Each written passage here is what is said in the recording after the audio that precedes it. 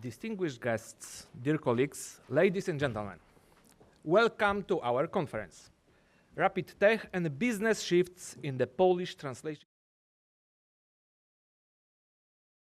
organized as a part of the Translating Europe Workshops initiative.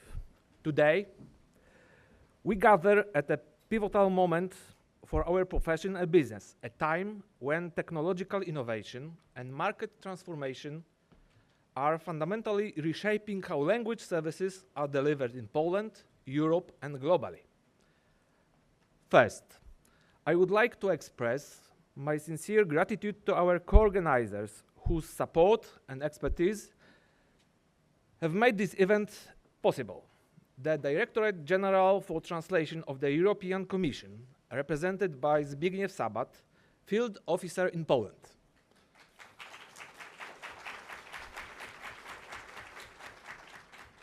The Institute of Applied Linguistics of the University of Warsaw, represented by Professor Agnieszka Biernacka,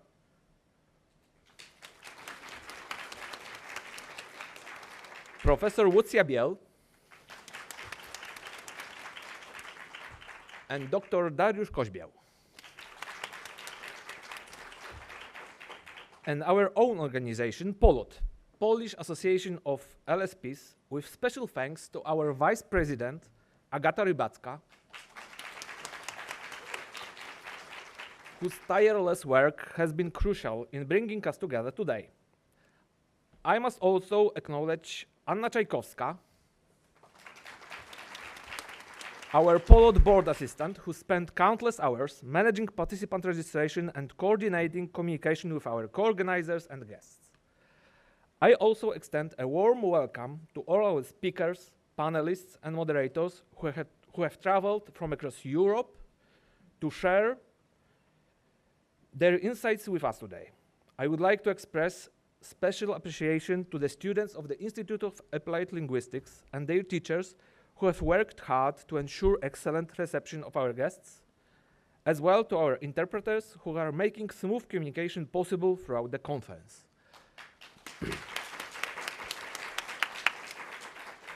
Later, one of our hosts will give you some detailed information how to use our interpretation service. I would like to expand a special welcome to all our participants representing different stakeholders in the language services ecosystem, from individual professionals to corporate clients, from technology suppliers to the EU and Polish government institutions. Your diverse perspectives are essential as we navigate these transformative times together. We have brought together representatives from diverse perspectives, translators and interpreters, language service providers, academic institutions, public administration, Polish and European industry associations, and technology companies. This diversity of viewpoints is precisely what we need to navigate the profound changes facing our industry. Many of you may be asking yourselves, is this truly the end of translation as we know it?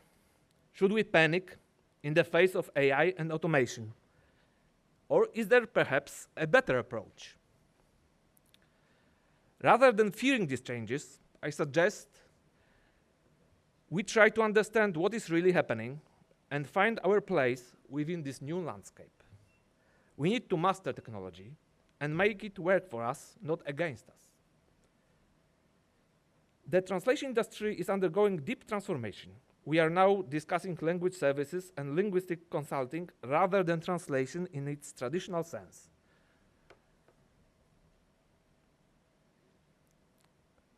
These shifts affect education, working methods, business practices, and our vision for the future. Now, there is a significant misconception that has emerged during these rapid changes and which needs to be addressed. Some believe certain types of language services, such as interpretation, literary translation, and sword translation, remain unaffected and somehow immune to AI disruption. This is false impression.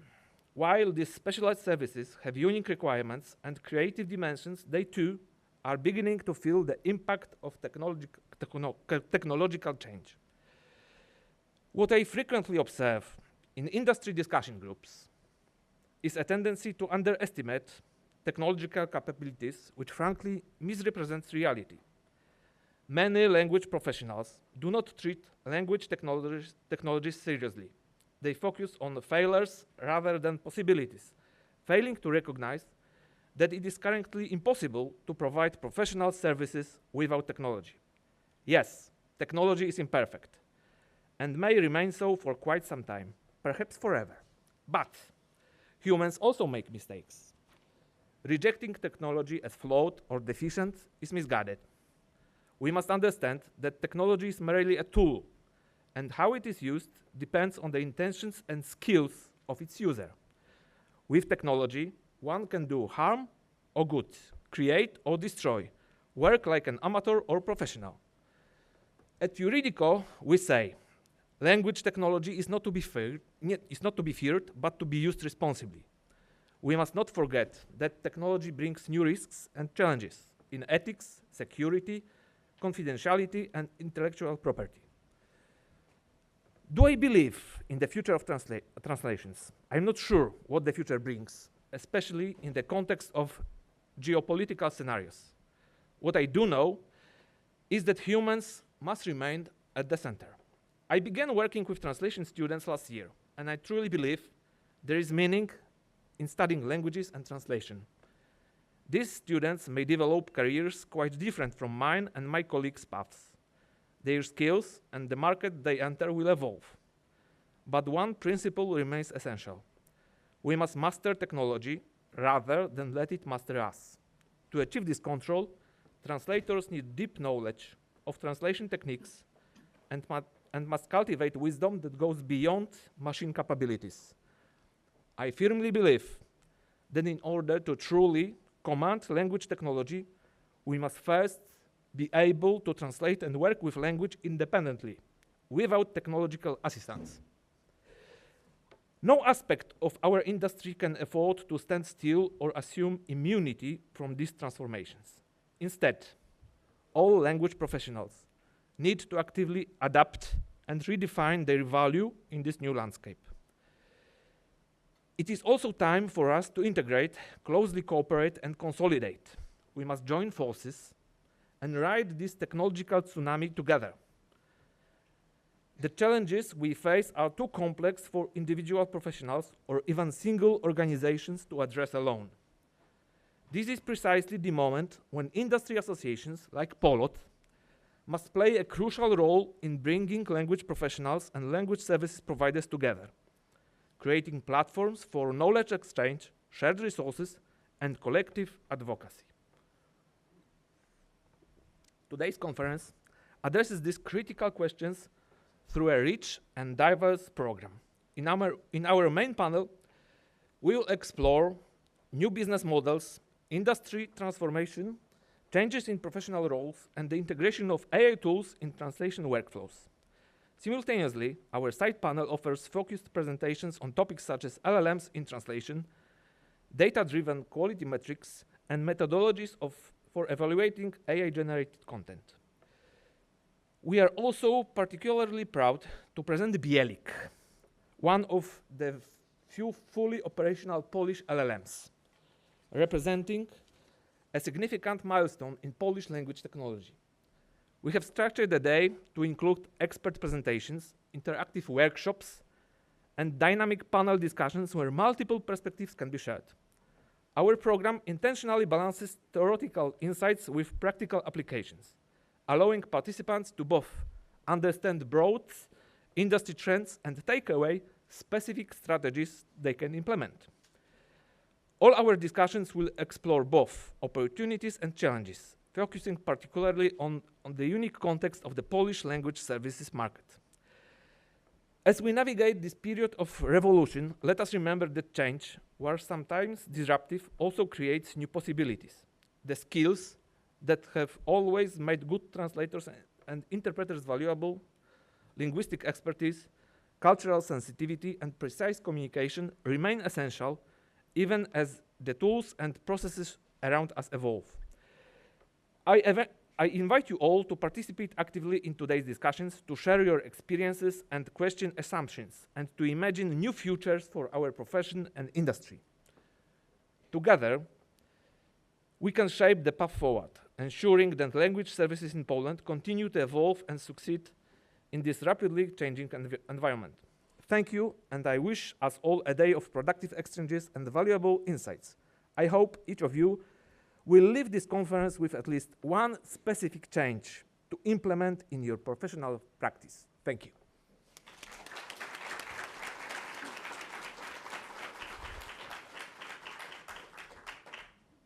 Now I invite Mr. Zbigniew Sabat.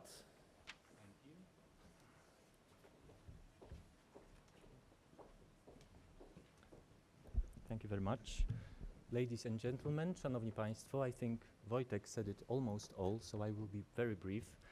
But on behalf of the European Commission, Directorate General for Translation, let me also very warmly welcome you to this Translating Europe workshop. I am particularly pleased that our conference is taking place at such a special time, at a time when Poland holds the presidency of the EU Council and thus plays a prominent role in Europe. So for making this event possible, I would like to express my gratitude to our fantastic partners, the Institute of Applied Linguistics of the University of Warsaw and the POLOT Polish Association of LSPs. A big thank you as well to all the speakers who have accepted our invitation. And I also want to thank each one of you in the audience for your interest and for presence here today. Thank you very much, and I wish you a very inspiring day. And I give the floor to Professor Biernacka. Good morning, ladies and gentlemen, and my speech is going to be very short actually, but the welcome I would like to provide to you, to give you, is very warm. I think that for such a great conference, the place like the Institute of Applied Linguistics is actually the best one we could imagine. We are one of the best in the world and the oldest in Poland institution that trains and educates future translators and interpreters. And I would like to wish you very fruitful panels, discussions, meetings, and networking, meeting new people and colleagues that you maybe know very well. And my last but not least comment is on the interpretation that is provided today and now. And the interpretation into Polish and into English and from these languages is provided by our students, by interpreter trainees, and they are at the back of the conference room up there. So thank you very much, and if you would like to take advantage of their interpretation, please use special equipment, which is on my right. And for Polish, please choose channel 4, and for English, channel 6. Thank you very much, and I hope goodbye today. Thank you.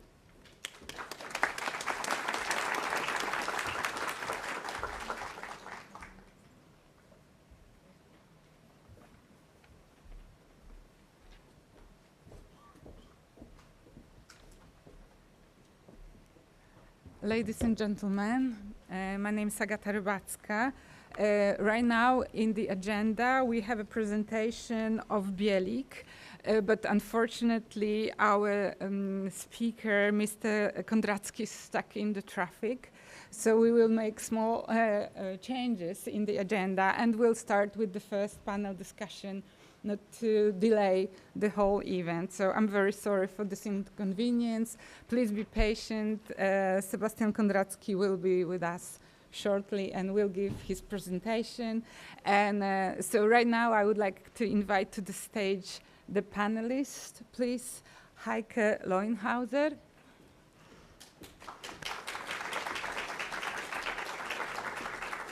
Monika Olech.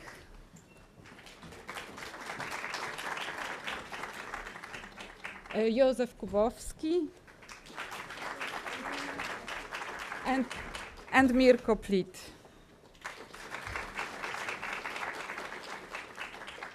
Anya, I also have a request to you. When Sebastian gets here, please inform him of the change, okay? Okay, thank you very much. Oh, and I forgot my notes.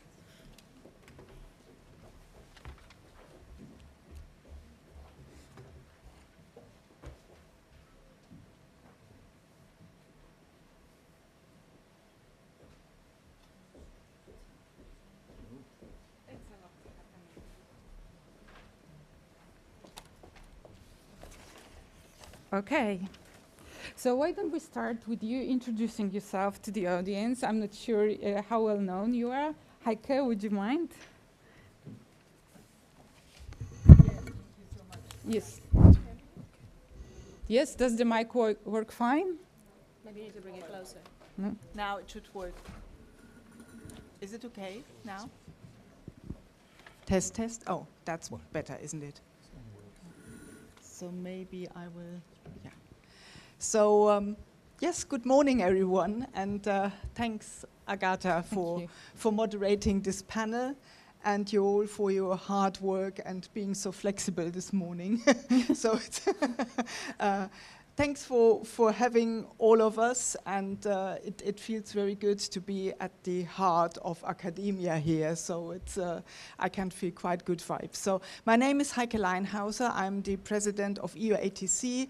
EUATC is a terrible acronym. It stands for European Union of Associations of Translation Companies. So in fact, EUATC is a European umbrella organization. The national associations in the relevant countries are our members, and the companies our network members. Yeah, so I think that's mainly it, and I would pass on to you. Thank you. Thank you very much. My name is Monika Olech. I represent Omero Language Solutions, which is an LSP and translation agency with offices in Poland and in Spain. I am the director of the office in Spain. We work for business clients, providing mainly technical, legal, and marketing translations. And we have developed our own TMS, translation management software, with which we attempt to integrate all the new technologies and all the new processes that we can into our business. We also host students during internships in their translation degrees, mostly in Spain, because it's a much more attractive location for them. So yeah, my perspective will be a business and service one. Thank you. Thank you. Hi everyone, thank you for having me. Agata, thank you for inviting me. My name is Josef Kubovský. I came here from Prague. My brain is a little frozen because I've been running to get here. I work with NIMDZI Insights. I'm leading a consulting and research company in the space. We focus mainly on the translation companies and the enterprise sector. However, I come from a family full of translators and interpreters. Altogether, there's actually 14. Some are already not with us anymore, but that's why I entered the industry, have a space there. So people know me for being challenger, so I'm going to be giving some hard questions and challenging you guys. There has been a fantastic presentation yesterday that we saw about the LS results and survey. Thanks for presenting it, John. So I'm sure we will touch upon that, and excited to be here. Thank you. Yeah, hello. So my name is Mirko Plitt. Thank you also for inviting me to this panel and to this conference in general. So my background is, well, I'm originally a computational linguist, so machine translation expert, but rather, say, old school. So before this machine learning and deep learning and LLM came around, I've worked a lot in the industry, particularly in the software industry, but over the last 10 years or so, more in the NGO sector and then in international organizations. So I've worked for the last 4 years for WHO, the World Health Organization, and most recently, or currently I'm consulting actually in different capacities with other international organizations in Geneva, which is essentially where I'm based as well. So yeah. Thank you.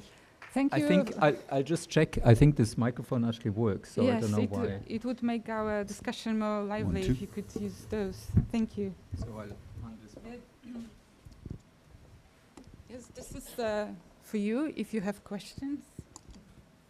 Okay, thank you very much for accepting my invitation. I feel very privileged to have such excellent panelists here today with me. And also thank you for being so agile and adapting to this changing situation, unexpected situation. These are qualities that are required right now from not just our industry, but since we are here talking about translation industry, let's focus on that. So, Josef, you mentioned that ALICE results were published yesterday, and I would like to address you, Heike, with the first question.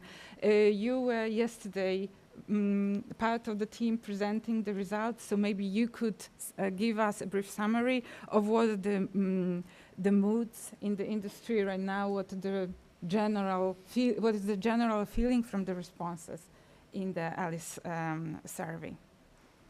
Yes, thank you so much, and thanks for challenging, Josef.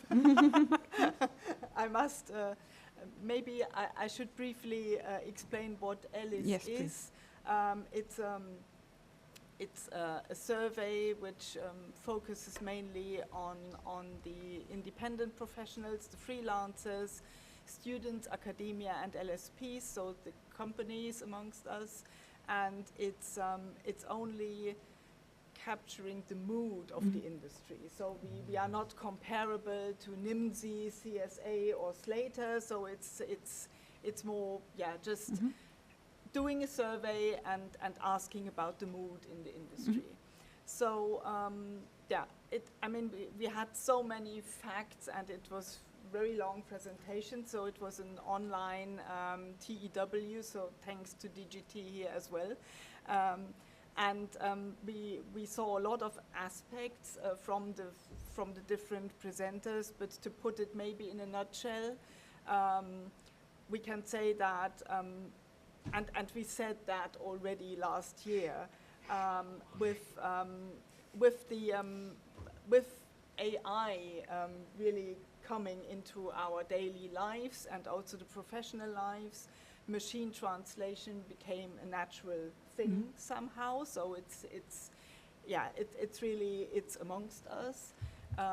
It's not a trend anymore.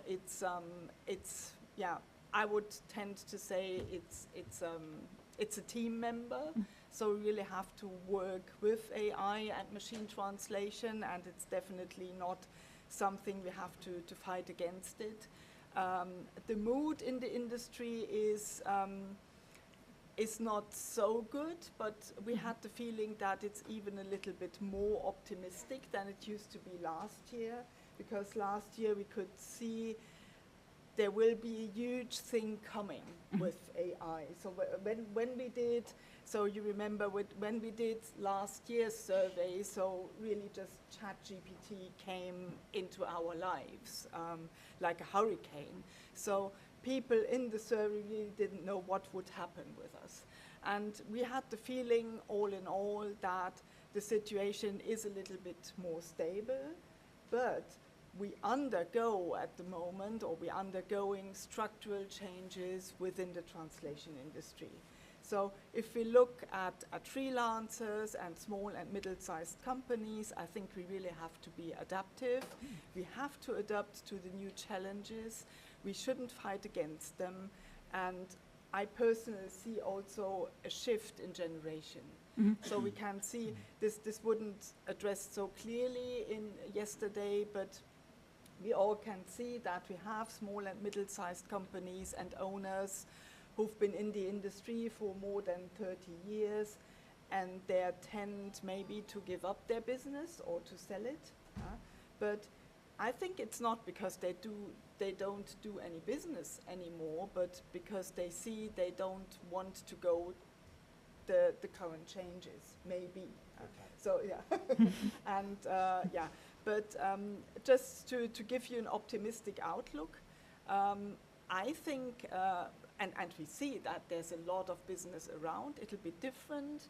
The role within the translation industry will be different, but we always need, and we always will need, very good linguists in order to be in the driver's seat, to master all the tech around, and yeah, I'm very optimistic, but happy to be challenged.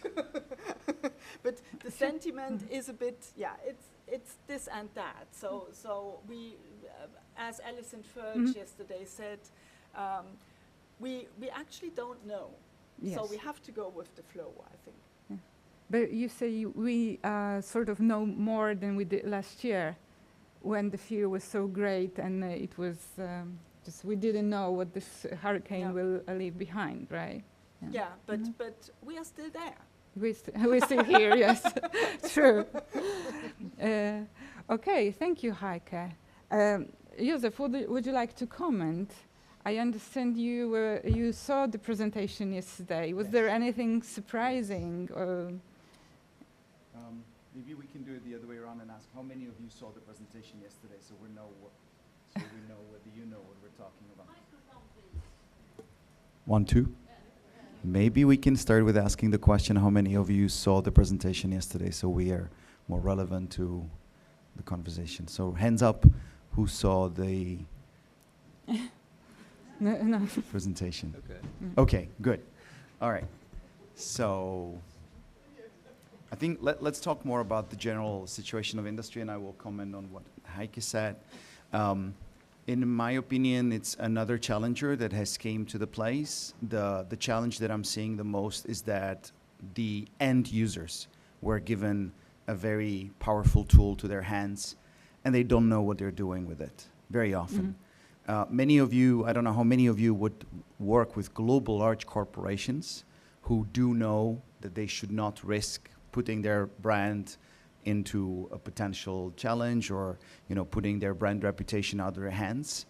But I would guess that many of you who do translate actively or interpret actively, if it's not government institution as well, then you would probably be losing the opportunities because they're just testing to see what's happening.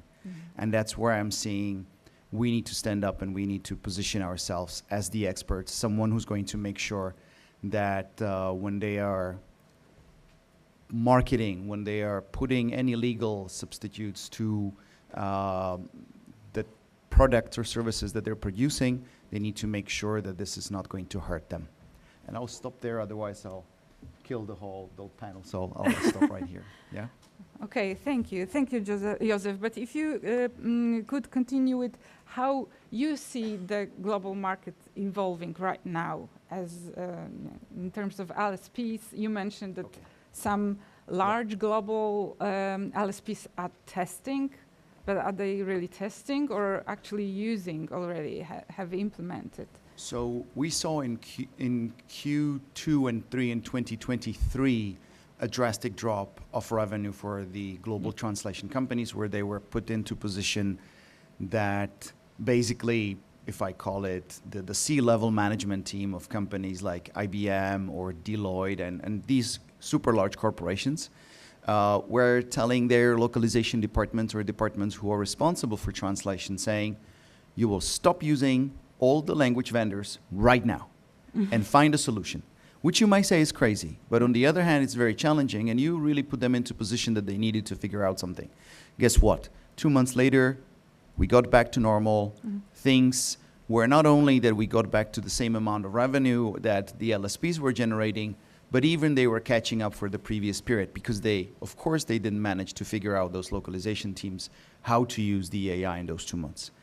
But in 24, we saw a very similar challenge, because the leverage went down, because they managed to find the ways how the content that is not super important, they were just using the language models for it, or they were able to implement it. My personal huge struggle with the translation companies is that they have been only managing to implement, I don't know how relevant for this audience it is, but the translation companies have been managing only to use this for QA tools, quality assurance, just qualifying the content, whether it's good enough, whether it needs human post-editing, or whether this is where we are. And I, as someone who's been working in technology for 10 years in the language space, I feel it's about automation, it's about the workflows, it's about how does it make our life easier within the space? How do we make sure that we're leveraging all the resources available in a more, I don't like to say automated in this case, but maybe it's the easiest way to express myself. Yeah. Okay. So there is a lot of usage. However, we still see the majority of the savings coming from machine translation, not so much from language models. Yeah. So I go back to what I said earlier. The biggest danger we are having right now is that the non-experienced users have a strong tool in their hands and they're creating a mess with it. To end positive, my monologue, have you seen the numbers of how much content is being created, how much content goes out there? Many, many times more than ever before. And on top of that, people are much used to receive information in their native language, maybe even their slangs. So there is much more potential for us to do it. However, of course, these tools are there and we need to be leveraging them for ourselves to confirm that the content that's being produced is presenting what the original author is trying to say. Yeah, okay, thank you. Monika, and from your perspective, how are LSPs adapting to the situation and what are the greatest challenges? Many are not, definitely. And those that are trying to adapt are struggling, I think, the mid-sized ones specifically, because to yield this technology, to own it, to create it, to manage it, it's extremely expensive. Yes. We have undertaken this challenge, and I think it was definitely worth it, but it is expensive. So it is something that only, unfortunately, very big companies can do with more ease, I would say. But I think it is extremely important for the translation companies to use all the technology possible. The era of doing easy translations, or like you said, translations of unimportant texts are over, because this can be done with a machine, and even if it contains some errors, it doesn't matter. So I think that more specialization is the way forward for both translators and translation companies, because when we are talking about serious documents, serious content, you cannot just leave it to a machine. The responsibility or the consequences are too great. Let's say, in our case, we translate a lot of instruction manuals for heavy machinery, so errors in this type of text could be fatal, really. So I see this as a foolproofing for companies and for translators to be specialized in, let's say, legal, medical, technical translations, because those, even though as the technology gets better and better and better, I think that we are very far away from the point in which people that need this kind of content translated will be able to close their eyes and say, okay, let me give it to the machine. So I think this is the way further specialization. Yeah. So what you're saying is that on one hand, the technology is free or almost free, but then using it is expensive, implementing it is expensive. And you said, Josef, that inexperienced users are using it. I guess we are all inexperienced in a way. And you, Mirko, are an example of experienced user also from the buyer side. How is the buyer side handling implementation of AI translation or LLMs in general? Well, in general, it's probably difficult to say because there are a big difference. Can you hear me? I think you can hear me, right? Yes. It's funny because I don't have this little light, but it still works. Anyway, It works. technology. technology that is working, just not in the way you would expect. But that's, you know, I guess that's technology nowadays.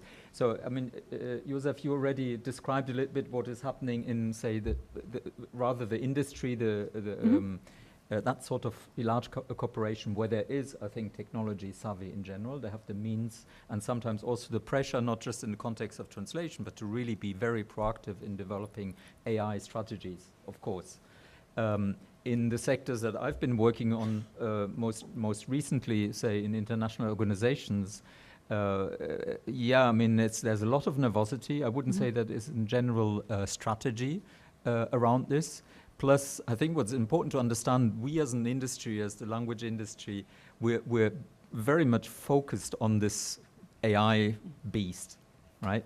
For the people who we serve, the customers, our clients, MT is not on top of their worries. And so what you see when you work, for instance, with international organizations, guess what? Some of the geopolitical changes, including those happening not far from here, you know, a little bit further southeast or so, are much more important and have a direct impact on the way they work, including in terms of translation.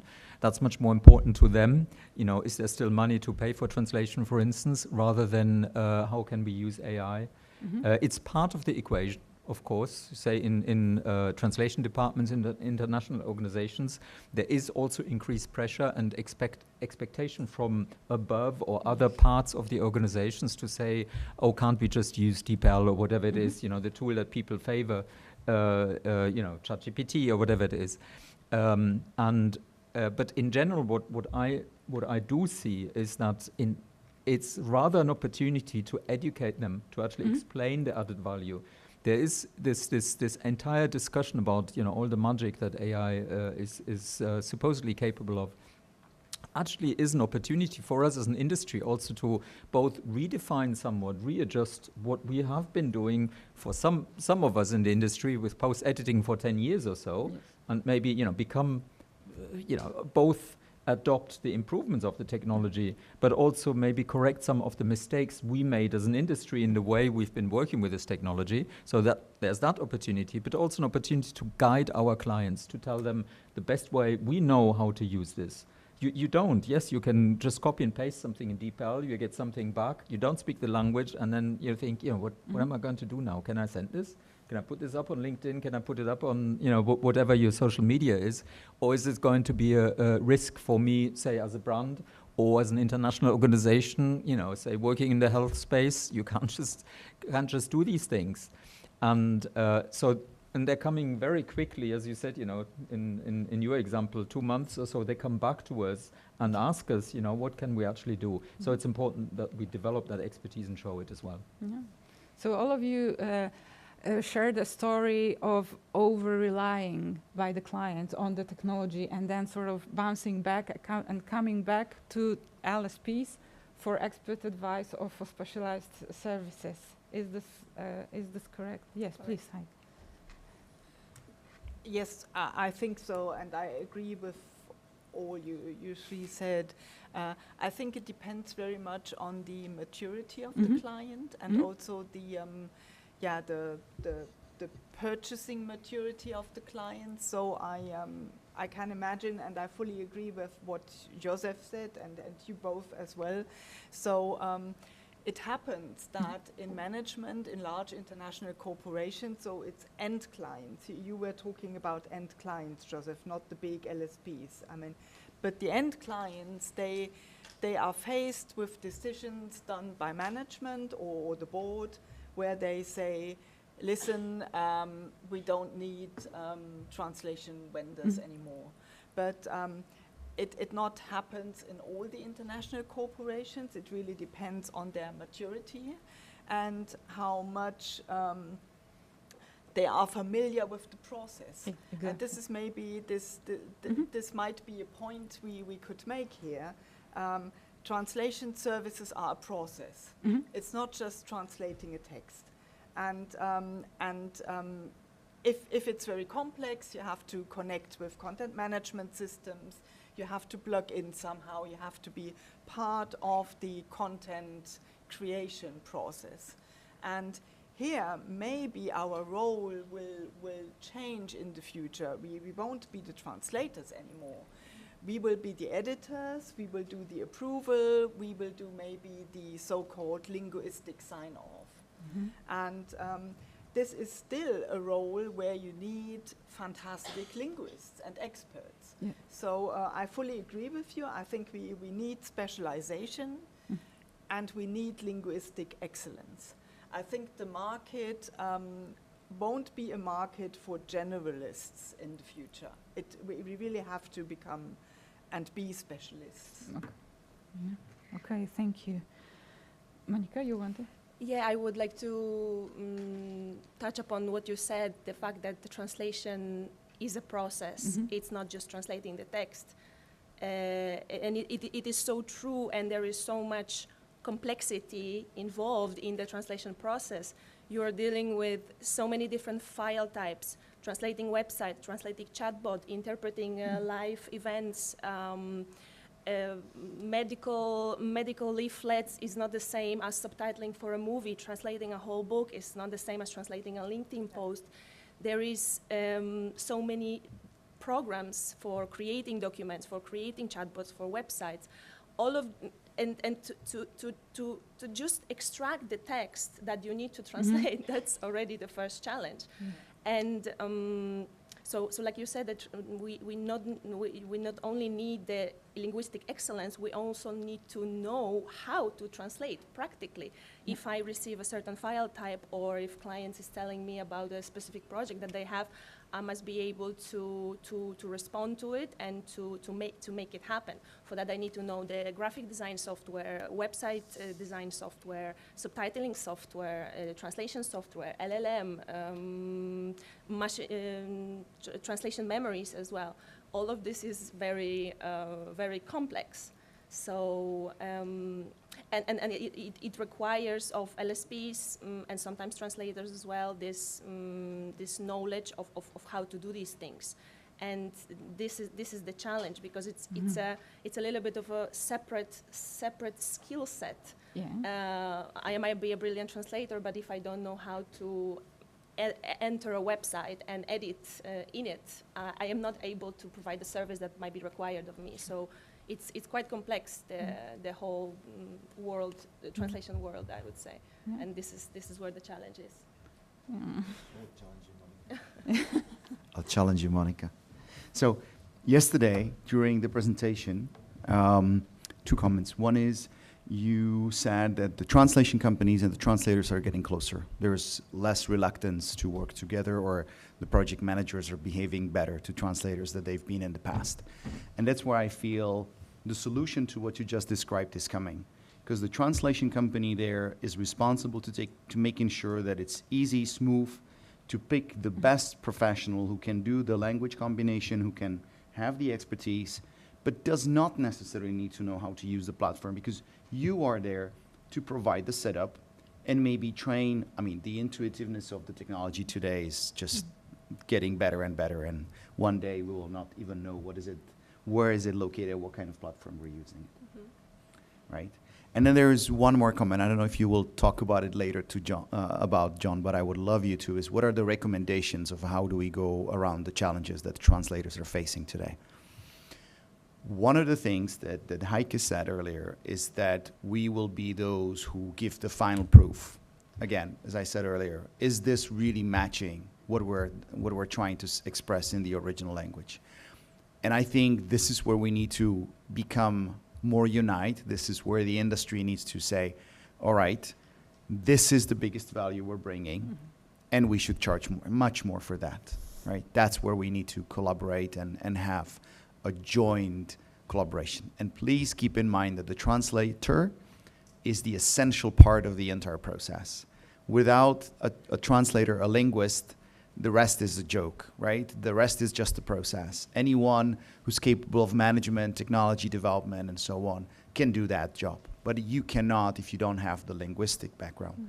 So keep that in mind, and that's where, and I'm going to talk about it in many conferences from now on, I decided yesterday, is we need to unite and we need to say, good, You do whatever you want. You use ChatGPT, you use whatever the platform you want, you use machine translation. But if you want our proof, we're going to charge you for that. Thank you. Thank you. Yes, I definitely translators and our industry needs to be empowered, because we tend to be under a huge pressure from large LSPs, but also from the clients. And I see also working in an LSP that clients put a lot of pressure, have always put, but right now they really expect that translation is fast, reliable, and almost free, and it should be almost free. Mirko, do you agree from the buyer's side? What else do clients expect?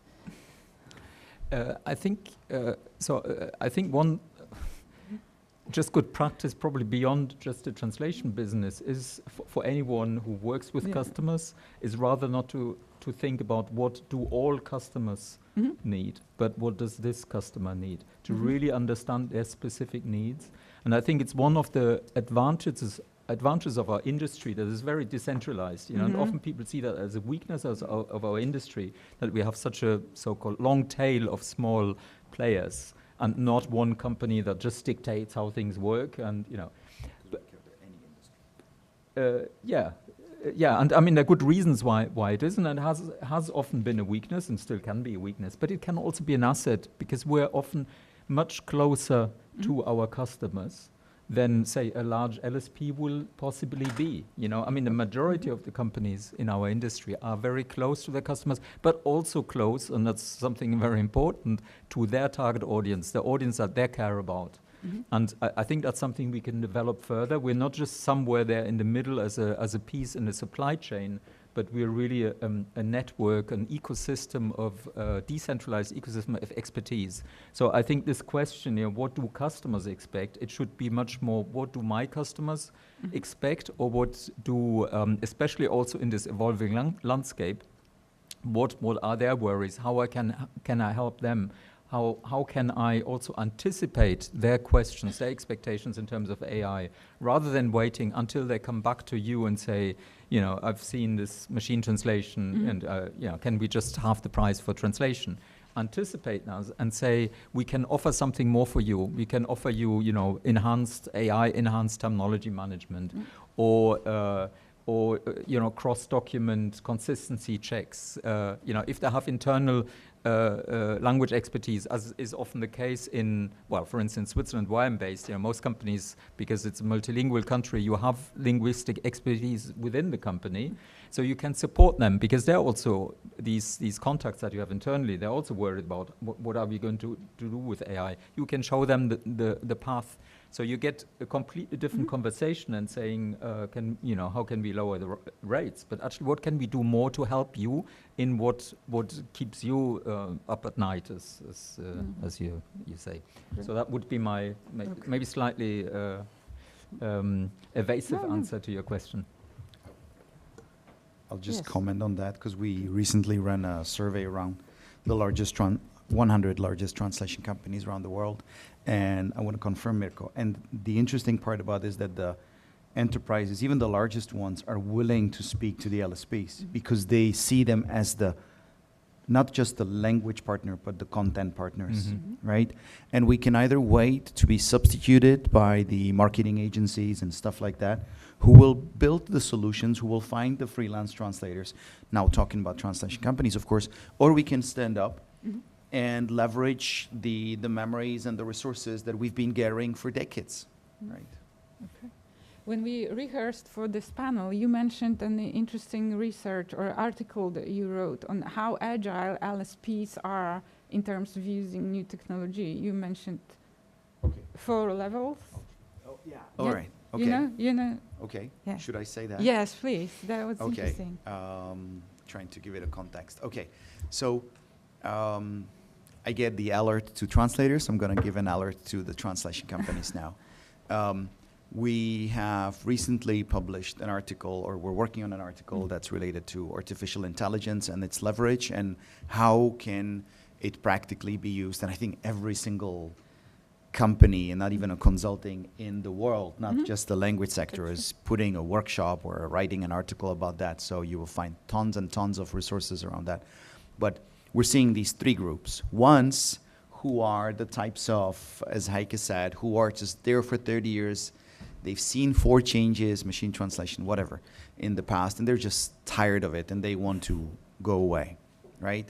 A similar group is, so they don't want to even think about this. The similar group is those who say, no, things will stay as they are. It will not, right? We've already seen that for 2 years now. It's changing the process rapidly. And I didn't mean to offend the translation companies earlier when I said it's a joke, but it's the process that we need to be catching up with building. Going back to what I said earlier, it's about the automation. How do I make sure that from any, and you perfectly described the multiple complicated scenarios that the translation companies need to take care of, because if you just imagine one single tool called WordPress, you have how many, 1,852 ways how you can set it up, and then you have to have all of those integrations to make sure that this is compatible with the technologies that you're using. So this is the moment where we need to start looking into it. And so this is the first group. If you are in the first group, let me know, Mirko, know, whoever in the room, let's talk and figure out how you can change the setup, because we're seeing, and that was an amazing result yesterday, 19% of the translation companies, or in average, translation companies lost 19% of their revenue last year, right? We're talking about AI. Maybe it's because of AI, maybe not, but probably it is. So there's no way you can escape from it. The second group is those who are looking around and leveraging the existing technologies, trying to fight with it. For many, it works well. But again, I strongly suggest you look into the automation.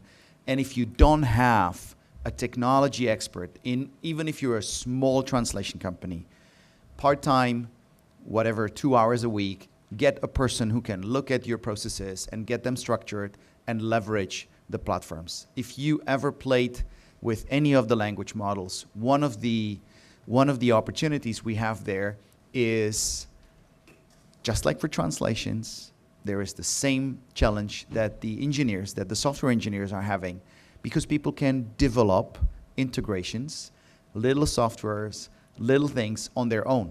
So hire someone who can just do that for you quickly, and you can have the setup, whether it's the integration or whatever, ready. And then you have the third group, which are those, and Monika, I agree yet disagree with you on the leverage of the language model platform. It is expensive to use it if you use it for translation.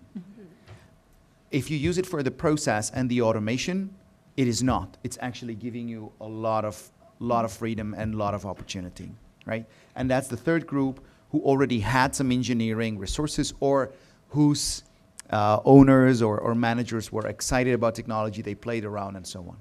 And then there is fourth group that we need to be careful about, and that is, they pretend that they've been developing enormously valuable and exciting things, but the reality is that they're using something that they've been using for a decade. And do we need to explain to the customer whether, no, they're not, they're using machine translation, they're calling it AI? No, don't do that, but go back and express the importance of talking about the brand reputation and why do they need to work with professional vendors. It was too long, right? No, Sorry. No, it's excellent. Thank you. Thank you. Heike, you wanted to comment? I have to challenge you back. No, but I mean, I think all the research you do and you are doing is so valuable for the industry. So I fully agree with everything you say. I'm still, and we didn't cover that yesterday either.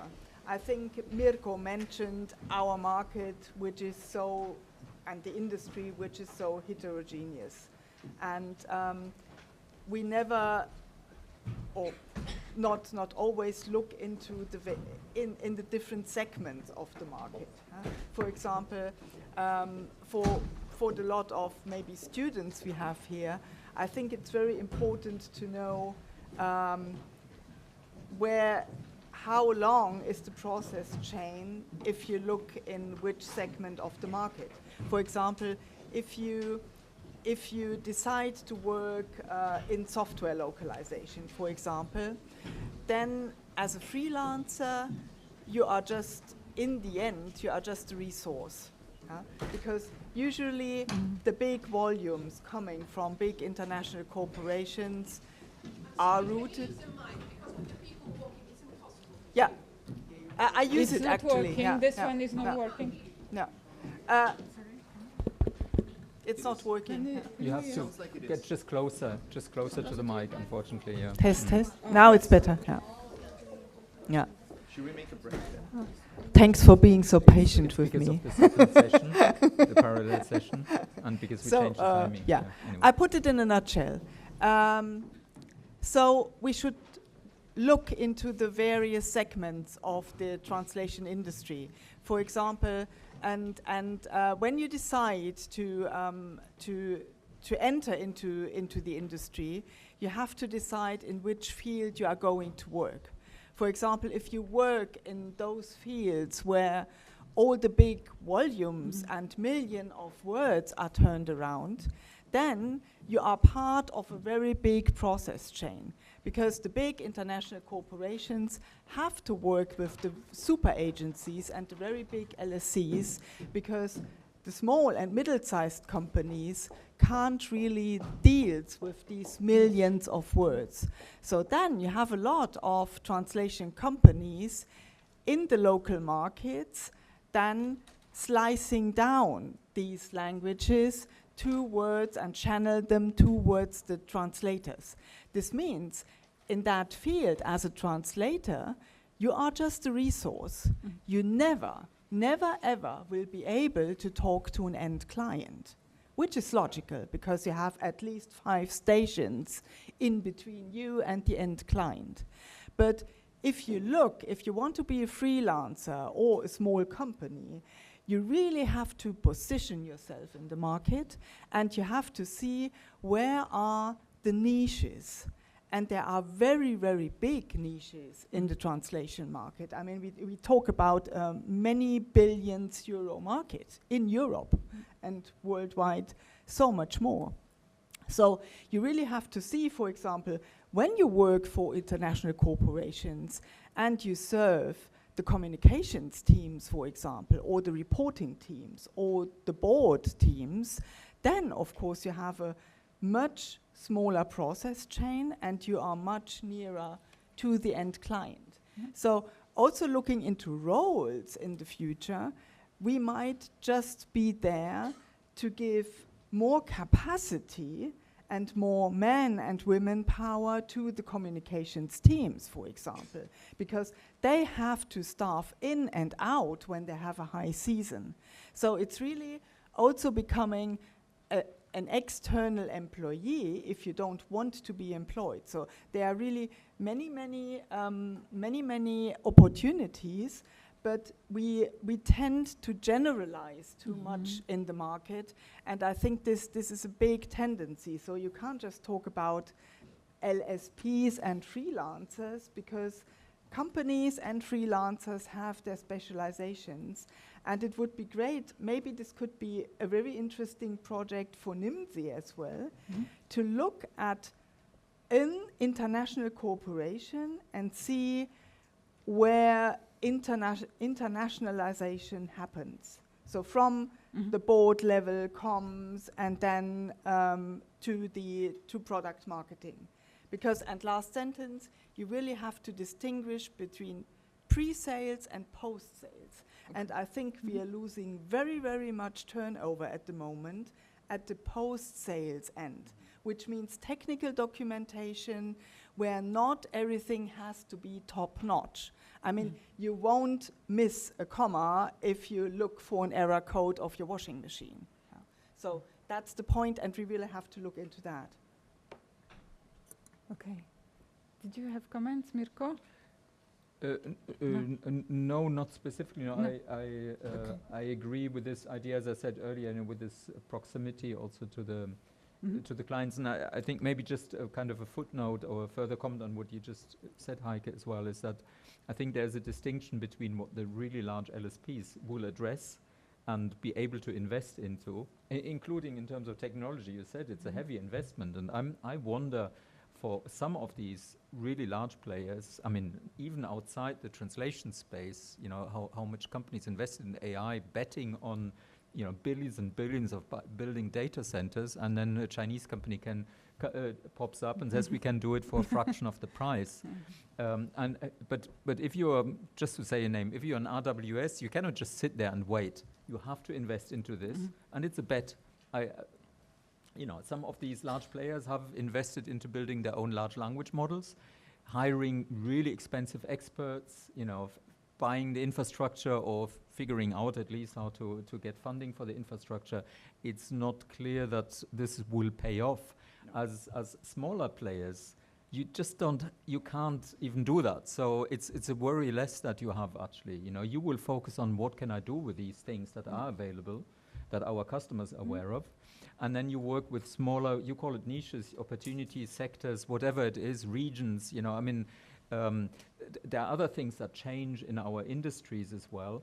And that's generally something I also like to say is, you know, if we think of ourselves as a decentralized network, it's also, that means we have different ways of partnering up.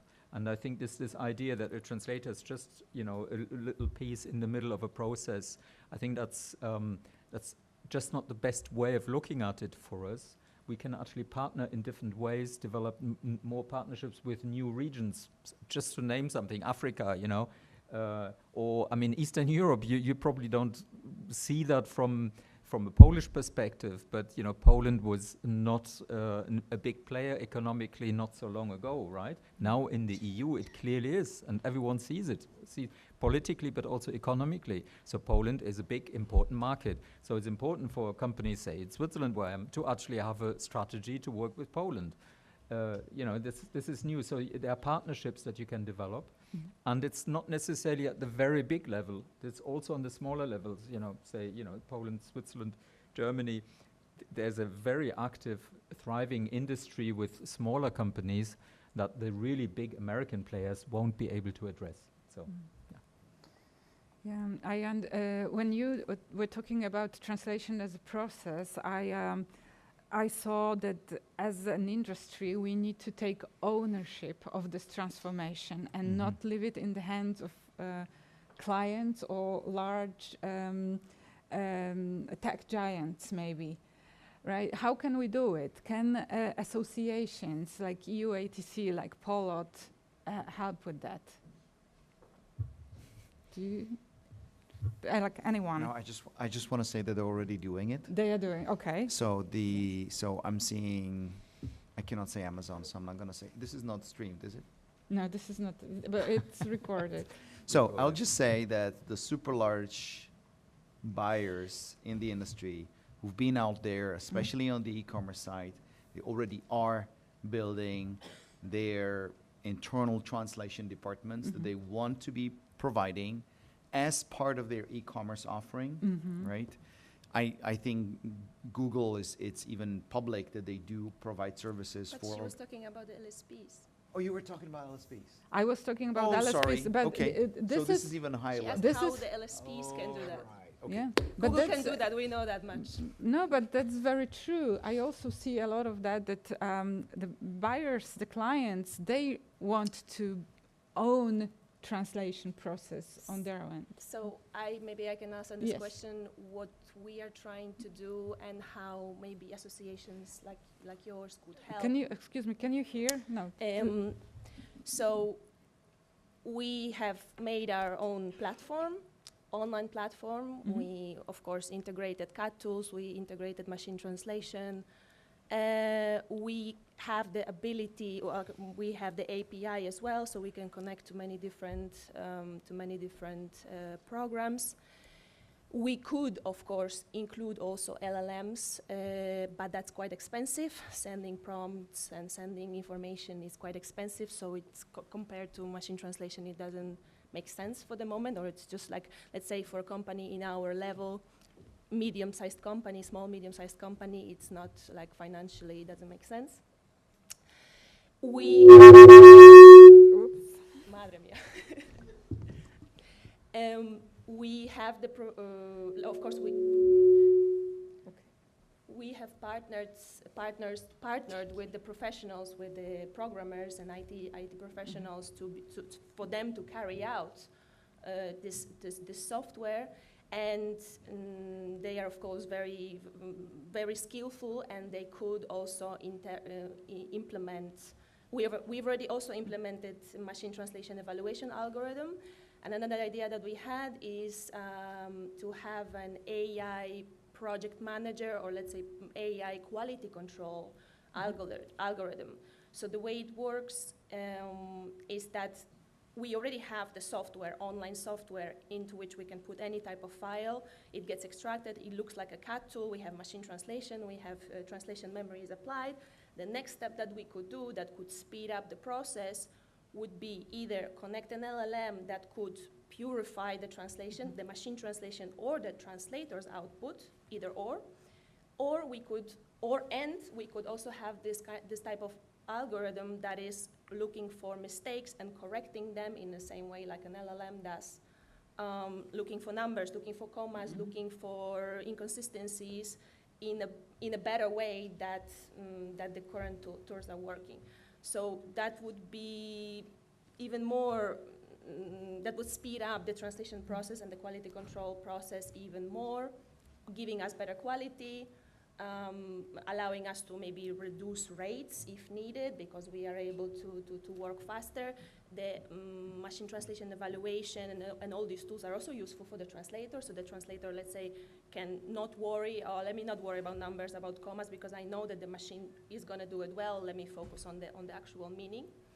So that's how, in the ideal world, this would work, and how organization can help. I would say from our perspective and our experience is maybe financial help, like because we are having these tools, we are developing these tools, they are expensive and we are struggling, and maybe if we could join some organizations or other companies and pool the money for the development of this technology, and then we could be able to use, all of us, then we could kind of have this very, very advanced things to use in our business, and we could share them. Okay. Because we on our own are struggling a bit. Yeah. Okay, but you are moving to a tech site from... yes, okay. yes, we are moving to use everything, to automatize absolutely everything, to connect with all the softwares, to connect with to do all kinds of integrations, automations. We want to do it all, but it takes time, it takes resources, it takes money, and it's complicated. It's a lot of things. So if we could do it together and then share the benefits together, I think that would be something beneficial for everybody. Okay, for the companies, I mean, the and invitation. Yes. Yeah. Okay, thank you. Heike, what about EUATC? Is there more interest in working together right now among LSPs, or less of it? How do you see it? Yeah, difficult to say if there's more interest of LSPs to work together. I mean, we as an umbrella organization, we want and function as an information hub. So we are here to bring people together, but of course they are not always and all interested in it. So I think you have a very good thought here.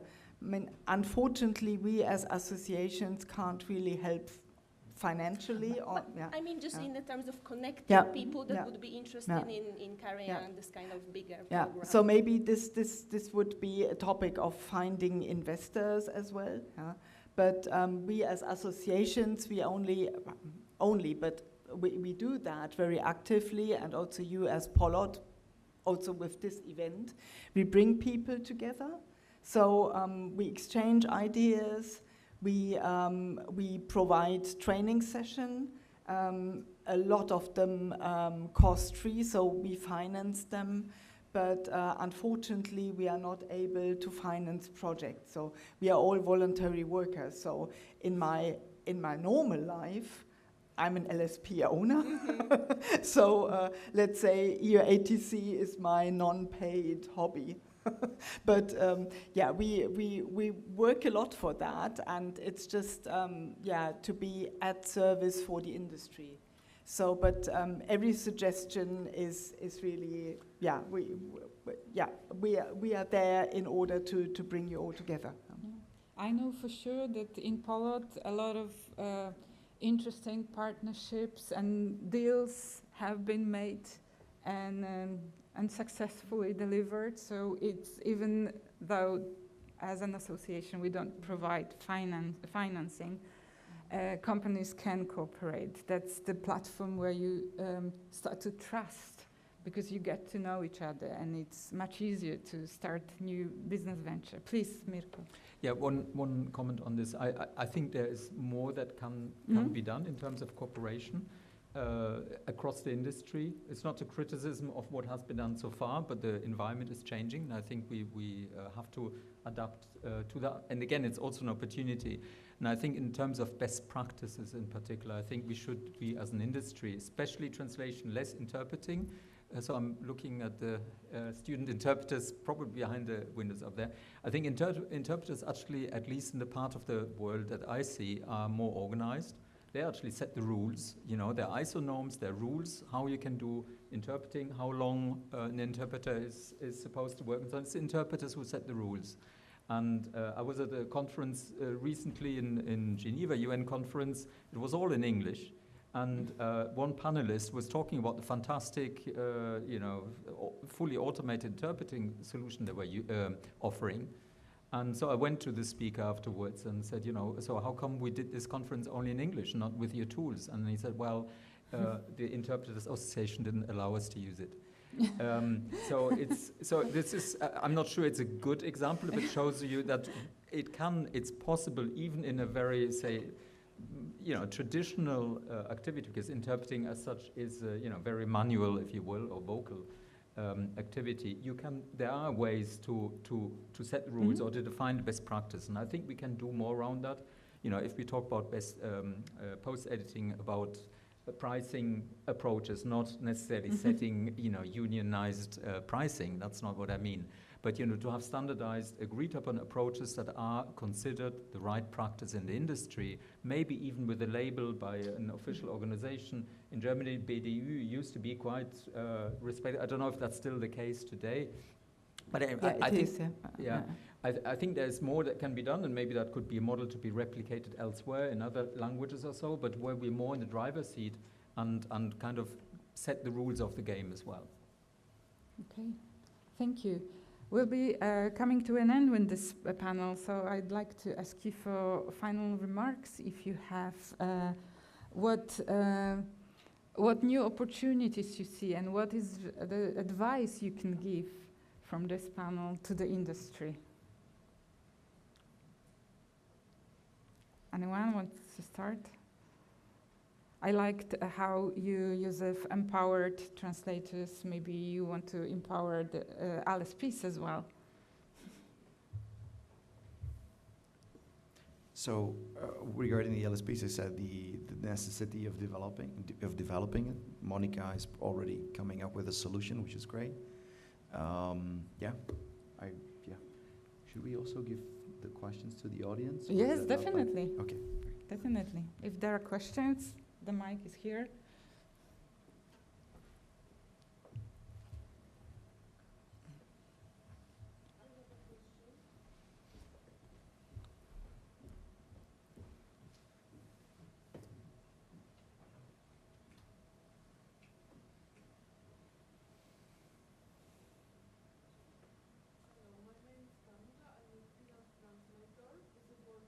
It's not. No, but we can hear you.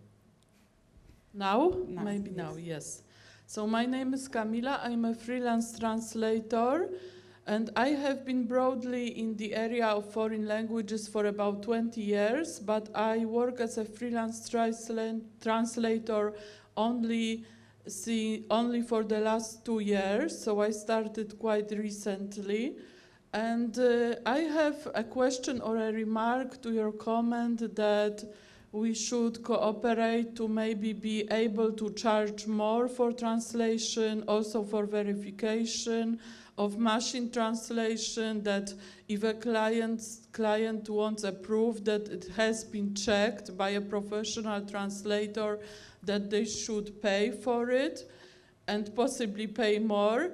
And well, my experience is quite difficult when it comes to such issues, because, for example, recently I accepted quite a large task for machine translation verification, and it was not with a translation agency but with a private client, and they bargained quite a lot, and basically I had to lower the price by almost 50%, 50, right?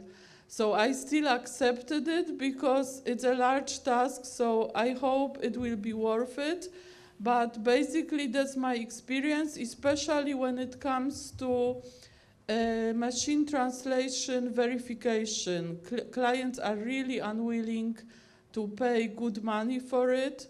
If it's like the human, 100% human translation, then it's, so to say, easier to charge a good rate. So my question is if it's really a realistic goal for us to focus on charging more, especially for machine translation verification. Thank you. Yes, please. I think that in general, rates for translations that we as companies or translators must go down. There are a lot of translators, and there are a lot of tools that are very good for general texts. So this has already happened. The general text translations, the easy, the non-important ones are already gone. They are not important, they will be done by the machine. The machine translation in general is getting better and better. It's still not perfect, it's still far away from being perfect, but it's getting better and better. The tools are getting better and better. The whole process is getting more and more automatized, and there is less work to, like, for example, editing distances. We know how much translators are proofreading really, what is the change from the machine translation to the target text on general. It's 20%. It's a 20% rate, change rate. So I believe that's what we do, kind of. We are still charging the prices from 10 years ago when there was no machine translation at all. And now we have all of these things and we still want to keep charging the same things. Unfortunately, I don't think that's gonna continue. Our approach to machine translation verification, especially to text done by LLMs, when client asks us, hey, I translated this with ChatGPT, can you proofread it? First thing is that it's not the same to proofread document versus document and to proofread machine translation inside a CAT tool, right? Inside a CAT tool, it's much easier. We go segment by segment. It's much more comfortable and easier and faster and better. So, when my approach has been so far, if a client asks me to proofread an LLM translation, and they send me translated documents, I say, okay, we will do it. I charge you revision translation AI. It's a 20%. It's 20% cheaper. That's how I decided. It's going to be 20% cheaper than the translation. But I don't use their files. I just take their files, put them in a CAT tool, translate them, and translate them with my translators from the beginning, and then I accept a lower margin for our business, because I believe that those companies that are learning how to use this technology, they will want to take advantage of it, so we need to kind of allow them to take advantage of it, and we cannot be charging the prices from 10 years ago with all these tools. So I think that companies and translators, the prices are going to go down, they are going down, and what's going to happen if the competition is greater, And what's going to happen is how we need to compete and how we need to win is by specializations. Is the best ones will win. The more specialized, the more punctual, the more hardworking, the more polite, the more organized. Everybody that is will unfortunately be let go of. Like it will, somebody else will take the job. So I'm not suggesting for working for rates that are below acceptable. But yeah, they need to be adjusted a bit, I think, within a reasonable manner. I believe that's my take. The competition is just greater. That's all. Yeah, just for the record, I probably would not agree, but I think that's also the beauty of a free market with competition and different approaches. And one approach is, of course, to try to be cheaper, and maybe do things in a different way, but accept that we give a lower margin.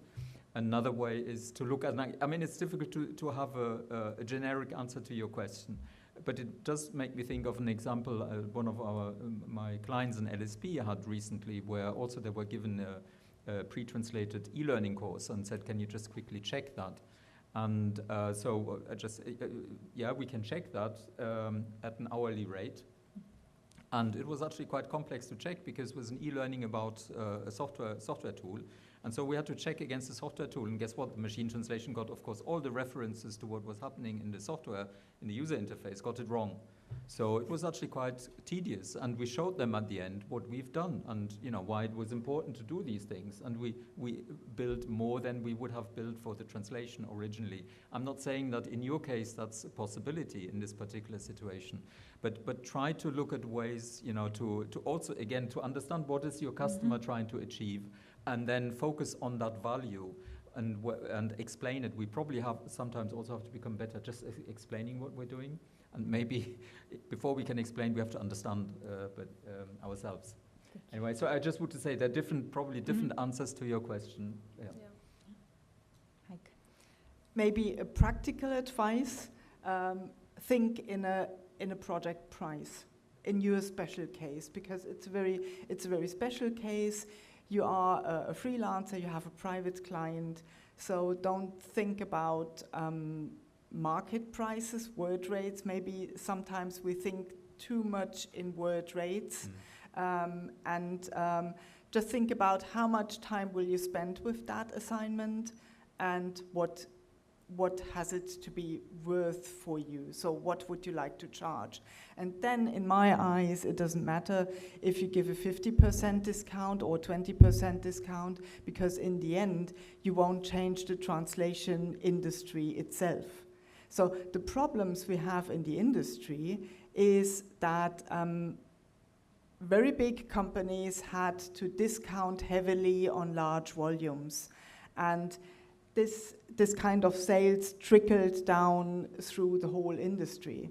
But we can't blame them, because they had to make sales on very, very large volumes, and it's a very sophisticated situation, so we can't blame just one or two players for it. So in your case, and to give you very practical advice, set a project price, that's it, and negotiate it, and just negotiate good and hard. and sell your linguistic skills and your personality. In the end, you are just a business owner and just negotiate hard. But negotiating hard doesn't mean that you are just strict. We really have to enter into dialogue with our clients. They are not institutions or just a hard wall. They are just clients, and I think this is also something the industry really has to learn the hard way, to really enter into dialogue with the clients, having a client-centered business and ask them what they really want and need.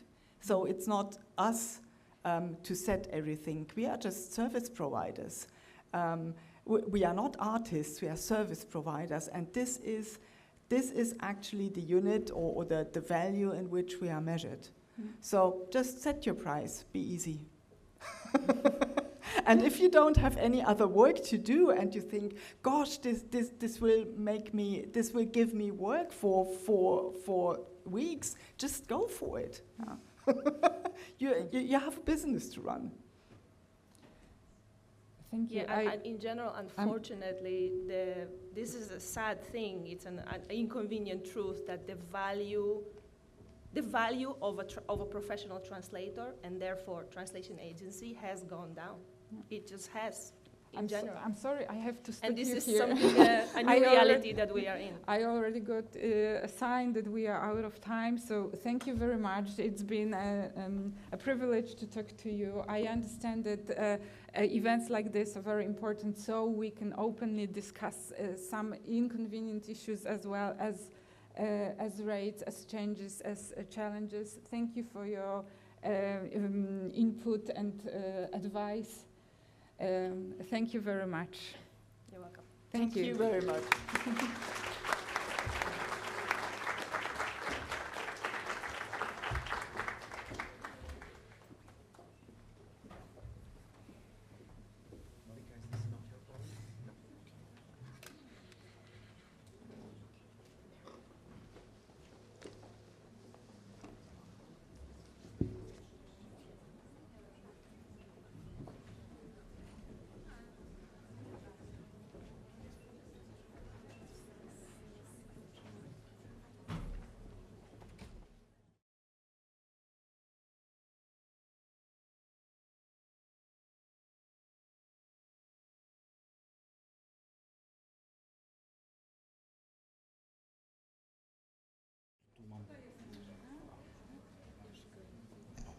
Przepraszam, ale mogę skoczyć chyba, że... O.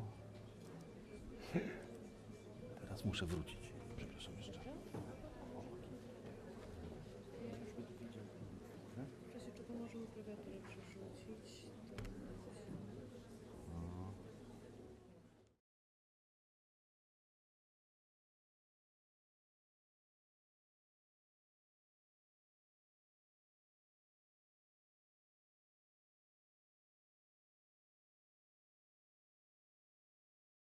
Sebastian Kondracki i to ja zakłóciłem agendę, bo chciałem zdążyć i niestety miałem małą kolizję, ale wszystko jest dobrze, przynajmniej ze mną. Jeśli jestem trochę roztrzęsiony, to przepraszam, to przede wszystkim z tego, że ta zmieniona agenda, a później ta moja kolizja. Ja reprezentuję Fundację Speakleash. My tworzymy polski duży model językowy, może nie duży model językowy, ale o tym wyjaśnię, który się nazywa Bielik. I chciałbym Państwu wyjaśnić, dlaczego to robimy, po co są takie duże modele językowe i w ogóle czym jest Bielik. Po pierwsze, bardzo często jesteśmy porównywani do czata GPT. To nie do końca, ponieważ czat GPT rzeczywiście silnikiem jego jest duży model językowy, na przykład GPT-4o, Omni, ale tak naprawdę on jest obudowany jeszcze innymi rzeczami i jest już całym systemem. My dajemy silnik, my dajemy Bielika, silnik, model, duży model językowy, a karoserię bardzo często trzeba sobie stworzyć i stworzyć możliwe takiego czata, ale też o tym za chwilę powiem. Co to są w ogóle duże modele językowe? Dla mnie duże modele językowe, jestem techniczną osobą, ale to jest taki maszynowy odpowiednik bardzo dobrze odczytanego człowieka. I jeszcze bym powiedział z fotograficzną pamięcią, który skończył wszystkie studia, fakultety i co można powiedzieć, ale ja zawsze dodaję, nie przepracował ani jednej godziny, tak? On ma tą wiedzę, ale bardzo często jeszcze brakuje mu tego doświadczenia.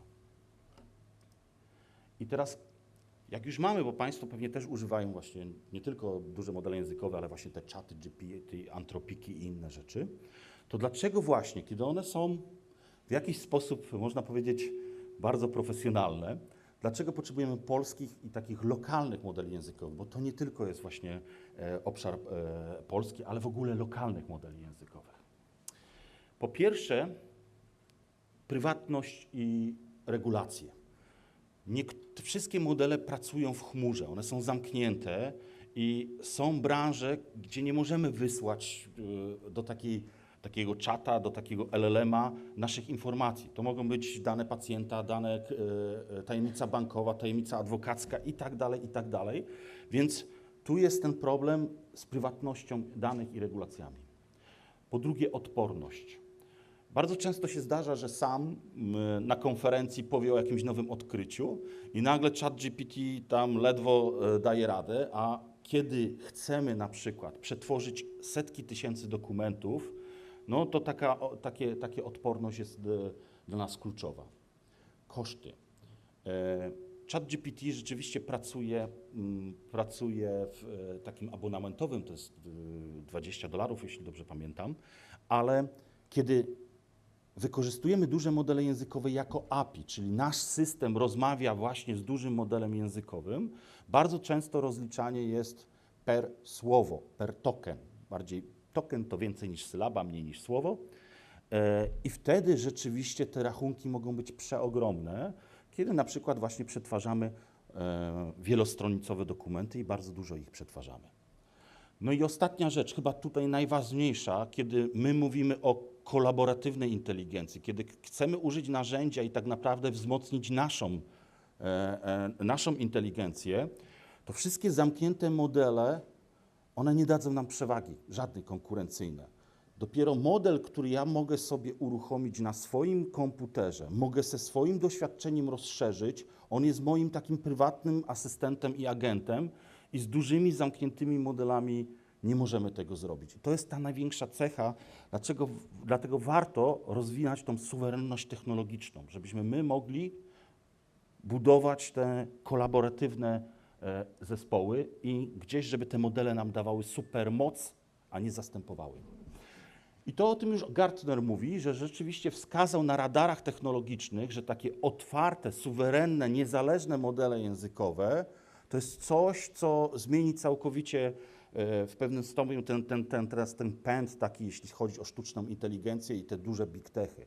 To właśnie te otwarte LLM-y mogą nam dać tą suwerenność, mogą nam dać supermoc i przede wszystkim my możemy mieć własnego, prywatnego agenta. Taka ilustracja motoryzacyjna to bardzo fajnie pokazuje. Taki tir, to jest właśnie OpenAI. Ja bym jeszcze powiedział, to jest metro, tak? Czyli świetnie przewozi pasażerów. Może dzisiaj, jakbym metrem się wybrał, to bym był z samego rana. Świetnie przewozi pasażerów, ale potrzebuje ogromnej infrastruktury. Potrzebuje bardzo dużo tych wszystkich osób, które pracują na tym właśnie metrze. Tak samo z tirami. A my po prostu czasami potrzebujemy furgonetki, albo czasami potrzebujemy wózka widłowego, tak? Ja wiem, że to taka, mówimy o innowacyjnych rzeczach, sztuczna inteligencja, to nagle wózek widłowy, ale naprawdę biznes czasami właśnie nie potrzebuje takiego ogromnego tira, nie potrzebuje tego metra, tylko potrzebuje na przykład dobrej furgonetki dostosowanych do naszych potrzeb. Więc podsumowując, te małe, lokalne modele językowe mają kilka zalet. Po pierwsze, one mogą się zmieścić, mają tyle parametrów. Co to jest parametr w dużych modelach językowych? Otóż parametry to jest trochę jak pojemność silnika. Przepraszam, dzisiaj będzie motoryzacja. To jest jak pojemność silnika w samochodzie, czyli czym więcej tej pojemności jest, ten silnik jest większy, tym większa trochę moc modelu. Oczywiście teraz trochę to się zmieniło, bo są wtryski, hybrydy, elektryczności, więc trochę jest, ale dalej ta pojemność oznacza moc. Podobnie jest z liczbą parametrów. Ta moc parametrów oznacza właśnie moc, pojemność silnika oznacza moc modelu, ale tak jak w pojemności silnika jest większe spalanie. I dlatego te duże modele potrzebują tak dużo energii. My staraliśmy się pracować w okolicach 10 miliardów parametrów. To powoduje, że on rzeczywiście po starofrancusku nie będzie rozmawiał, ale da nam na przykład w jednym języku albo w dwóch językach tą wystarczającą moc, żeby z jednej strony pojemność uruchomić sobie u siebie na komputerze, a z drugiej strony on nam służył właśnie w ten sposób prywatny taki. Więc to jest najważniejsza rzecz. Energooszczędne, efektywne kosztowo. Te 10 miliardów parametrów to jest ta ilość, żeby jedna karta GPU wystarczyła nam. Karty GPU to jest to coś, co sztuczna inteligencja lubi. To do grania takie. I teraz 10 miliardów parametrów to spowodowało taką nazwę SLM, czyli małe modele językowe. Czasami się nawet mówi, że specjalizowane. Ta S może oznaczać też specjalizowane. Ponieważ one są łatwiejsze do dostosowania. Państwo już za chwilę będą mogli dostrajać to nawet z własnych plików, które są i będzie można właśnie te całe doświadczenie swojego własnego, prywatnego asystenta zbudować i zbudować przewagę konkurencyjną. Bo jeśli wszyscy będą OpenAI i Chata GPT używać, to tej przewagi nie ma. Tak naprawdę każdy może świadczyć usługi na tym samym poziomie, nie zawsze dobrym. I teraz Big Techy też odkryły te SLM-y, może nie, i czasami nawet otwarte. Wszyscy najwięksi gracze, czyli Google, Microsoft, Meta, Facebook, wypuściły małe modele językowe, które można właśnie tak, jak mówię, jak Bielika, bo zaraz dojdziemy do Bielika, uruchomić na własnej infrastrukturze. Ale jaki jest problem? Otóż one są małe, bo mają być małe i właśnie, na przykład potrafią po polsku mówić, ale kiedy zadamy, co w języku polskim oznacza polegać na kimś jak na Zawiszy, to są odpowiedzi tych niby też troszeczkę polskich modeli językowych. Albo gdzieś całkowicie mylą się, albo właśnie używają jakiegoś pomieszania języka polskiego i angielskiego. Dlaczego tak się dzieje? Ponieważ ta mała liczba, ja zawsze żartuję, że ona jest tak mała, że więcej cukru jest w gorzkiej herbacie niż polskich tekstów właśnie w takich małych modelach językowych. Bo to jest liczba procent tekstów polskich podczas treningu takiego małego modelu. I to nie chodzi tylko o język polski. Tak samo mało jest tekstów niemieckich, włoskich, francuskich, jedynie około 90% jest tekstów angielskich. Więc to powoduje, że te modele, mimo że dobrze rozmawiają w języku polskim, francuskim, włoskim, to tak naprawdę one są kalką języka angielskiego. I jakby w tych małych modelach sobie poprosić, albo spróbujcie też w czacie GPT, poprosić mu, żeby artykuł nam w języku polskim, jakimś o czymkolwiek, o wakacjach na Mazurach, to on bardzo często śródtytuły robi kapitalikami. W języku polskim nie ma kapitalików, to znaczy nie używamy, przynajmniej, uwaga, jestem technologiem, tak trochę mówię, ale nie używamy kapitalików w śródtytułach. To chyba jest właśnie jakieś anglosaskie styl formatowania, dlatego, mimo że język wydaje się nam piękny polski. I spróbujmy na przykład do tych modeli, to jest pismo z ZUS-u, albo kawałek, fragment pisma, nie mojego, jakiejś interpretacji. I proszę model, żeby trochę mi uprościł ten tekst, żeby on był dla prostego człowieka. Proszę zauważyć, że nagle wynajem, gdzie my cały czas mówimy o składce, to wynajem jest coś innego. Być może w którymś języku jest to bliżej, ale tutaj w naszej takiej, bym powiedział, świecie polskich, ZUS-owskim, no wynajem i składka jest coś zupełnie innego. Zrobił literówkę. Niby mała rzecz, ale ubezpieczni użył, a nie ubezpieczeni. Ale co najważniejsze, wyciął najważniejszą rzecz w tym uproszczeniu. To jest coś, że tam co najmniej 10 ubezpieczonych samodzielnie. To nie koniec, bo teraz co się pokazuje, to są modele multimodalne, które mogą też analizować obraz. To jest bardzo ważne. Bardzo często na przykład systemy LLM używane są do interpretacji różnych rzeczy, czy to jest na przykład szkodliwy tekst, czy nie. I nieraz są zdjęcia różne i pod tym jest jedno słowo. Dopiero razem ze zdjęciem widzimy kontekst, że to jest coś obraźliwego albo że jest to mowa nienawiści. I teraz spróbujmy o jedzeniu, żeby nie było tej motoryzacji. Tak wygląda żurek wygenerowany przez generatory grafik. Nie powiem producentów, który jest który, ale jak widać ta druga zupa, to jest taki większy Big Tech, to coś właśnie przypomina żurek, chociaż żurek i marchewka to jest złe połączenie, ale te desery nie wiem kompletnie, co mają wspólnego z żurkiem.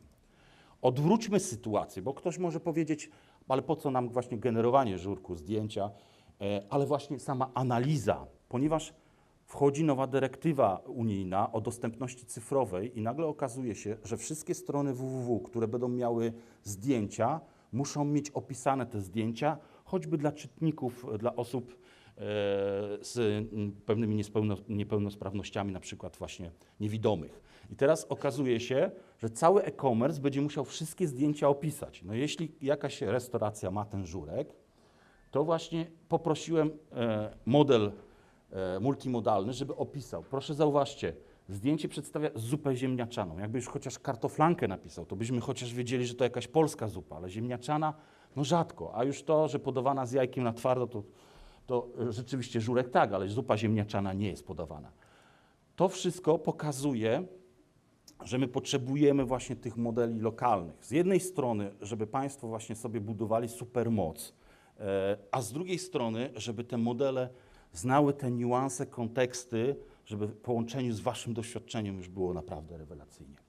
I w listopadzie 2022 roku właśnie grupa entuzjastów, ponieważ ja reprezentuję biznes, ale udzielam się w Fundacji Speakleash całkowicie pro bono, postanowiliśmy pierwsze co zewidencjonować właśnie wszystkie polskie teksty, jakie są, żeby inni badacze albo właśnie też inni entuzjaści właśnie próbowali tworzyć te open, otwarte modele z tym dobrym niuansem kulturowym.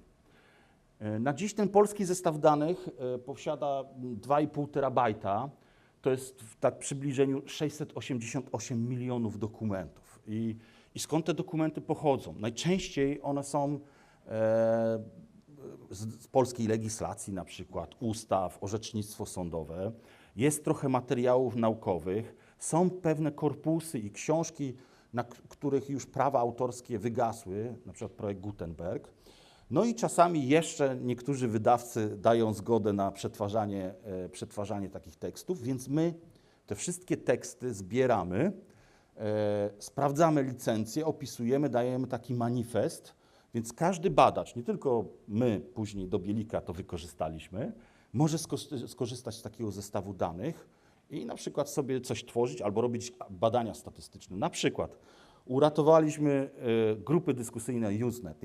Nie wiem, czy ja już mam trochę w PESEL-u, że tak powiem, lat, ale kiedyś jak internet się pojawiał, to były grupy dyskusyjne takie tekstowe i one się nie nadają do trenowania modeli, bo tam tyle, jeszcze wtedy użytkownicy internetu myśleli, że są anonimowi, więc tam był straszny hejt i różne rzeczy, ale uratowaliśmy taki zbiór danych, to jest 20 giga, nie używaliśmy do Bielika, ale jak będziemy trenować różne inne modele, na przykład do wykrywania właśnie takiego gadziego języka, to właśnie możemy użyć sobie właśnie taki Usenet. Więc zabezpieczyliśmy wszystkie polskie dane, które są, żeby po prostu móc na tym różne rzeczy ciekawe realizować.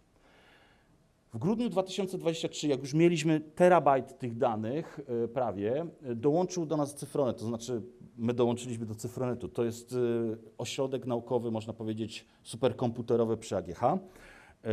I właśnie superkomputery tym się różnią od komputerów, że nie można ich położyć na kolanach. One ważą kilka ton, mają tysiące procesorów albo jednostek tych GPU. I to jest też taki ewenement na skalę świata, kiedy ośrodek naukowy zwrócił się do takiej otwartej społeczności, która po godzinach buduje. Jeszcze wtedy nie mieliśmy nawet prawnej formalności, nie byliśmy fundacją. Dał nam superkomputery, żeby móc razem wspólnie stworzyć Bielika. I stworzyliśmy pierwszy model APT3, 1 miliard parametrów, pokazuje taką linię czasową, bo zaraz kilka szczegółów ujawnię związanych z tymi faktami.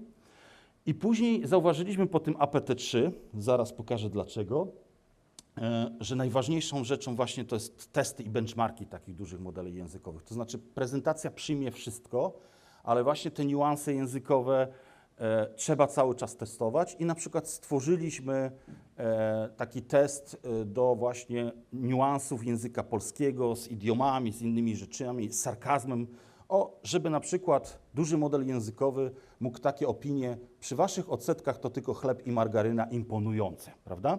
I teraz zwykły machine learning mówi, imponujące, to znaczy to jest chyba pozytywne, chleb, margaryna neutralne, znaczy cała opinia jest pozytywna o banku. Dopiero my wiemy o tym, a zwłaszcza ktoś, kto był w polskim szpitalu, że chleb margaryna znaczy bardzo tanio, bardzo, no trzeba zmienić swoje nawyki żywieniowe, a że imponujące jest użyte jako jakaś ironia. I dlatego właśnie też stworzyliśmy taki zestaw testów, w którym właśnie testujemy różne modele pod kątem tych niuansów językowych. No i w kwietniu 2024, proszę zauważyć, jak krótko w takiej otwartej społeczności da się tworzyć rzeczy, które mogą choć trochę konkurować z zagranicznymi rozwiązaniami. Ale najpierw pokażę możliwości APT3. To jest bardzo niepolityczne, żebym powiedział, jak go nazywaliśmy, ale proszę, on miał 1 miliard parametrów. To też pokazuje trochę o tej mocy silnika. Kury nie są prostokątne, nie mają skrzydeł. Zwykle mają 4 łapy, niebieski pysk. Mają szerokie ramiona, co pozwala im biegać w górę, w dół, a nawet na boki. To właśnie było pytanie, co to są kury, tak? On wygenerował tekst, on naturalnie brzmiał fajnie, nawet jakbyśmy go tak przedstawili tekstem, to nie było żadnych literówek ortograficznych, ale był no straszny. 1 miliard parametrów pokazuje, że to trochę mniej, chociaż teraz pojawiają się tak małe modele, przy czym one są odpowiednio, ta wiedza jest tam destylowana, więc to było troszeczkę coś innego. APT3 nam pokazał, że musimy robić te testy, więc wszelkie zadania z olimpiad, z różnych turniej myśmy przerabiali i dawali dużym modelom językowym zagranicznym, bo to chodziło zwłaszcza o język polski.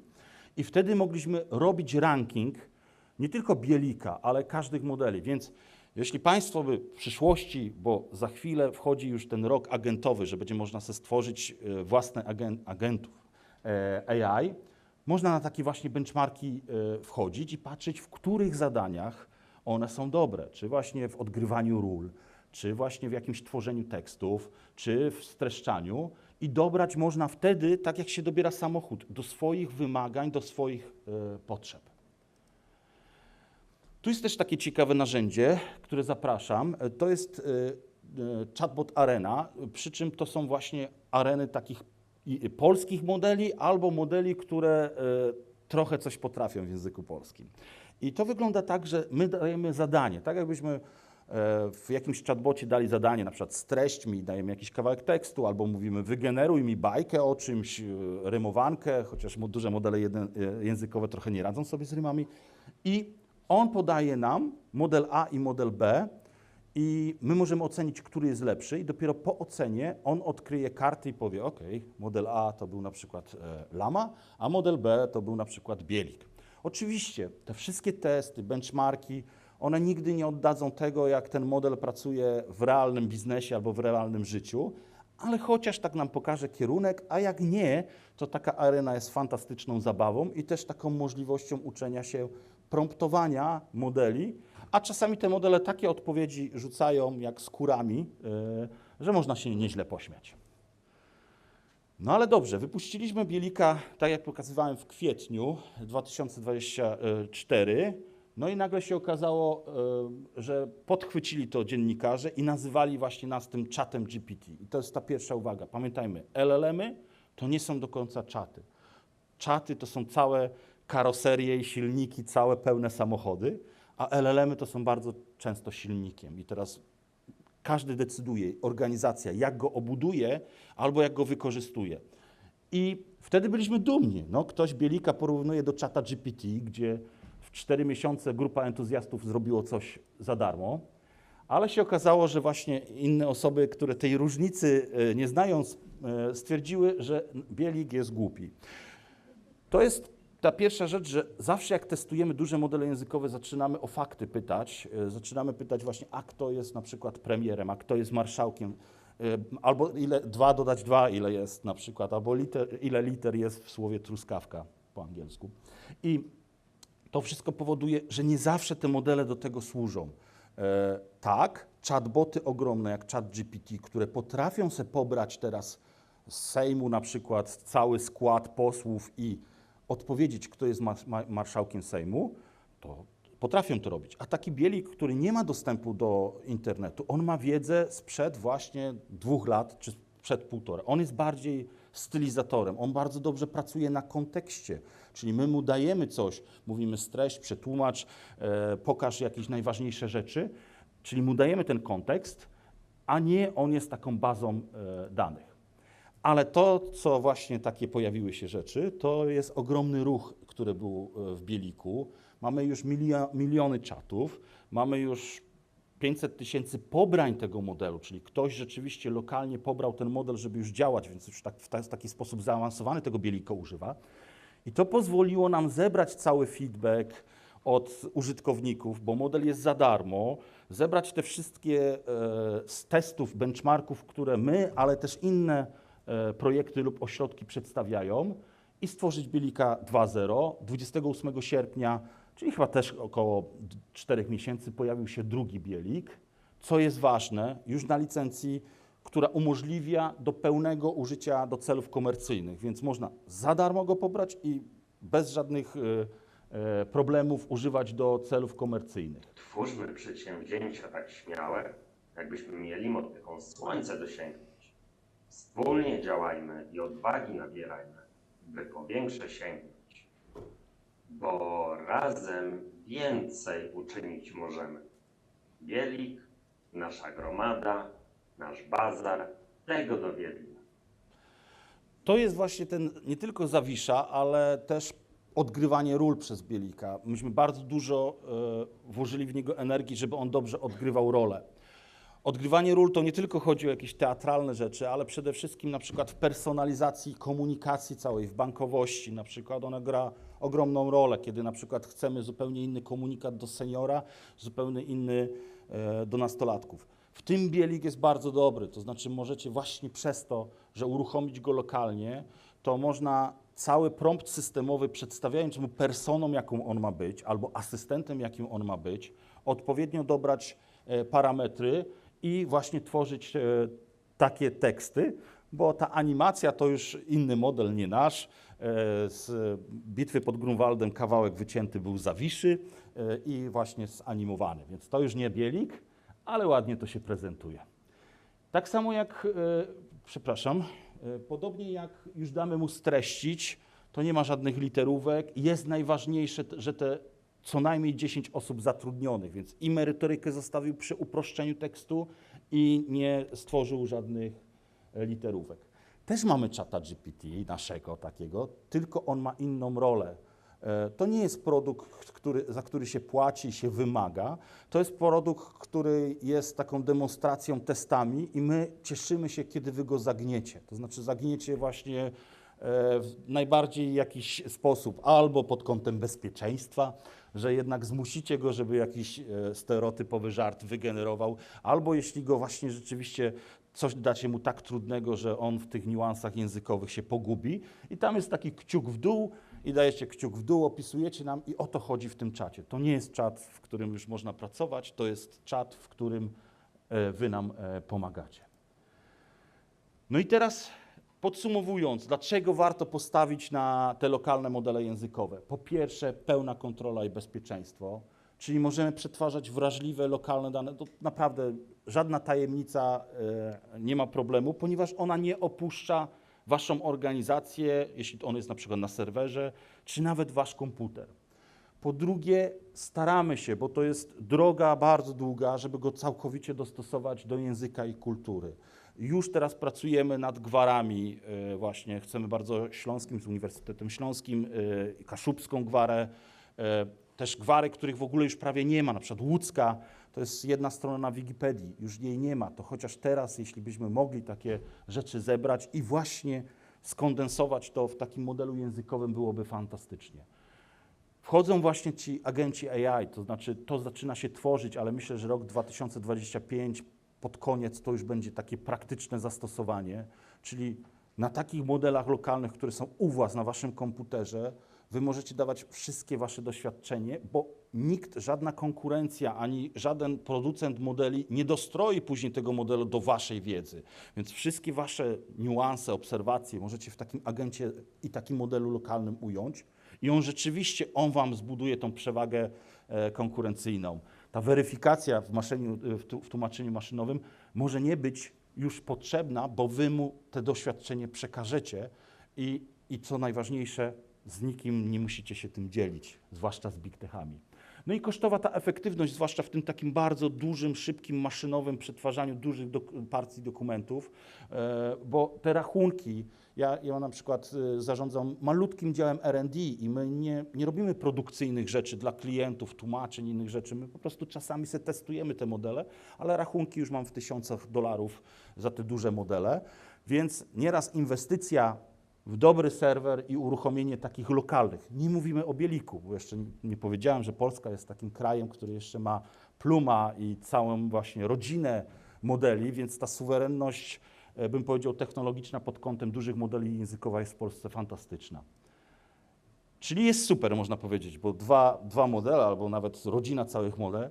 Nie, jeszcze jest dużo przed nami. To, nad czym teraz pracujemy i co możecie Państwo nas też wesprzeć, tylko 6 na 10 szkodliwych treści przez zagraniczne modele są wykrywanych, bo my mówiliśmy teraz o LLM-ach, o SLM-ach, a jeszcze są takie modele ochroniarze, którzy mogą stać właśnie na straży, na przykład kiedy dzieci rozmawiają z sztuczną inteligencją, albo w ogóle dzieci na chatbotach rozmawiają, czatach, nawet nie botach, na komentarzach właśnie na portalach, my możemy takie szkodliwe treści wykrywać, ale na przykład zagraniczne modele strażnicy tylko 6 na 10 szkodliwych treści w języku polskim mogą odkryć, tak?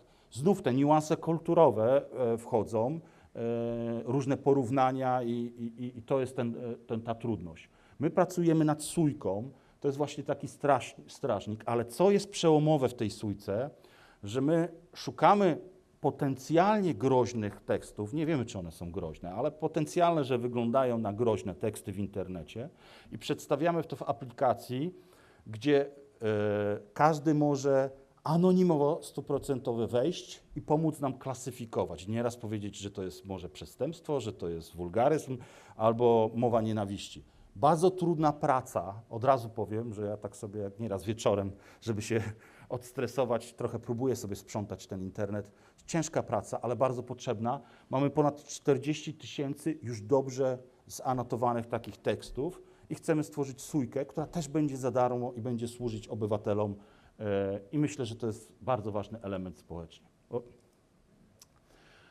No i drugą rzecz, to już wspominałem, no wchodzą te nowe regulacje dotyczące dostępności cyfrowej i teraz już cały handel, bankowość będą musiały bardzo dokładnie wszystko, co wizualne, każdy wykres, każda grafika też dawać tekstowy opis, więc ta sztuczna inteligencja no, zacznie być wykorzystywana, żeby tak trudne wykresy były jakieś w tekście wyjaśniane i czytniki na przykład dla osób niedowidzących czy niewidzących mogły zrozumieć, zwłaszcza naukowe wszystkie wykresy też, żeby nie było właśnie tego braku dostępności cyfrowej.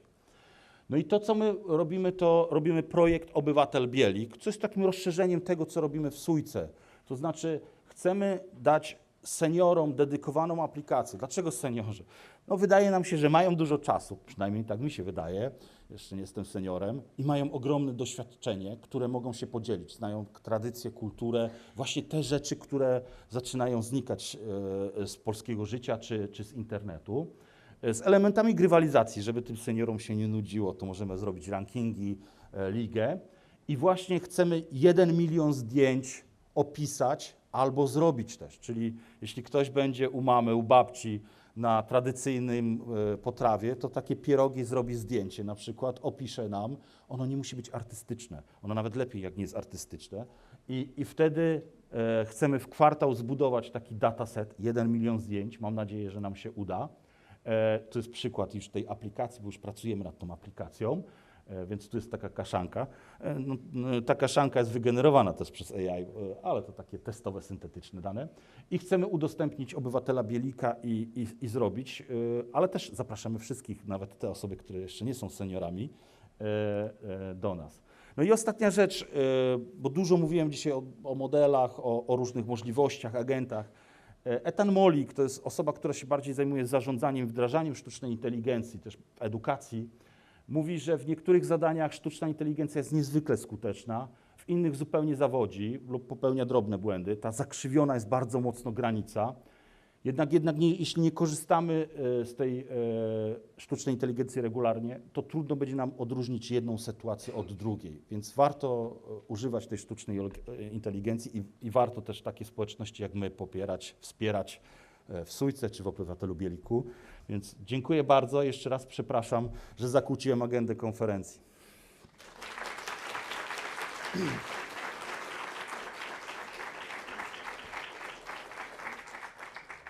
Tu jest mój LinkedIn albo i adres mail, więc jakiś kontakt. Oczywiście, spróbuję.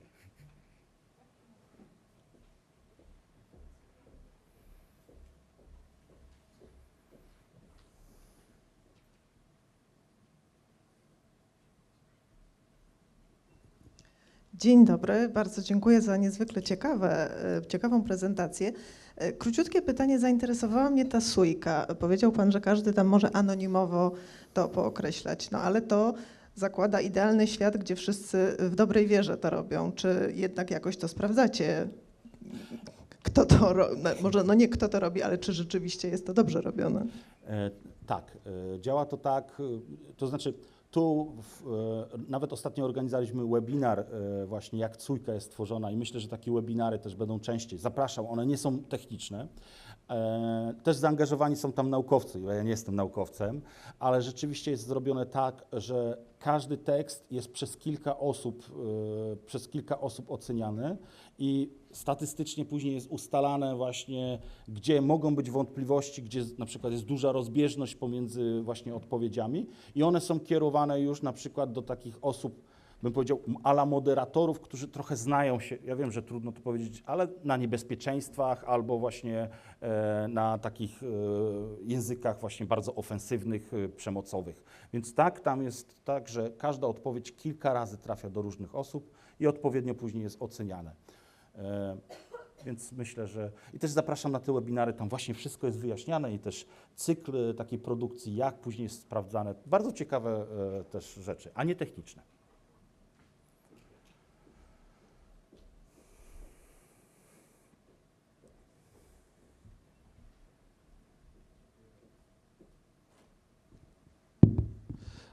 Dziękuję bardzo za tą prezentację i w ogóle za Bielika, bo to jest to, że właśnie tą suwerenność technologiczną też bronimy. To jest chyba bardzo, bardzo ważne w dzisiejszej trudnej sytuacji też geopolitycznej, bo to przecież też ma znaczenie. Jak wrzucamy do chińskich modeli różne dane, to może nie być to najlepszym pomysłem. Natomiast czy zgodziłby się Pan z stwierdzeniem, że takim jakby kluczowym błędem, który przeciętny użytkownik, taki jeszcze niezaznajomiony dokładnie w ogóle z technologią LLM-ów i pracy z czatami popełnia, to jest założenie, że te maszyny, to oprogramowanie myśli w jakikolwiek sposób, bo to nie jest żadna inteligencja tak naprawdę, tylko to jest pewna, tak ja to rozumiem, chciałbym o Pana komentarz w tym kontekście, jako pewna symulacja procesów myślowych tak naprawdę, pewne akceleracja procesów myślowych i analizowania danych i właśnie to jest wiedza i narzędzia do szybkiego analizowania tej wiedzy i wyciągania pewnych wniosków, natomiast no, nie myślenie jako takie. Od razu powiem, że nie jestem naukowcem. Ja zajmuję się AI wdrożeniowym, więc moje zdanie może być troszeczkę odmienne od innych naukowców, bym powiedział, od naukowców. Ale rzeczywiście ja uważam, że jeszcze nie można tu powiedzieć o takim właśnie pełnym myśleniu, bo po pierwsze już definicja naturalnej inteligencji to jest bardzo ciężka sprawa i rozbudowanych jest tam wiele właśnie perspektyw, co to znaczy w ogóle naturalna inteligencja i tak samo właśnie w tym sztucznym, co to znaczy myślenie i inne rzeczy, więc ja bardziej właśnie ciągle tą definicję bardziej machine learningową, czyli właśnie, że to jest jakaś tylko na wzorcach, w danych treningowych szukanie różnych schematów, sposobów, które mogą nam emulować taki sposób myślenia. Ja to bardziej tak rozumiem. No i dla mnie jeszcze jest ta ważny element, to są te cały czas zbiory treningowe. Najwięcej modeli jest trenowanych na rzeczach z internetu. z różnych powodów, choćby praw autorskich, też do książek naukowych, do innych. Więc jeszcze te wzorce są wszystkie zaburzone jeszcze przez to, że w tym internecie zupełnie inny charakter ma ten tekst. Bardzo często też są problemy ze skrzywieniami, więc ja bym jeszcze nie powiedział, że to jest myślenie, bo jednak choćby ten zbiór treningowy to nie jest tak pełny, jak my mamy w naturalnej takiej inteligencji, gdzie mamy cały proces studiów, gdzie mamy właśnie rzeczywiście dojście do dobrej wiedzy. Więc dalej to jeszcze nie myślenie. I ja cały czas uważam, bo bardzo mocno jest właśnie walka o ten AGI, czyli tą generalną sztuczną inteligencję.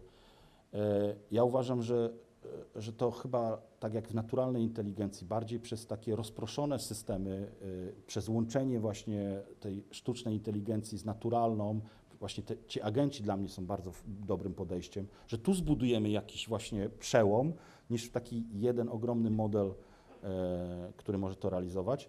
Jedynie co może boję się albo uważam, że te przełomy zaczną, jeśli to, co teraz tu mamy, połączymy z białkiem w jakiś sposób, ale myślę, że regulacje trochę zabronią takich białkowych, chociaż Elon Musk tam różne rzeczy próbuje wszczepić człowiekowi, więc zobaczymy.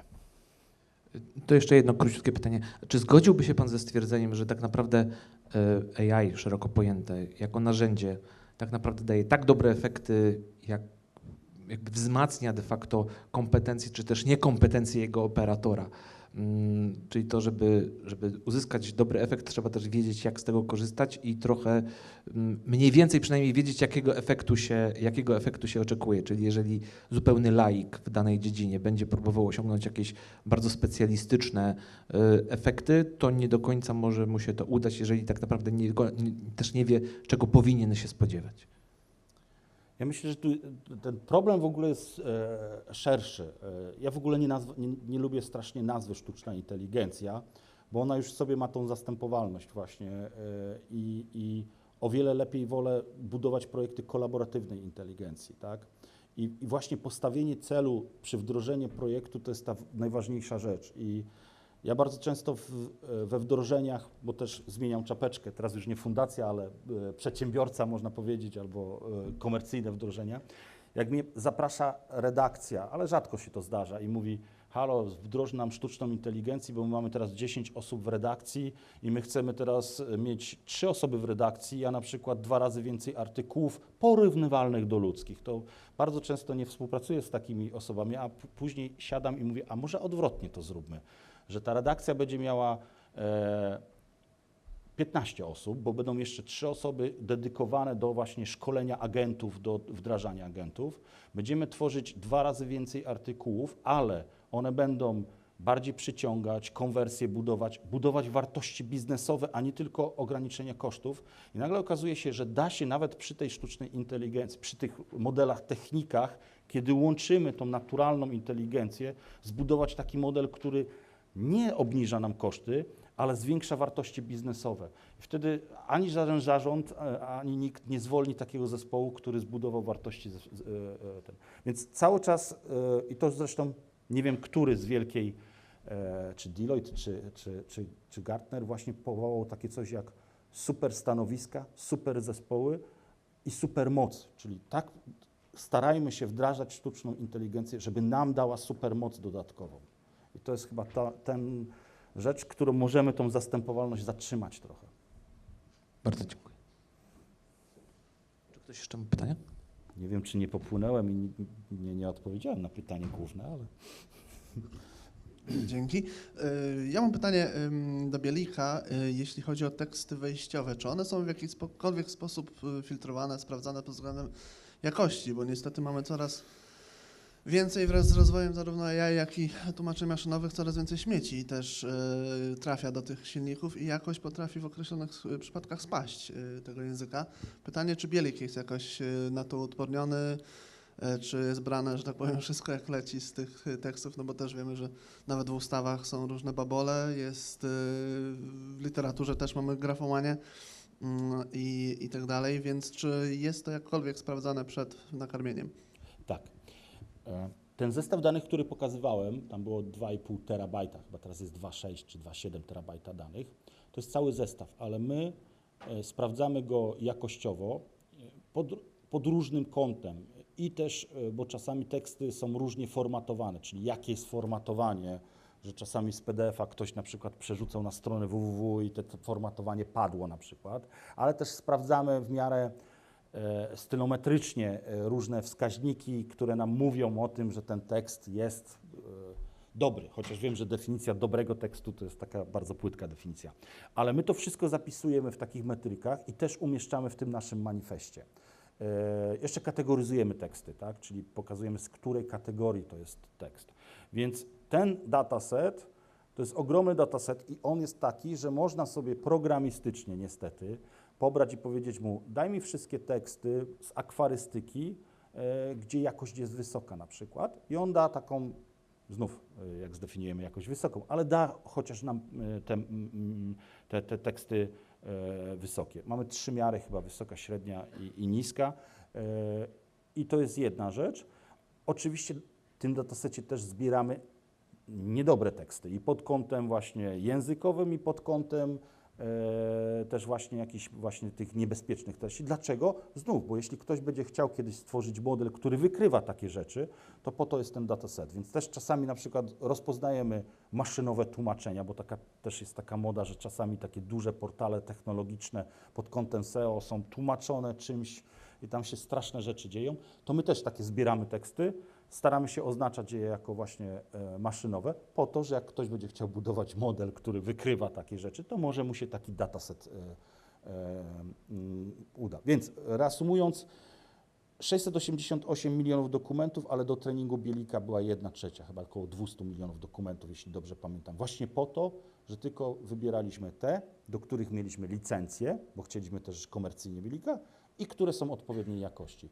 Natomiast no za mało jest tych tekstów cały czas i cały czas wydaje mi się, że świat trochę czeka na dobre modele biznesowe pomiędzy twórcami treści a dużymi modelami językowymi, bo jeśli rzeczywiście byśmy z jakimś wydawnictwem ogromnym, medycznym, prawnym, technicznym, ale też może zwykłym zbudowali taki model tylko na książkach, to by był naprawdę ten model fantastyczny, ale trzeba cały czas znaleźć model licencjonowania, bo ten model, który nam big techy pokazują, że skrapują wszystko, co leci, że tak powiem, to nie jest dobry model. I dla nas jako dostawców i też dla wydawców przede wszystkim. Bardzo dziękujemy. Proszę Państwa, no niestety, żebyśmy, że tak powiem, byli zgodnie z harmonogramem i żeby nam się już wszystko do końca nie posypało, to tu musimy postawić kropkę. Zapraszamy Państwa na przerwę kawową i mam nadzieję, że jeszcze będzie możliwość zadania paru pytań w kuluarach. Bardzo dziękuję. Dziękuję bardzo.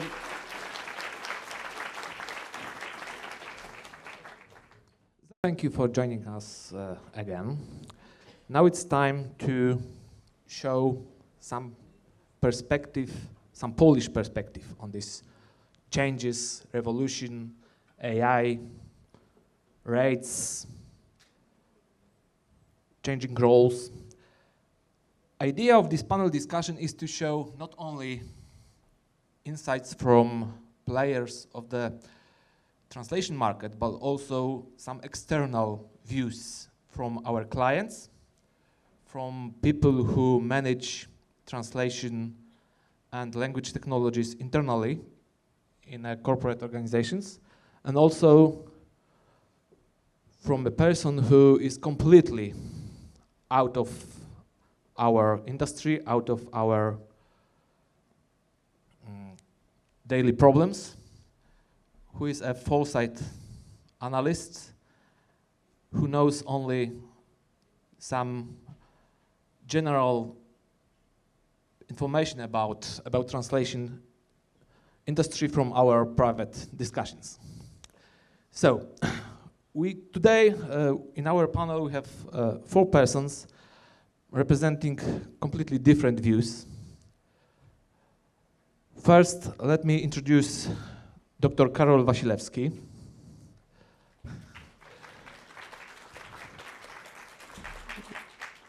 And I will allow our panelists to introduce themselves during their answers, trying to show their perspective on the problems which are specific for Polish market, Polish context. Our second guest, second panelist is Dorota Partyka. sworn translator and member of Trade Union of Polish Sworn Translators. Third guest is Agata Rybacka, who you already know, member of POLOT board, and today in our panel mainly as a managing director of one of Polish LSPs, Diuna.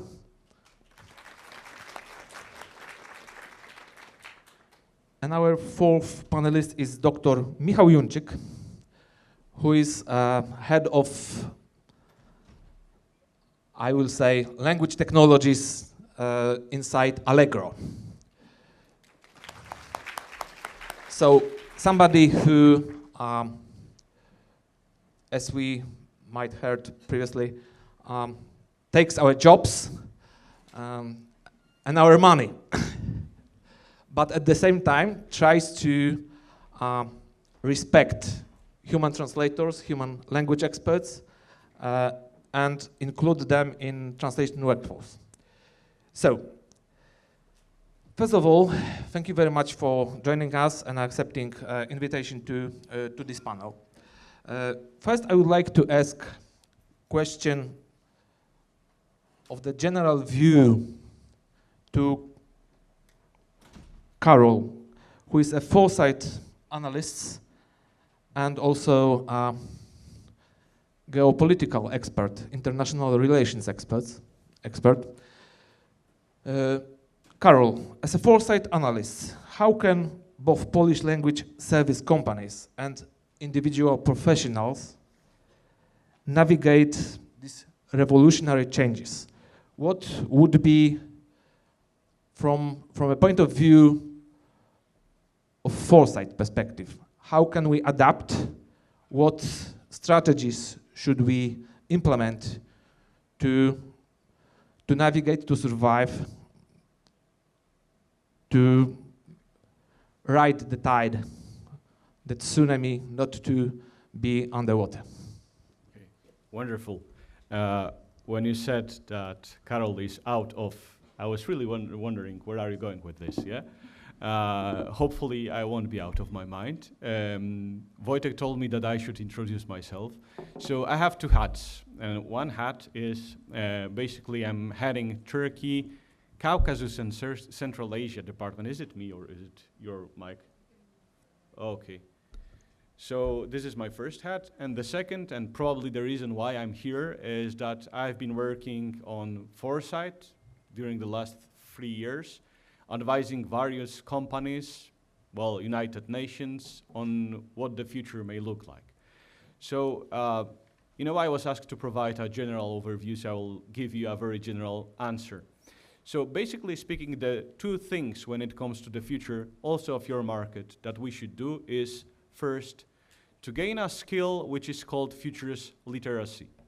And this is generally speaking an ability to understand that there is no one future that is determined, that there are various multiple futures. And why is that so important in your case? Because if we think about the future of, well, your business, I think that probably if I ask you a question, what is your biggest worry? Okay, let's try this. What is your biggest worry when it comes to the future of your business? Yeah, it's everybody's, but let's concentrate on something that is very, you know, machine. Okay, wonderful. I really like this answer, but I will follow with the first one. Machine translation and generally AI development, yeah? When people think of AI development, sorry guys for that, or any other technology development, they usually think that the trend will go like this. And especially if we consider the future of artificial intelligence, something we hear very often is that there will be exponential growth, which, as you imagine, is not just a little growth, but it is something that grows exponentially. And usually people focus on that trend and they think that it will continue forever. It's not the case. Various trends usually have various disruptions. And if you gain the skill of future literacy, you are first of all able to understand that there are, again, multiple futures, that the trends are not the only thing that matters, that disruptions are also equally important. The second thing is to gain skills in strategic foresight. Strategic foresight is a kind of exercise in which, in a structured process, you analyze the multiple futures, you paint a full picture of spectrum of the potential futures that may happen, and based on this picture, you try to analyze your strengths, your weaknesses, potential chances for you, potential risks for that, and based on this analysis, structured analysis, you are able to design strategy. Sorry for being, playing a role of commercial or advertiser now, but I think I won't crack any secret if I say that we know each other with Wojciech quite well. And when I analyze his career and his endeavor to, simply grow his business in areas that are not, let's say, the core of the business, that are not solely about translation, that he's trying to find his role among various lines, like, I don't know, advisor, like a jurist, like, in the future, who knows, maybe diplomat also, yeah? If, Google has modern diplomats, why translation business can't have modern diplomats? This is probably the road that, based on this very amateurish picture I have just described, I would recommend on that. But again, futures literacy and strategic foresight is the key to thrive, in such circumstances. And you may tell me that, the future is uncertain and you can't simply invest in such things. So I want to tell you that 2 or 3 weeks ago, I visited one of the biggest defense company on earth. And I asked them, how do they plan innovation? How do they, manage their technologies in such a business that is very prone to transformation, because it simply depends on political decisions. And they told me that they have 3 horizons. One is, of course, short-term horizon, a year. They need to plan procurement of the equipment that military will use in the field, a year from on. Secondly, they have this short-term perspective. And thirdly, they have a long-term perspective up until 2050, because, as the guy said, it's simply not possible to run such a business without with short-term perspective only. So, guys, if they having business so dependent on political factors which fluctuate like, tornado, if they can have long-term thinking established in their companies, you can also, and probably also should do that. That's all from me for now.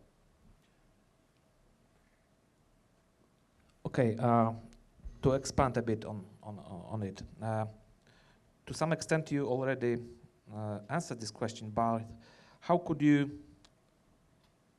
do you think, how could we effectively plan and forecast technological and business trends in our industry? By asking me the question effectively, do you mean how would you mobilize funds for that? Or how is the process, how should the process be? I mean, what methodologies would you recommend for? Okay, so every foresight exercise has 3 steps. The first is trying to answer the question, what the hell is happening around me? We are looking at our situation, our, again, strengths and weaknesses. We are looking at, I don't know, benchmarks. Of course, it depends on the exercise, yeah? We are looking at the trends that will transform the industry in 10 years perspective, 20 years perspective. 10 years perspective is really important because it allows you to think not only about the things that surround you now, that are important now, and you give answers that will be valid only for a year, yeah? It allows you to have a long-term view and long-term strategic process. But we also are looking for weak signals. And when we speak about disruptions, weak signals is something that matters. So in this first step, let's call it research, you have lots of knowledge about the industry, about the future of your industry, basically also about yourself. Because if you very carefully look at your strengths and weaknesses in the context of the future, it turns out that usually you can be more honest with yourself. Yeah? Secondly, and this is a second step, which is very difficult, is scenario making. So we, again, try to have scenarios that paint a full picture of potential futures. And this is very important because usually people in Poland, when we speak with them about scenario making, they think that we should have 3 scenarios. Most probable one, less probable one, and scenario that will never ever happen. So from my experience, and well, hopefully it's a very good experience. I have advised both public sector and, I don't know, United Nations in strategic transformation. If you give decision maker, any decision maker, be it politician, be it a manager in company, 3 scenarios saying that this one is the most important one, this is a failed task. He will focus on one scenario, the most probable. Yeah. So you need to paint a full picture of futures. Again, you cannot predict the future. You just have to know what is around the corner. Yeah.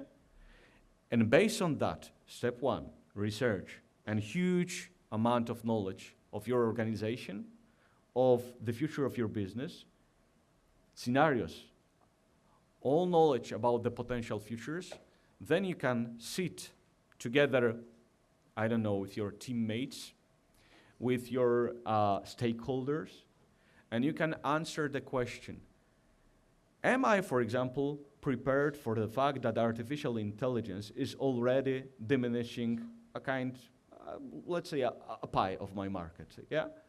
Am I prepared for such a change? Sorry, guys. Am I prepared for such a change that will allow me to thrive? Am I prepared for a change of my business model in such a way that will force me to, look for other opportunities, as I told you before, to maybe think that my translation company will be not only company delivering very, sorry, I don't want to say it's simple, yeah, but solely translation services, but maybe I should be somebody more, something more. Maybe, this is my personal experience, for example, my goal, I would say my life goal, is, not to be replaced by machines. And when you are an analyst, it isn't that easy. Even in the State Department, they already have briefs prepared by artificial intelligence. So there needs to be something in my work, let's say some extra quality or new quality, new added value that I will bring to the table so that artificial intelligence won't replace me for some time. Ideally, never. I'm really, skeptical when it comes to using never in this sense.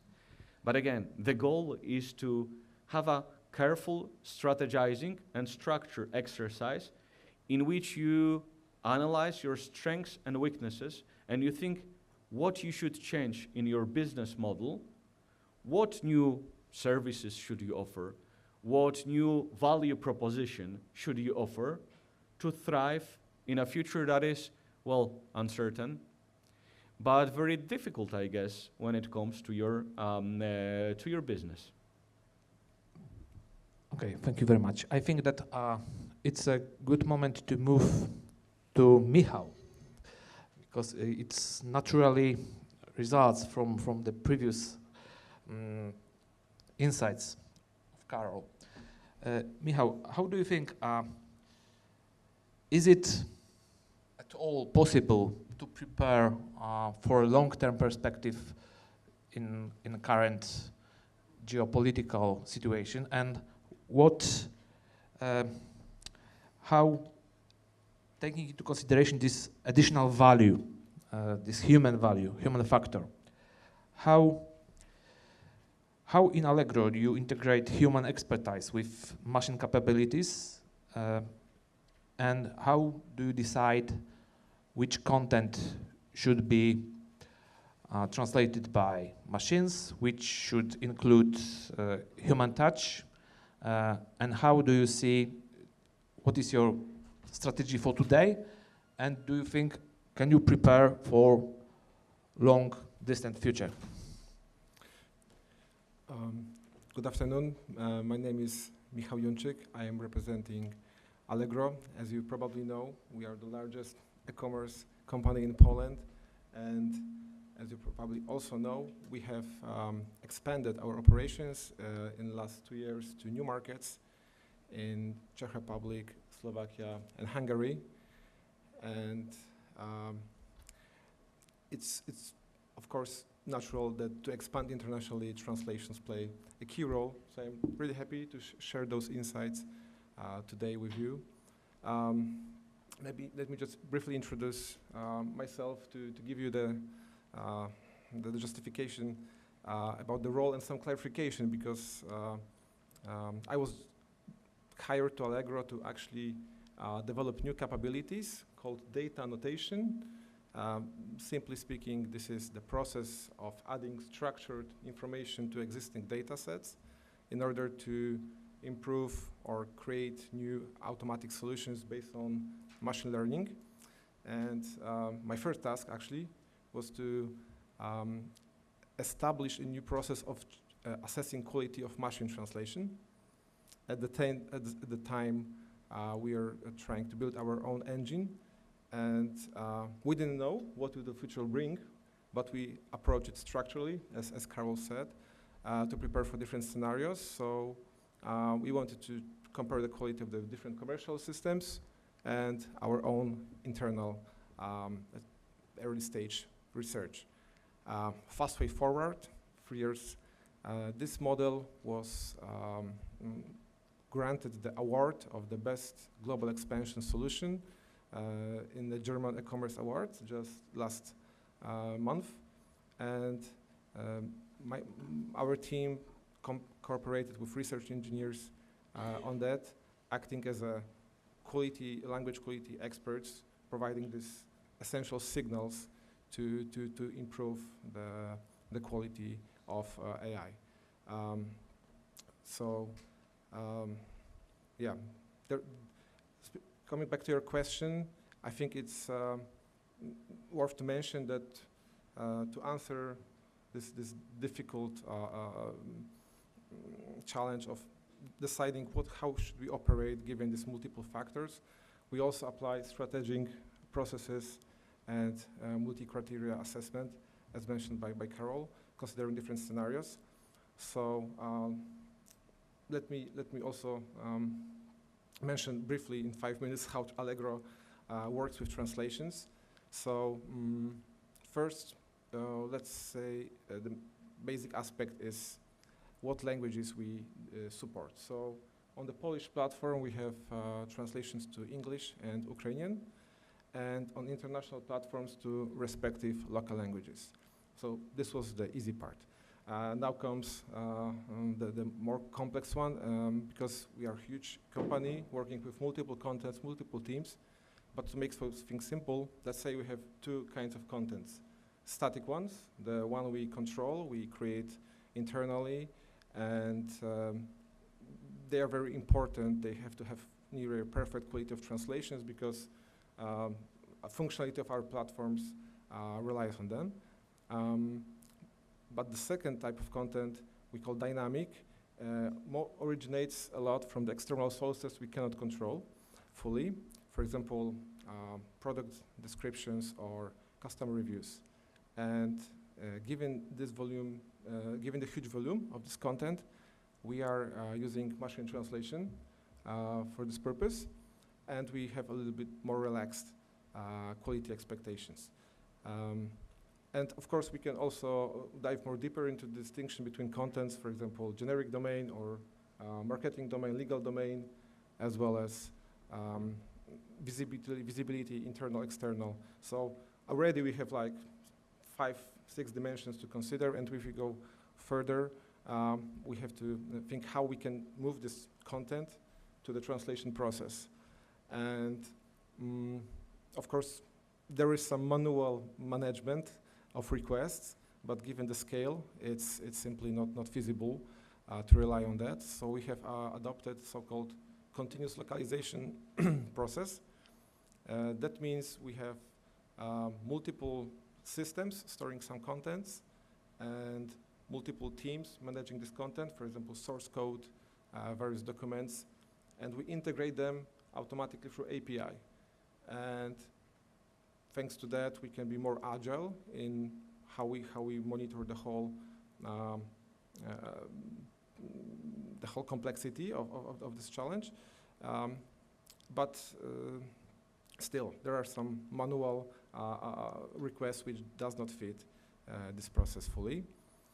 Of course, the machine translation is just a web service, so here we also use API, but we didn't even start translation. We already have such complexity. So moving on to the actual translation methods, we utilize human translations a lot for the content which is critical, which requires human touch and this cultural sensitivity. And we also rely on machine translations. As I already mentioned, we have internal system. This gives us strategic advantage in terms of the cost and the ability to fine-tune it to the specific needs of our organization. But we also use external providers, and we continuously monitor the quickly evolving landscape of available solutions because the progress is immense. And finally, my favorite part, our team, also present in this room, is responsible for quality assessment. And this is the vital part. We, of course, utilize industry standards regarding human translations like CAT tools, translation management systems, and work with multiple external partners providing us with the expertise for tooling or domain knowledge. But we also have kind of internally crafted process of assessment of quality of machine translations and benchmarking. It is like never-ending process of monitoring the quality, diving into the problems, and adding some handcrafted rules to improve the quality. And as you can imagine, given this complexity and the scale Allegro operates, multiple market and languages, we have to be very structured in how we approach this problem. So we have very detailed process of requirements collection. Each of the content we are asked to translate goes through the process of assessing what is the expected quality, what is the expected turnaround time, what is this content like, including some human inspection to make sure we understand what it contains, and then trying to find this delicate balance between quality, time, and cost. So yeah, this is the process which is like ongoing all the time, and there is like decision: should we consider adding new types of translations? Should we switch from manual to machine, or maybe consider expansion to the new market, like this machine of structured analysis with real reality check and analysis different options is applied. So at the moment you still need trusted external providers who definitely on one hand manage some part of your workflows of translation process. On the other hand, you still need individuals, freelancers, which are hired in most cases by these external providers, I presume. And how do you think, in a medium-term perspective, would you still be, your strategy would be still to use external professionals, specialized companies, translation companies to help you with some part of dealing with this content? Or would it be rather like it was mentioned in the previous panel that some of the tech companies are going to, and e-commerce companies as well, are going to develop their internal translation departments and their own technologies? That's a great question, and I think it depends on all of those aspects I mentioned. I believe that the future is not determined, and given how quickly the available solutions evolve, we should continuously reality check the quality, the cost, and the time to make informed decisions. I'm confident we will need human translators in the future as guardians of the quality, even with the growing adoption of large language models, machine translations. Still, we need someone who will make sure this is safe to apply, for example, for the frequent use cases where we can gain a lot of efficiency by applying them. But for some cases, it will probably not be feasible very soon because this is also a creative process. I'm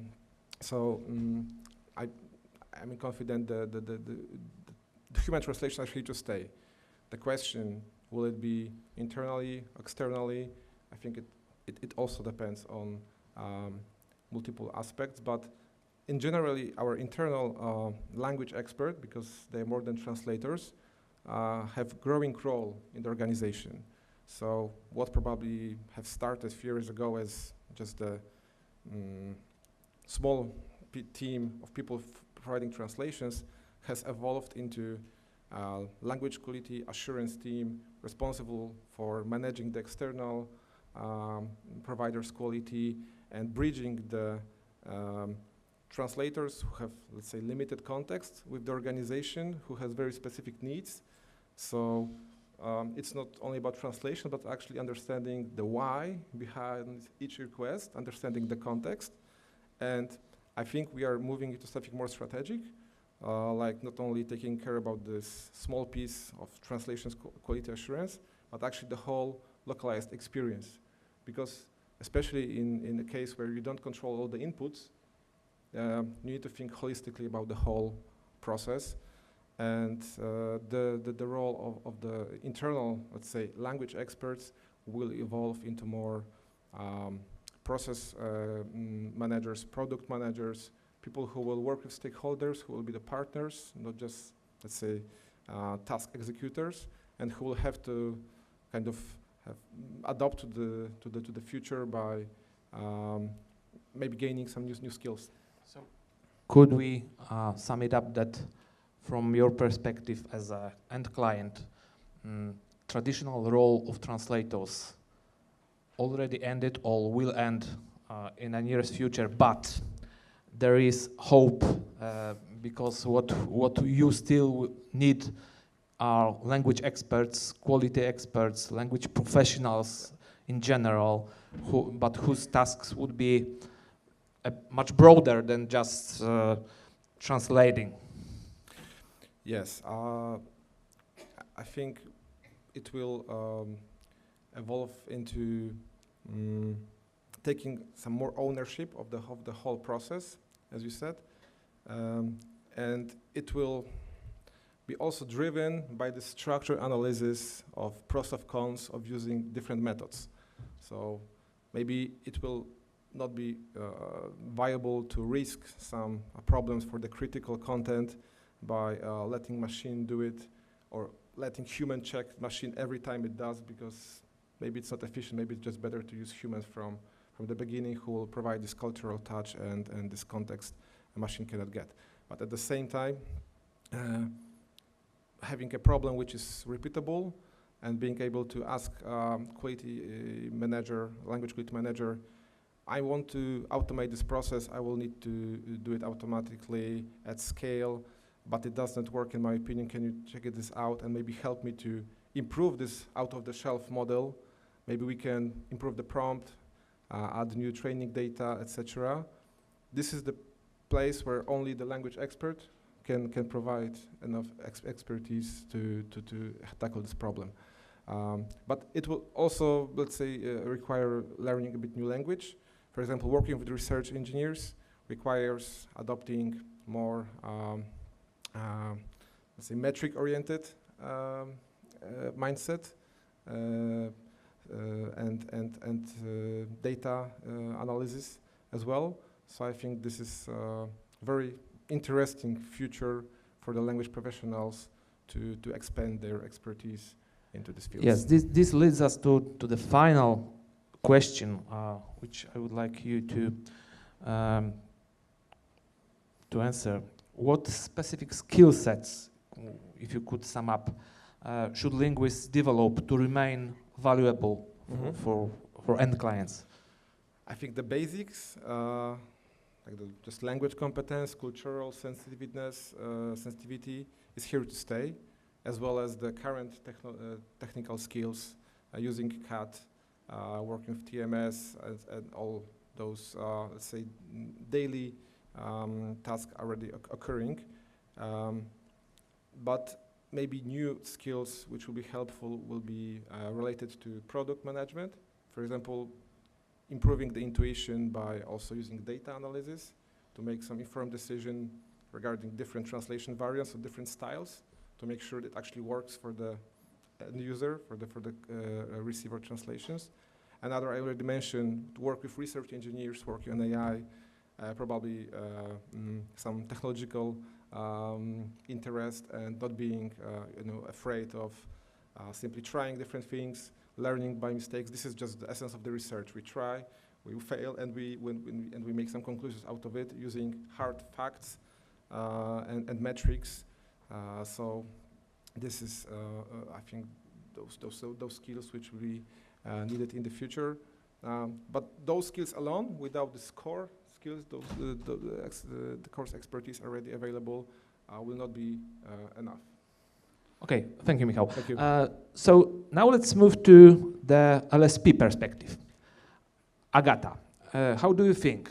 Are Polish language services companies prepared for the technological revolution, which already takes place, and integration of AI into their workflows? Not just, as it was also mentioned, that some of our colleagues on the market just claim that they use technologies, but they do exactly the same what they did for the last 10 or more years. So are we prepared? Are you prepared?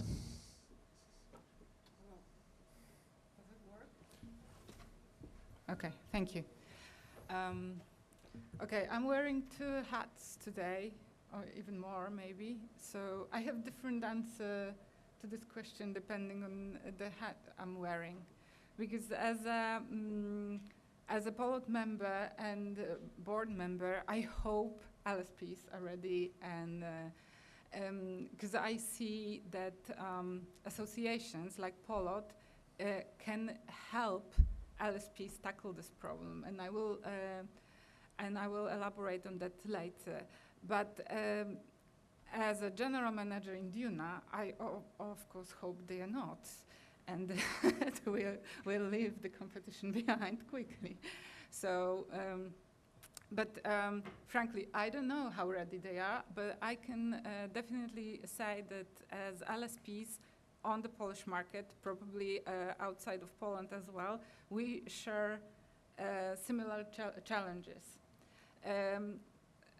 Apart from a few large LSPs with foreign capital, LSPs in Poland are small and medium companies managed by the owner quite often, and frankly I'm not sure if they are planning their future as Karol structured here for us in 3 horizons, in 3 different scenarios and so on. I'm frankly not sure.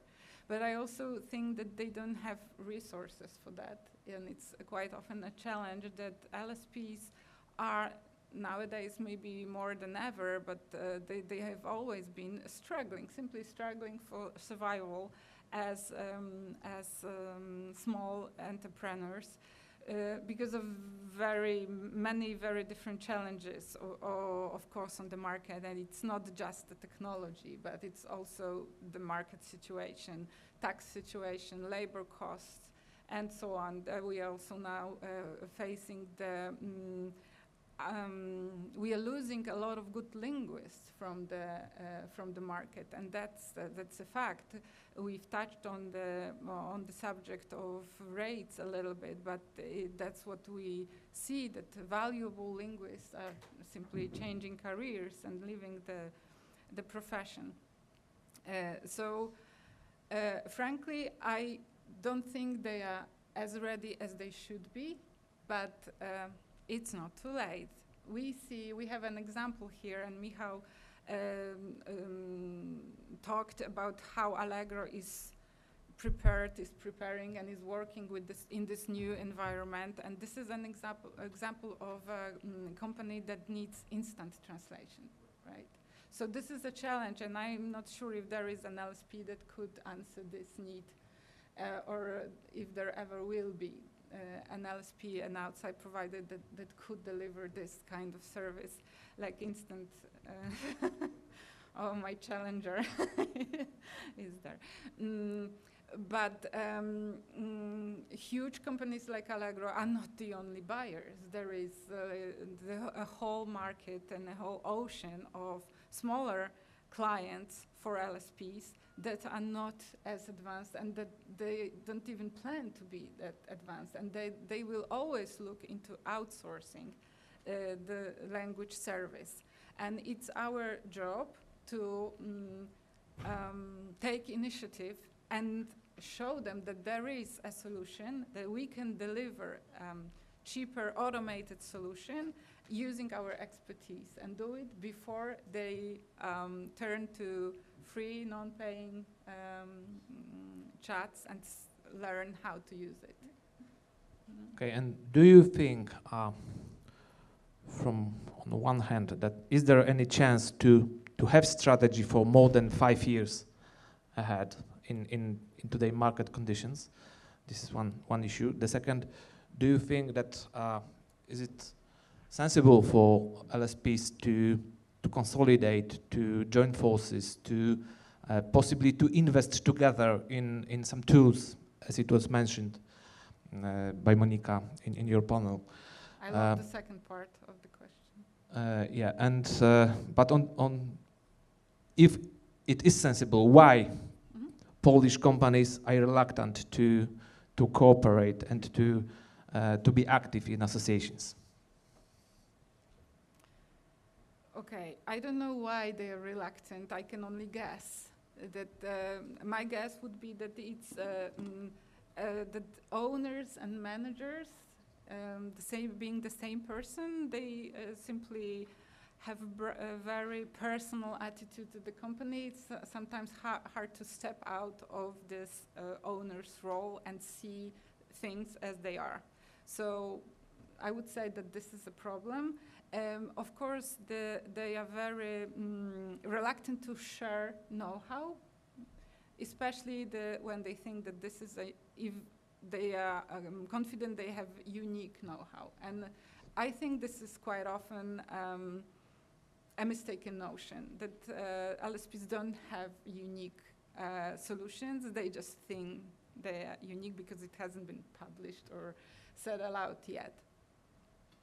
But yes, going back to the second part of your question, I believe that market consolidation is a great way forward, because we need to, as LSPs, we need to accumulate this momentum and have resources to invest, simply. That's why we need it. And consolidating mergers, acquisitions is one of the safest, fastest way to accumulate capital for investments. My personal perspective is that in POLOT, a lot of its members gain a lot of good, a lot of trust, and I think that trust is the solution here. We are competitors. We were fighting, but thanks to possibility to know each other and to do some pro bono things, like organizing conferences for the industry, we see that you can trust some people and you can do something good together. Thank you, Agata. If I can add a few sentences on that. Yes, Diuna in POLOT met great companies, and some of them turn out to be open to cooperation. And so we can openly say that we've created consortiums and took part in public bids together with POLOT members, and it was very successful. But we've also completed acquisitions within POLOT. And without POLOT, I don't think it would be possible, because as you said, this factor of trust, of building trust, of getting to know a company, it's much and more... people behind the company. Yeah, exactly. The teams, people, the values behind the company. It's so much more than just analyzing reports, tables, data. It's invaluable. I don't think we would have closed those deals without being in touch with the owners before. And that leads us to perspective of individual translators, especially sworn translators. Dorota, do you think the whole profession of sworn translators and organization, trade union, do you think that you are safe, let's call it? And what do you think about, this is some expansion on this issue. There are some ideas to include automation and machine translation into legal proceedings, into court proceedings, into asylum situations. When dealing with refugees, there are already cases where Polish courts said that there is nothing wrong with using Google Translate when dealing with children at the border. So, yeah, so one general perspective, wide perspective. Do you feel safe? And what do you think about such ideas? Because we already know that there are some scientific articles for now discussing this issue and possibilities from a legal point of view. The second issue is that technical infrastructure, which would take some time, but I think less than we would like. Yeah, and then the perspective from ethical point of view, and your professional business point of view. Hello, thank you for having me here. I work as a translator for almost 20 years and around 6 years as a sworn translator. So I will represent the stand of translators here. Do we have sworn translator in the room? Okay, great. So I think this issue may be discussed from two perspectives. One from the perspective of a sworn translator, and the second one from a perspective of a party to the proceedings. So, of course, it is interesting, and I guess it will somehow facilitate the work of the criminal justice systems. However, I think that replacing a sworn translator with AI tool need careful consideration, because I see so many challenges here. And it's a topic like we may discuss it for a whole day probably, so I will just speed up. I think I find many challenges. However, let's focus, in my opinion, on those that are most important. To me, the first one is liability. Apart from ethical responsibility of the translator, I think that AI tools may somehow assist the translator. However, they may not replace the human judgment in the legal cases. Some legal text, written text, and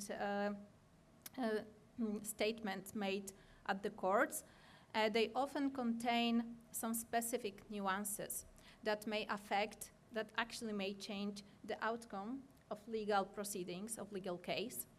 And I believe that AI is unable to avoid misinterpretation.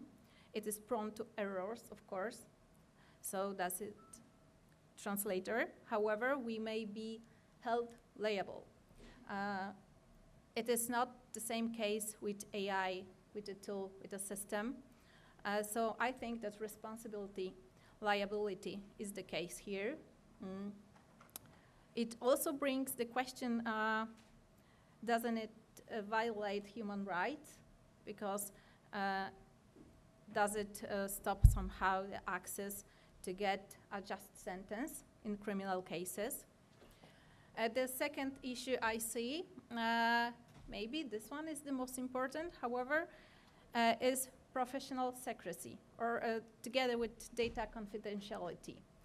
Because we, as sworn translators, are bound by strict ethical and legal obligation to keep confidentiality of data, to protect sensitive information that we see in the papers, in the court papers, that we hear at court cases. And it is a challenge because when we think about AI being introduced, I guess these are cloud-based AI systems. So data must be stored somewhere in the cloud. And I think that it may lead to unauthorized access to data, to misuse of it, breaches of some information. So this is, as a party to the proceeding, I believe this is crucial. This is something that may not replace a human at this point. And there are other challenges, of course, as you said, for example, integration challenges related with technical aspects, like implementing the tools, which is also related with, for example, training of legal professionals on how to use those tools. And it also leads to adaptation of regulations, I guess. And everything is also related in that matter with time, budget, reorganization. But this is like the technical aspect. So I think these are the most, I think, challenging aspects of introducing AI to judicial systems. Do you think that from a legal perspective, should profession of a sworn translator be adapted a bit to a modern technologies? I mean, when we have state exam, which is still done with your hand and paper, without using computer and paper dictionaries, it's, let's say, a bit out of date. It is. Should new technologies be a part, and risks and challenges of new technologies in terms of confidentiality and so on, should be a part of sworn translators training? And possibly also examination?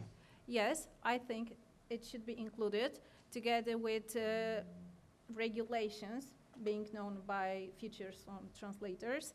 And I heard that there are some talks made about introducing computers to be included during the exam. So maybe this is the future. It's high time. But I don't see it to, for example, have access to internet during the exam, of course. I think the way it is just focusing on your knowledge, this is something to be considered. But of course, computer is a must. And I think it is important also for the future sworn translators to really get into to read carefully regulations, because even experienced translators, sworn translators, often do not know some nuances, some specificities that are need to be bound by us. And we have, as a trade union, because I'm a member and board member of the Trade Union of Polish Translators, we get a lot of questions that answers are made in regulations.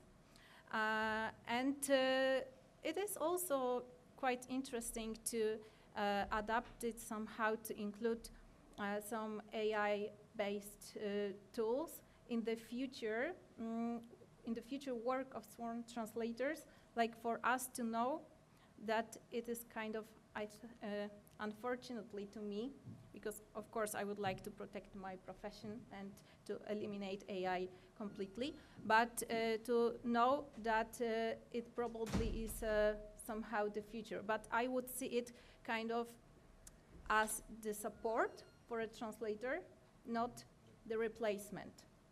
There are many ways to have it somehow as a supported tool. For example, even at courts. I often interpret at courts remotely.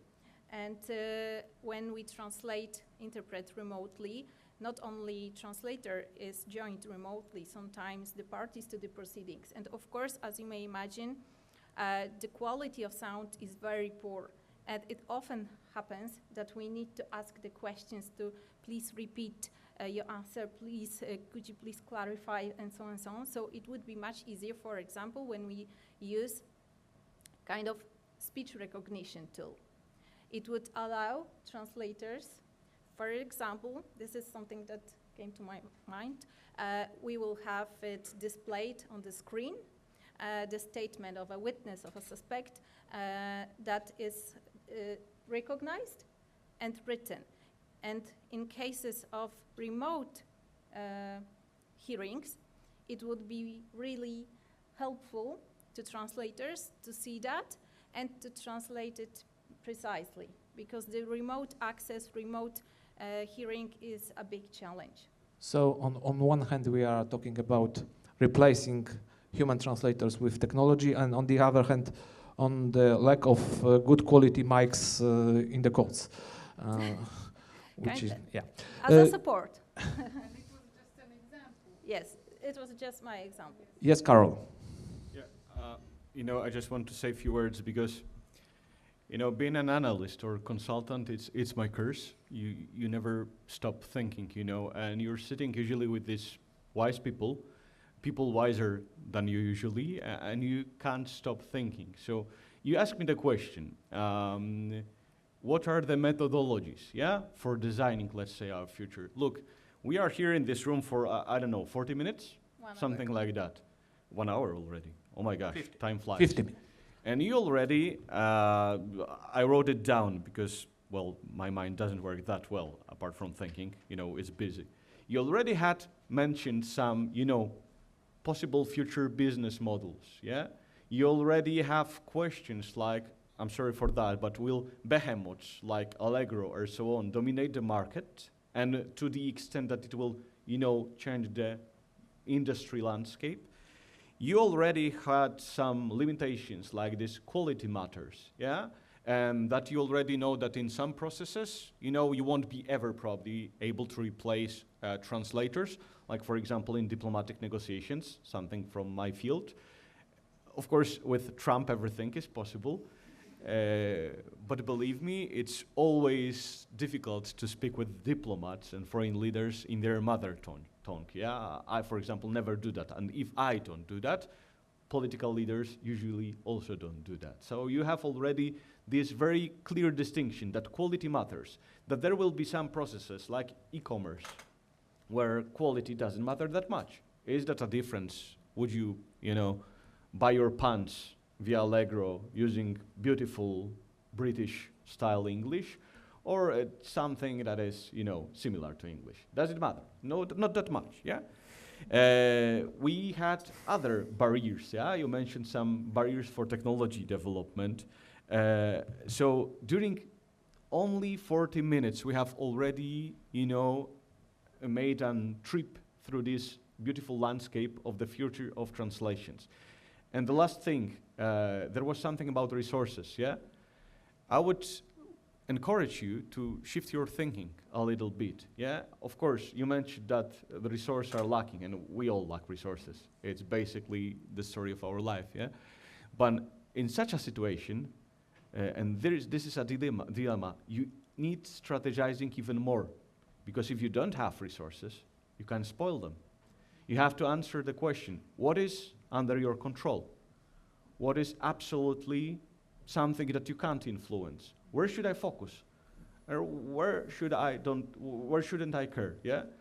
You should have answer. What competences should I develop? And by the way, thank you for this impressive picture of future competences. It's already mind-boggling, you know. Probably this is the best summary of my speech, that what you said about this cross, or should I say interdisciplinary competences, being open-minded, is probably the biggest recommendation that can, you know, be the result of our panel.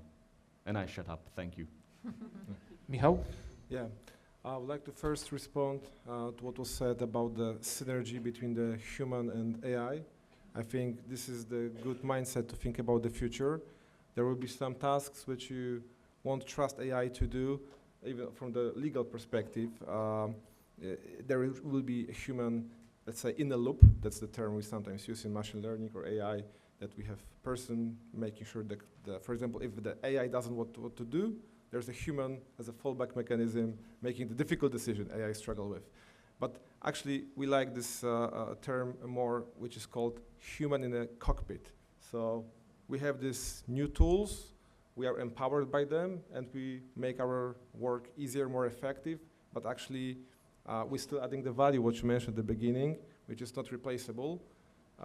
And I think this is a very, let's say, positive mindset we can adapt here. I would like to also mention that as Allegro, we really value our partners, LSPs, and other language data providers. We wouldn't be able to be effective without them. They provide us with the know-how, tooling, and scalability options we would not be able to build internally to be agile. So I want to emphasize that we are partners, we are not competitors, especially that we are not providing translation services by ourselves. So we really have huge needs internally, but and we think about how to do this more effectively, but still, without external partners, we wouldn't be able to achieve what we had. So yeah, and speaking about the quality of translation for e-commerce, I wouldn't bring up any data here, but yeah, it's a matter of trust, and you might be surprised, like what tiny details have impact on the trust, and we're really doing our best to make sure that both merchants and customers trust us, and the quality for that is paramount. Okay, thank you, Michał. Do we have any questions? Michał, can you imagine a collaboration with a translation company or rather with a translator as an individual? Which do you prefer? I think the company. Why is that? I mean, we have a process, and we have internal language quality assurance specialists who are transforming currently into language quality managers role, who are working with stakeholders to make sure our whole localization experience is effective. But I think having a company, trusted partners who also have, let's say, skin in the game to make sure that translators are available, they are trained, they are, let's say, working towards common goal with us, is something we really value.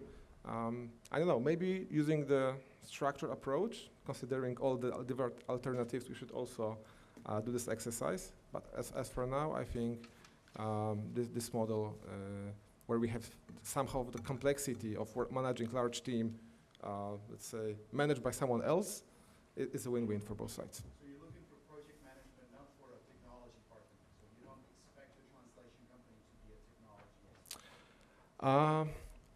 I don't know. I mean, we try to be objective when we are comparing the market offering. We have multiple criteria, hard requirements, and then let's say if all those hard criteria are met, and one vendor is more competitive than others, I mean, unless they do it legally and according to the industry standards, if they use technology in the backbone to achieve that, we are fine with that. Okay. One more last question. We already.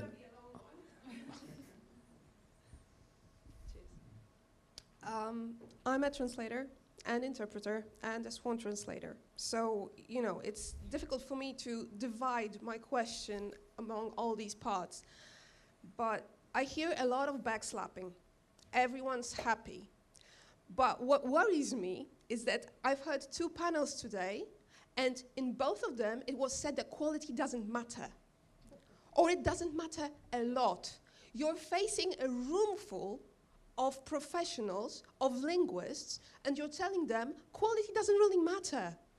I mean, we can use you for specific tasks. Yes, perhaps.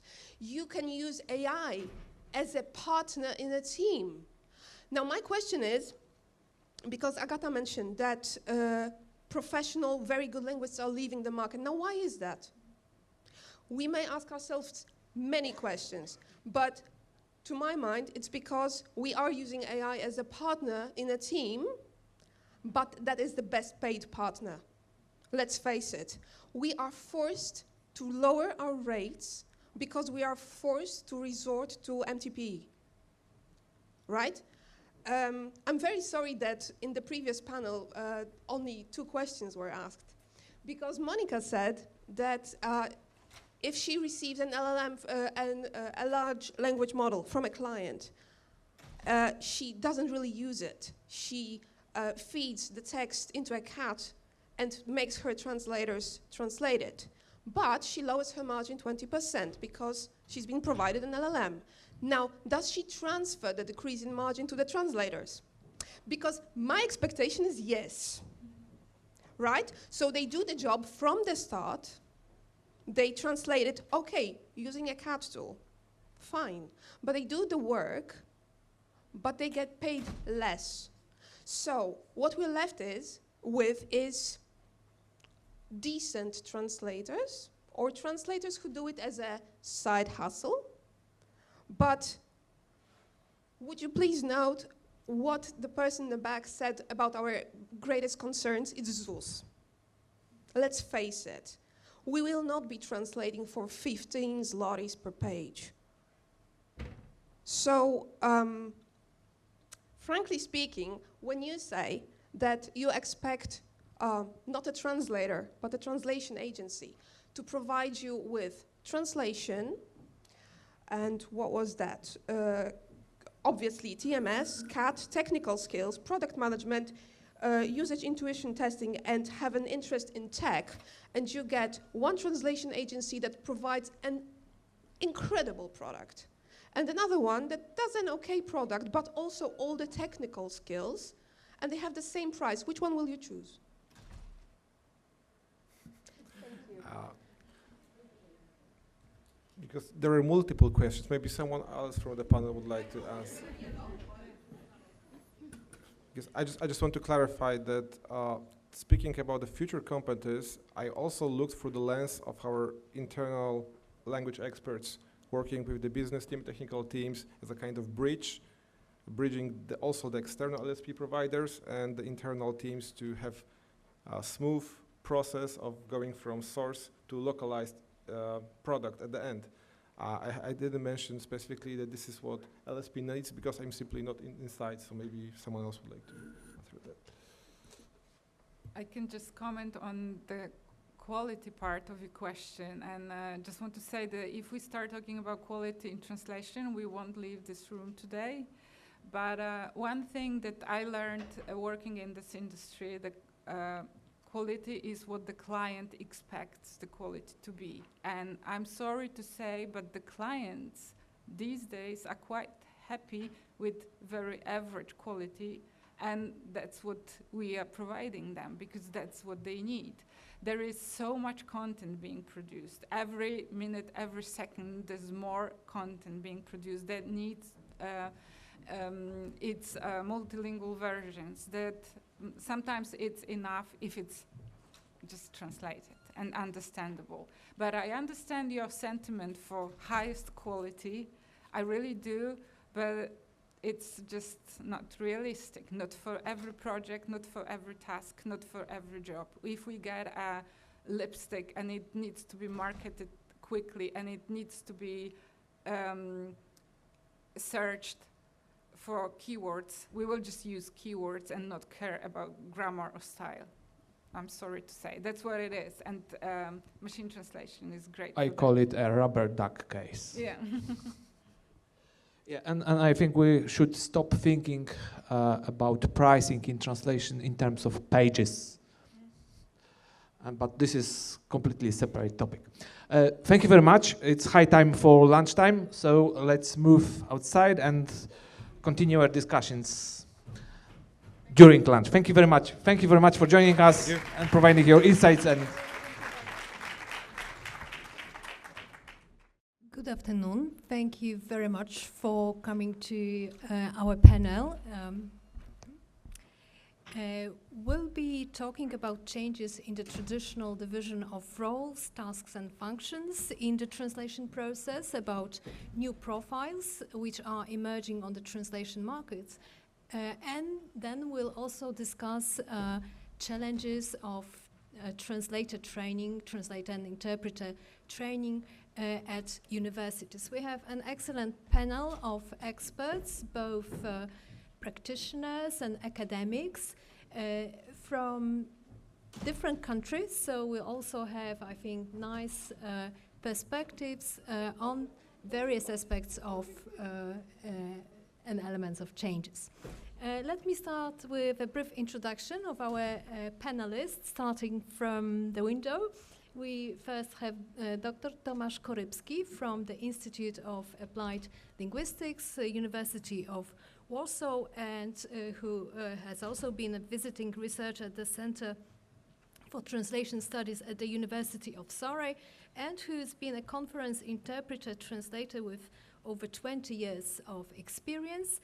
Tomasz regularly publishes and presents on topics such as the evaluation of interpreting and re-speaking and the applicability of AI-based solutions in the provision of interpreting and re-speaking services. So here we also have a nice perspective from interpreting such.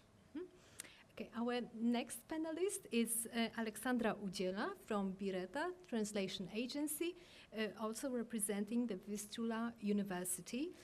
Aleksandra is responsible for the day-to-day management of the translation department and translation quality control at Bireta, where she implements processes to streamline work and improve the quality of translation.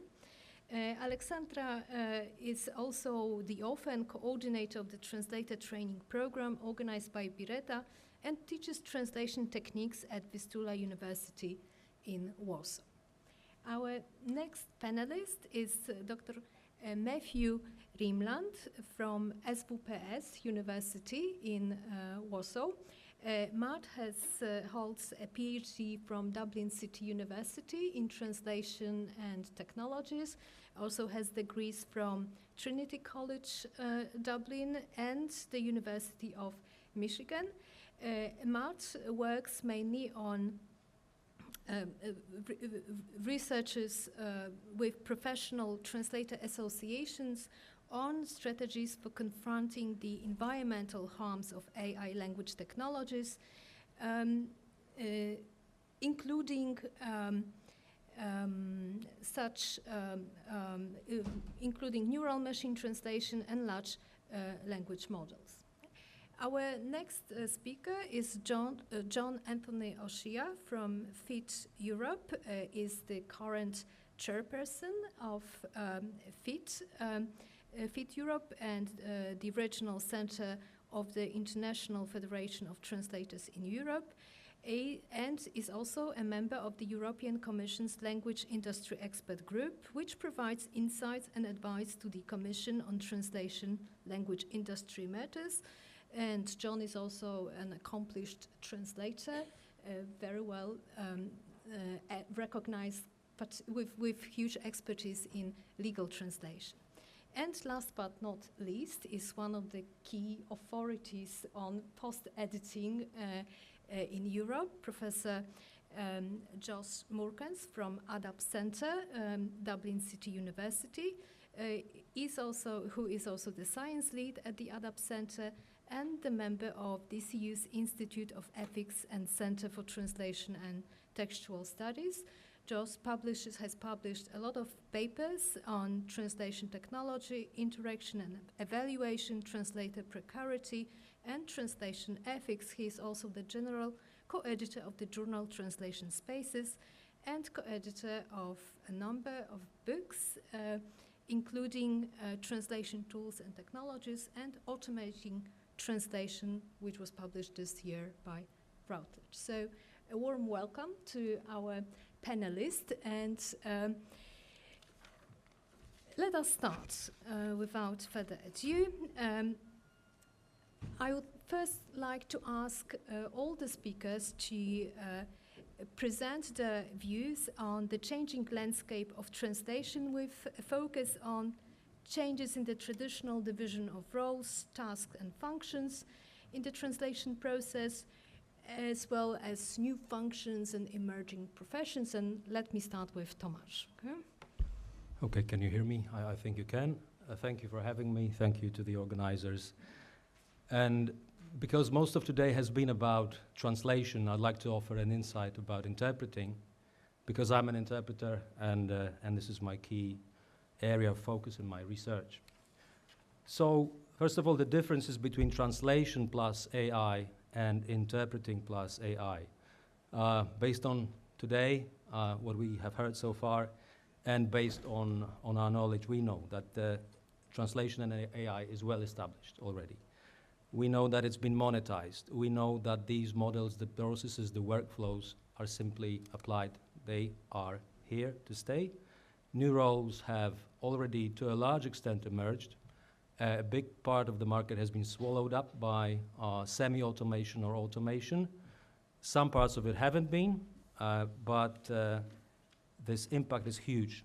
We heard results in the morning from recent studies showing that the revenues in translation are unfortunately dropping, which is not the case in interpreting, and this takes me to that other field, the field of my focus, which is interpreting and AI. And I'm going to focus on these differences between interpreting and AI and translation and AI. So interpreting and AI is ongoing work. There are already service providers who do provide machine interpretation. It's not widely spread yet, and I have to underline the word yet.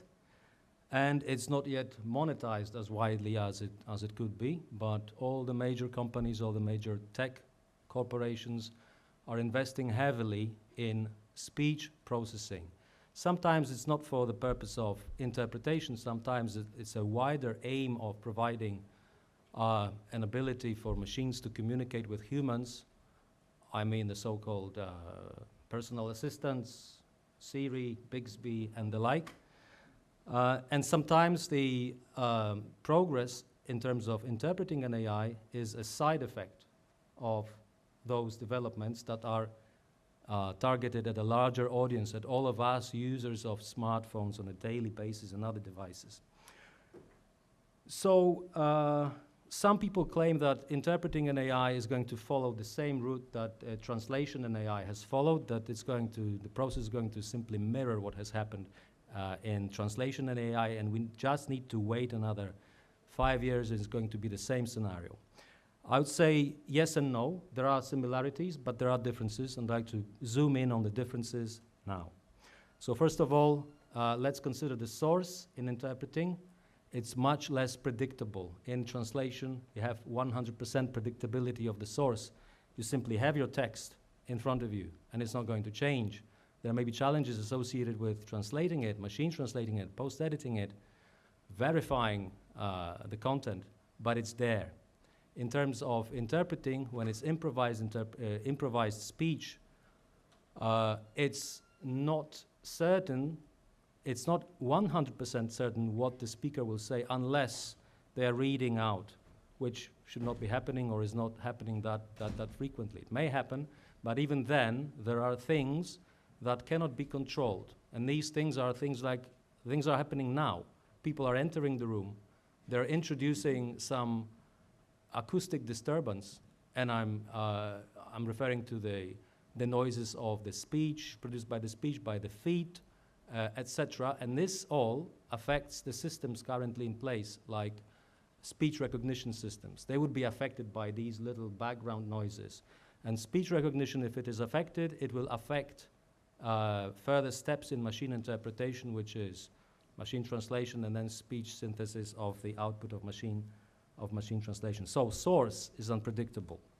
These settings are variable, like I said, acoustics, but also data throughput.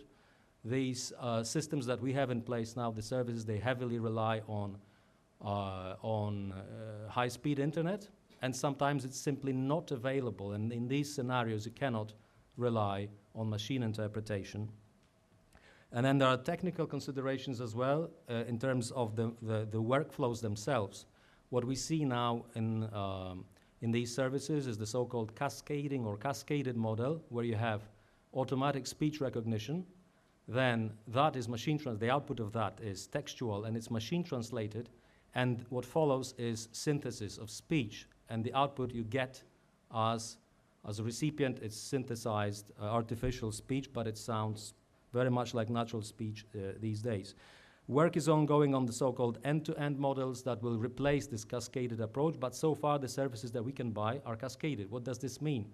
This means that for us as recipients, there can be a significant delay or lag in the reception of the interpretation. The interpreters who are working in the booth right now are offering you interpretation with a lag of about 1 to 3 seconds maximum.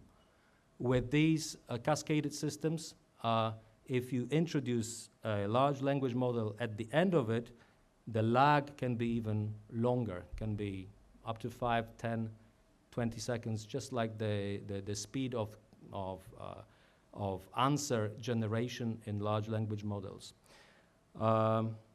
Then the next field that is different is data and data protection.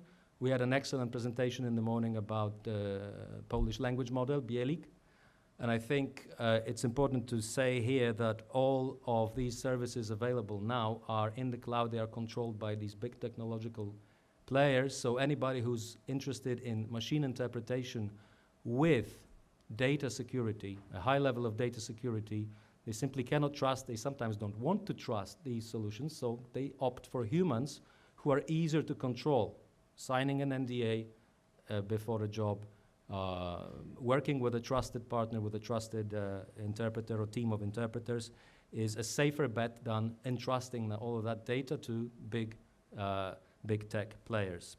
So data privacy, but this is going to change soon as well. We heard about small language models being introduced, and the difference is that they can be locally deployed. So rather than entrusting your data to servers and to data processing that happens elsewhere beyond your computer, you can actually use those smaller models, and this is one of the ideas for monetization of these services from Meta, from Google, to sell these smaller models that can be simply installed on local computers, and thanks to powerful GPUs, data, including speech data, can be processed. As an example, I can tell you 5, 6 years ago, when NVIDIA, the major manufacturer of GPUs, presented their GPU, newest GPU to OpenAI, it cost $25,000. Now the same computing power is available for $3,000. And it's within reach of individual interpreters or LSPs to purchase 2 or 3 machines with a powerful GPU, a locally deployed language model, and then offer interpretation based on local devices with no data whatsoever leaking out of this setup. And this is just signaling this. I know my time is limited. I'll take 2 more minutes, sorry. And of course, there's the question of revenues. We know that they are dropping in terms of translation. We know that they've been looking quite optimistic in interpreting still, but there are uncertainties there as well. A lot of interpreting revenues are generated by companies that work with governments. Government spending is prone to fluctuations, geopolitical fluctuations. Trump administration now in the US is introducing cuts that will most likely affect language access as well if they manage to automate parts of it and still prove that accessibility is there in line with US legislation. So, to the core of your question, is there still space for humans? What are these changing roles? I think there is, because not all interpreting settings will be, it will not be possible to ensure interpretation in all of the settings thanks to technology.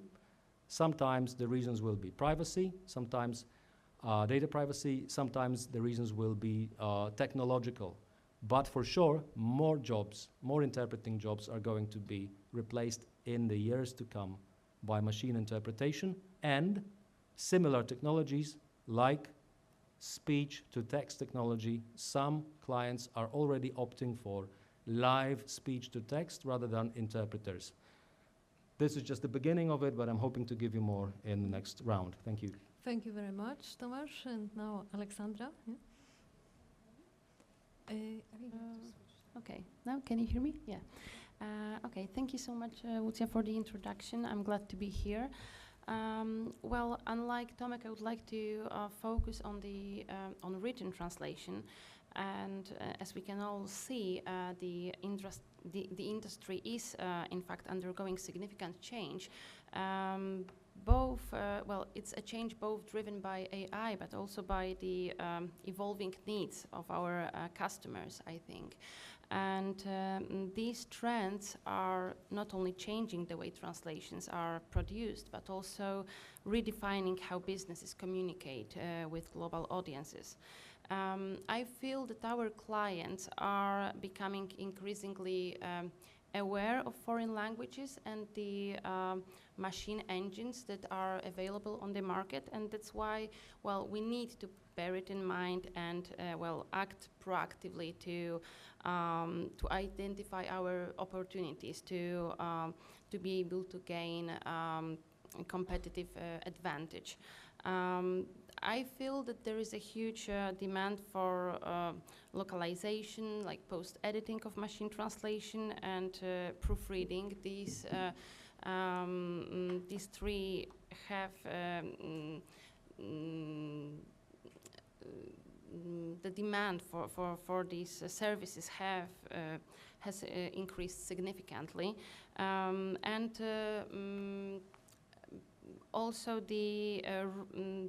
some roles are becoming increasingly important, and I think that the roles that we are that we can think of now, these are the roles of QA/QC specialists, terminologists, project and data managers, data security specialists, new technology specialists. So as we heard earlier, we can no longer think just about translators. We need to think about, well, linguists, like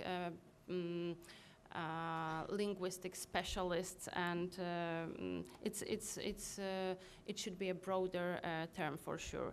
And it's really crucial to realize the potential of AI for sure.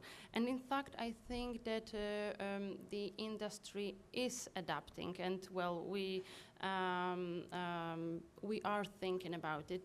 Some new standards have been published. Like last year, there was this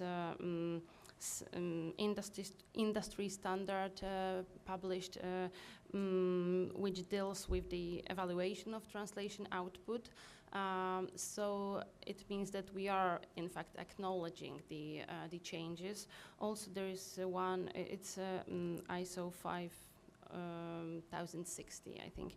And there is one more ISO related to terminology management. So I think that there is a growing need for terminology management, and there is a growing demand for such services as well, because very often our clients are searching for such services, not only for translation, but also they want us to build glossaries and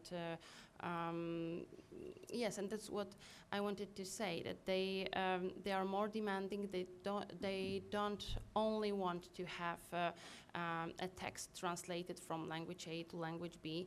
They want a whole process organized by language specialists. So we need to think about some guidelines, about glossaries, and sometimes about the processes. And we should be the professionals who guide our clients. And I know that during the last panel we talked about the quality a little bit. I think that the quality is still very important, and I feel as a person who is responsible for the quality, I feel that our clients are more and more demanding, and they are demanding better quality. For sure, there are texts which are simple, and the machine engines can deal with them very easily. But we very often don't receive such texts for translation. We receive very complex documentation, and our clients want us to produce the best quality, and so I think that the translated text must not only be accurate, but very often they must also sound valid in the target language. And what is difficult, it's regardless of the quality of the source text. So sometimes the source text isn't doesn't sound proper in, but our clients want expect that the quality of the translated text will be much better. So it's a difficult task for translators. And this applies not only to marketing texts, but very often to technical documents. We need to be precise, but we need to think about the clarity of the text, but also about how it sounds. And I think that the pace of change in this industry is accelerating, making it essential to rely on up-to-date curricula, because we are talking about new roles, new functions, and the also about the training of future translators. So we need to think about this the programs and adapt them on an ongoing basis, I think. But I looked through the program of this faculty, and I'm glad to see that the universities are indeed recognizing this need, and they are taking steps to adapt their training programs. So it's a good thing for sure. Thank you. Thank you. Thank you very much. And now Matt here. Yes. Hello. Thank you everyone for having me, for the nice introduction. I'm very honored to be here. As Professor Biel mentioned, I'm Matthew Reemland, and I am actually, since last September, based here in Warsaw at SWPS University, just on the other side of the river here. Always looking for excuses to come to the beautiful University of Warsaw. So thanks again for having me. As an academic, I think I have, and those of us who have worked on the academic side of things, we have a bit more space and freedom, I think, to focus on the bigger picture stuff, although that's what we're here doing, of course, as opposed to the more day-to-day business concerns of operating an LSP, for example. And in my personal research, my interests and what keeps me up at night, I am really focused on two major ethical concerns related to translation and the technologies, not just machine translation, but of course, large language models and everything that we would put under the scope of AI. So the first of those two concerns for me, as was mentioned in the introduction, is the environmental impacts, which some people might have heard a little bit. It's gaining a lot of traction nowadays in the international media, is that the infrastructures necessary to operate all these technologies that we come here and talk about as being innovative developments in our profession, the massive infrastructures and the resources necessary to keep those infrastructures operating and even expanding to meet the growing demand for AI have massive tolls on the environment all around the world. And so one of the main sites of these environmental impacts has been data centers, right? Nowadays, AI models that we use and we operate, we're not operating, we might have smaller models operating on our local devices, as some people have mentioned, but most often we're running them through the cloud at cloud computing centers. That's a third-party data center located somewhere else around here. There's maybe, I don't know, a couple dozen around Warsaw last time I checked. There are certainly some hot spots around Europe that there are massive concentrations of data centers. One certainly is in Ireland, as Joss knows very well. He used to work at a data center, actually, yeah? It was quite early 2000s, was it? All right, yeah. We'll let him off the hook for that. I think that's statute of limitations there. But yeah, so what's the environmental impacts specifically with these things like data centers? Well, for one, as we know, it's just very recently that we've had the hardware, the compute, that makes it possible to run these extremely computationally intensive models, right? These massively complex mathematical representations of language and translation models takes a lot of computing power. And of course, that needs a lot of energy. And where do we get that energy? It's not always going to be from solar panels, from wind farms. A lot of it comes from fossil fuels. And that's where AI and the infrastructures create a lot of carbon emissions released into the atmosphere. That's not a good thing, the way things are going right now. I can tell even back in the United States, where I'm from, if it wasn't obvious enough from the accent, the demand for artificial intelligence, the growing massive expansion of data centers across the country has led to coal mines staying open after they've been planned to phase out, coal being the dirtiest form of fossil fuel. It's also led to natural gas plants staying open, and in certain areas it's creating massive strains on the local energy grids, where the demand for energy created by AI is competing with energy needs of local people for heating their houses and whatnot. So this is not a good thing, obviously. So the carbon dioxide, carbon emissions, the energy consumption, massive problem with these AI models.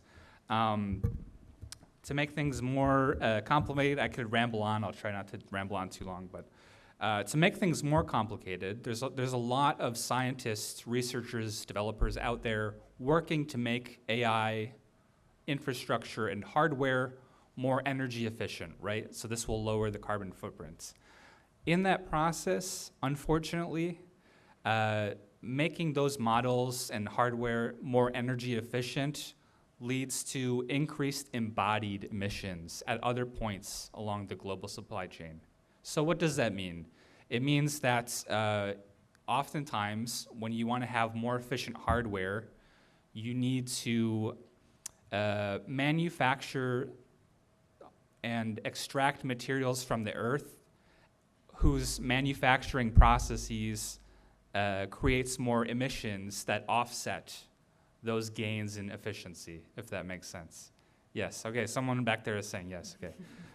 Anyway, so this, I could go on and on about this, but it's very complex, sprawling global supply chains that don't have easy answers about simply trying to make things more efficient on a model by model basis.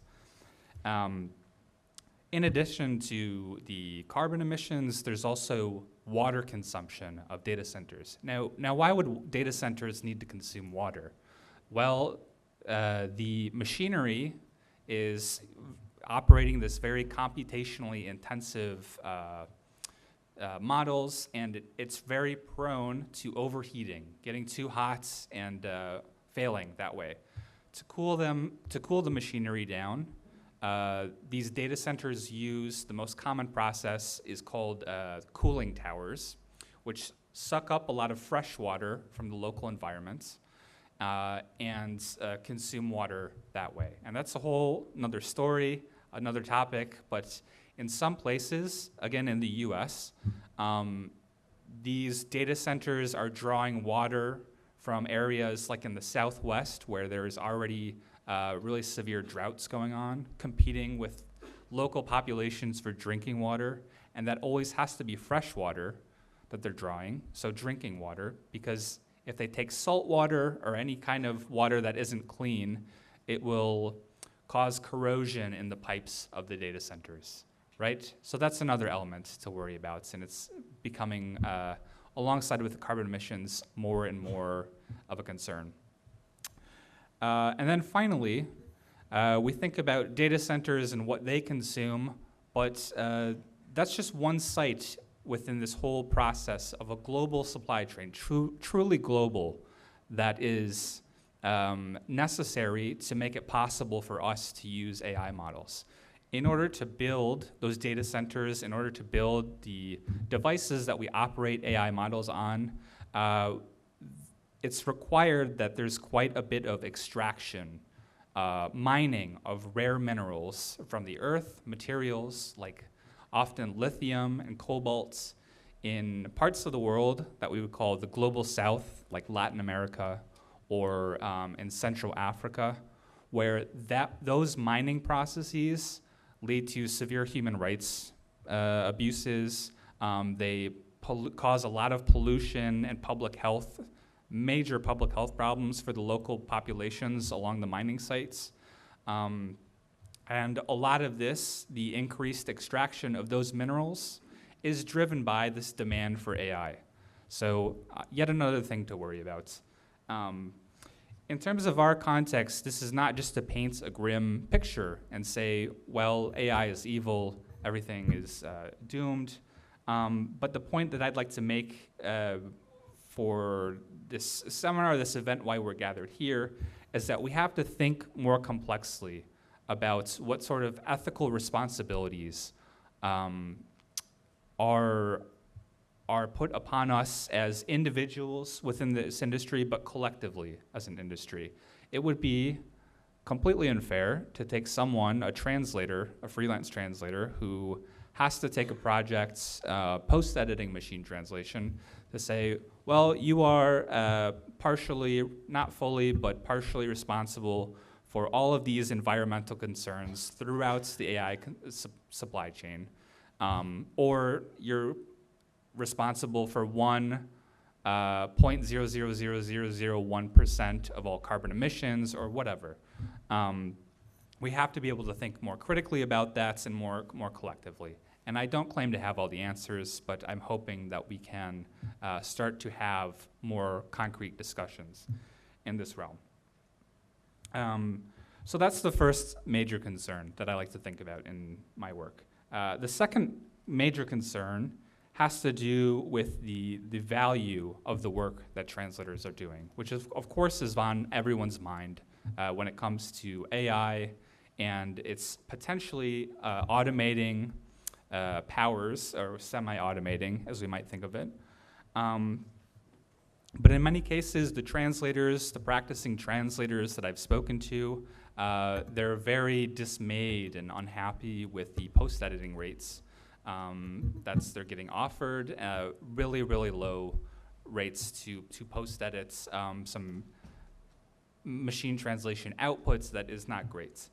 And we've heard some people talk about trying to educate translators, empower them to be more forceful in negotiating better rates. And absolutely, I think that's a fantastic goal. But I think we can also do a better job of moving beyond just looking at individual translators negotiating rates with anyone purchasing a translation service, and think about the role of translators' labor in creating these AI systems in the first place.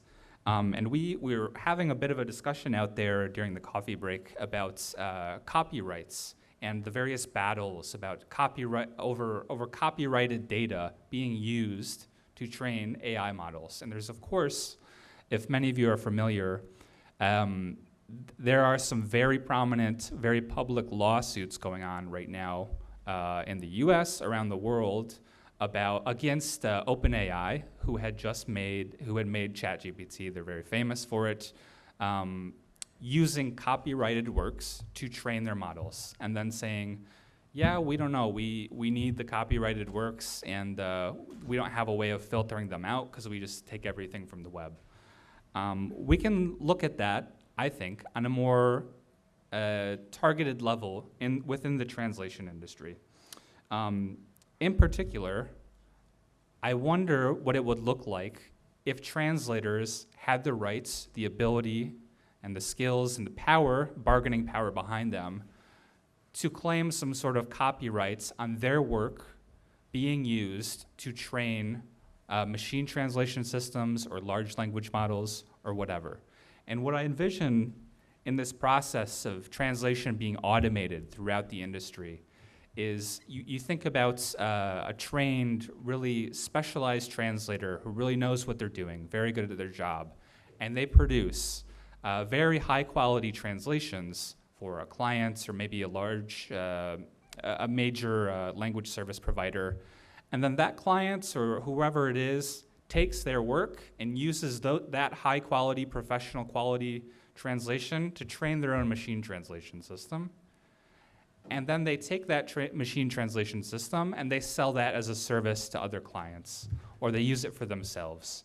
And how many cases would the translator get any kind of compensation for the future value being created on a system that could not exist without their labor, their high quality translation labor being put into it in the first place? I don't know. So there have been some, obviously, there's a lot to talk about, and there's a massive imbalance of bargaining power here. But there have been some alternative data governance models proposed by different scholars, different people in the AI sphere, that is calling for a right for translators or any kind of digital worker, data worker, to lay claim to any future profits, future value created by AI models that were trained on their work. And I think that's something that I would love to see that happen in the future. And hopefully that's an area where translators can get together, and instead of just bargaining individually with clients, Okay. Perhaps, sorry, Lucia. Yes, fight back in that direction. Apologies. So that's it. Thank you. Yeah, Apologies for going over. That's a good point, I think. And now we can move to John.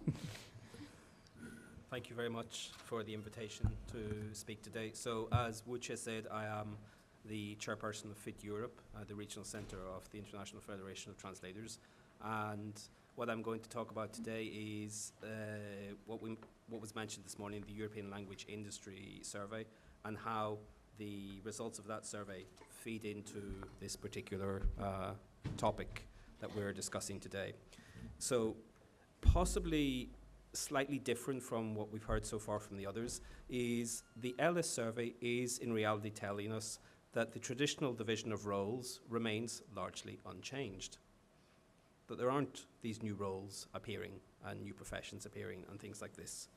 What we are seeing though is the shift from traditional human translation to machine translation post-editing. That is definitely on the rise. That is very, very clear in the data this year.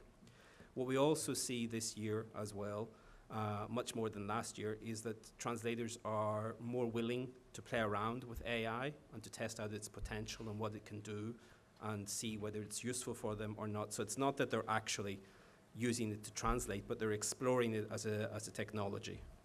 And possibly one of the reasons why they're not actually using it fully yet for translation is it may be prohibited by the terms of the contracts that they have to sign. Again, we don't have 100% clear picture about that, but it's sort of intimated a little bit in the data, and so we would need to explore that further. But what is constraining translators from using AI? One of the very interesting data points which emerged in the survey results, and which we talked about yesterday, was that now machine translation is being used in more than 50% of projects. Now, that doesn't mean that everything is 100% machine translated, but it is being used in some way in professional work in over 50% of projects. That is a big change. And another very interesting connected point is a lot of that usage is not required by clients. So it's not the translation agency demanding it, and it's not the direct client demanding it. It's the translator deciding that I want to use machine translation to make my life easier or more difficult. That is a really big shift, this acceptance of machine translation as a tool that could be useful in some way. And of course, the other side of that is that that means that a lot of work is still being done in the traditional old way by humans without the use of machine translation, using translation memory systems, using Trados, for example, Studio, all these sort of things. That also emerges very, very clearly in the data. We have like, what tools are you using? And you see for the translation memories, it goes quite far across the bar. Machine translation is a bit further over here. So the traditional old-fashioned ways of working remain largely unchanged in the LS 2025 results. And I think this allows us to say with a lot of confidence that these narratives that we hear, that it's the end of human translation, that we don't need human translators anymore, they are largely misplaced based on the data that we currently have. There are other reasons why people are promoting those sort of messages. We talked a little bit about them this morning. We heard from the panelists mentioning why those sort of things might be happening. So professionals are viewing machine translation as a tool, not as a replacement. Again, this is a phrase that we heard quite a lot this morning. The problem that professional translators have with this technology is not the technology itself, it's the financial side of things, the depression of rates, this demand that the rate has to go down because you're using this particular tool. This is what concerns translators, the viability and the sustainability, their earning potential, and so on and so forth. So in the survey as well, we asked some questions like about why we're seeing this use of machine translation, why are you using machine translation, and is it purely a matter of clients demanding faster deliveries? And here we have a quite conflicting picture, because in some of the other questions we ask as well about whether there are rush projects and whether you could charge rush fees and so on and so forth, the data there clearly shows that from 2024 to 25, there's a drop in the demand for rush projects. So we don't have this very, very clear picture that machine translation is being used solely to speed things up. And another interesting data point as well concerns time management. It ties a little bit into what we just said. Time management was always an issue for freelance translators. They found it like these rush deliveries quite stressful in the past. This year we see a big improvement in the results concerning time management. And of course we can start to ask several questions why that might be. Is it in fact because there's less work? So people are doing less work and earning less money, and that's why they're better able to manage their time? Or is it in fact because this is what we've been saying for years now, that associations should be helping their members to learn how to manage their time better. So has that actually happened? Again, we don't know. Or is it all just because machine translation is being used and that speeds things up, and so people are able, they have a sense that their time is better managed? We don't know. Again, this is something we would need to explore in more detail in the 2026 version of the survey. So one of the other things that Wojciech had asked us to think about in preparing for today's talk was whether there are new tasks emerging. The LS survey does not really show these new tasks.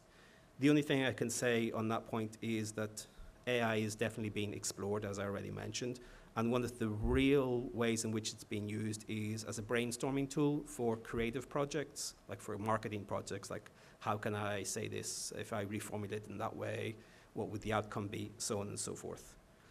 And I think the big conclusion from all that is this is a reflection of the historical pattern that we've been seeing anyhow. Translators are very, very adaptive to technology. They have been historically and are continuing to adapt and adopt emerging technologies. So it's no real surprises there, which is a continuation. We've been doing it before. There have been other big historical changes, like with the introduction of CAT tools and so on and so forth. And we're seeing it again now. People are adapting. One of the other things which asked us to explore was whether there are any new professions emerging. And again, I would have to say that that is not at all visible in the Ellis survey results. It's very much translators continue to translate. Yes, they're working less than before, they're earning less than before. We see quite some depressing data in the survey results. But of course, one of the reasons why we don't see these new professions is, well, we didn't specifically ask about it. We didn't think to ask about it in advance, and so maybe that's why it's not in the data. But also, I would have to say, in my experience as the chairperson of Fit Europe, that this whole discussion around new professions, emerging new roles, and so on and so forth, is not something that the associations bring to us. So we don't hear it coming from the national associations. We don't really see it also discussed in the monitoring of professional discourse. So in translator groups, translators talking among themselves, we don't really hear all this thing about new professions. Where I do hear it being mentioned is in the LIND expert group, so the language industry expert group of the European Commission. We are discussing it there. Possibly this is because of what Carol was saying this morning, you know, this strategic foresight, thinking ahead, like what is going to be coming down the line. And that also ties into other things that Wojciech wants to talk about later on in the panel discussion about the training of students and the future generation of translators and what they might potentially be doing. But the current state of the market seems to be that it is very much translators translating, yes, using machine translation much more than in the past, and probably feeling more comfortable with using it as well, but also feeling very, very upset about the impact on their earnings. And interpreters continuing to interpret, and as Thomas rightly said, possibly earning more money than translators do from their business. So the big issue that emerges from the Ellis survey, I think, is there's a very deep concern about what the future holds. Okay, we're making these adaptations to technology, but we don't have any clear picture of what it's going to be like next year, where this is all going. And there's a big, big worry and concern about being able to continue to earn enough money from doing what you're doing as a professional. And we saw the quite shocking figure this year that 23% of professionals are thinking of exiting the profession because they're no longer earning enough. They don't see a sustainable career in the profession. Of course, when you look deeper into that data, then you see that these are actually older people, possibly towards the end of their career. And so in some ways you can think, okay, it's justifiable, but we also mentioned this a little bit this morning, I think, that they're fed up of this adaptation and adjustment and having to change in order to be able to survive in the market. And maybe they just say, okay, I give up. And that's why they're thinking about leaving. So Another big issue that emerges is that we don't have a clear outline of what the new profession will look like. We don't know yet where all this technological development is taking us. It's not clear on the horizon yet. Possibly in the next edition of the survey in 2026. So again, in March 2026, when the results are presented, we will be able to say more about this particular topic. Thank you very, very much. Thank you so much, John. And now, Josef.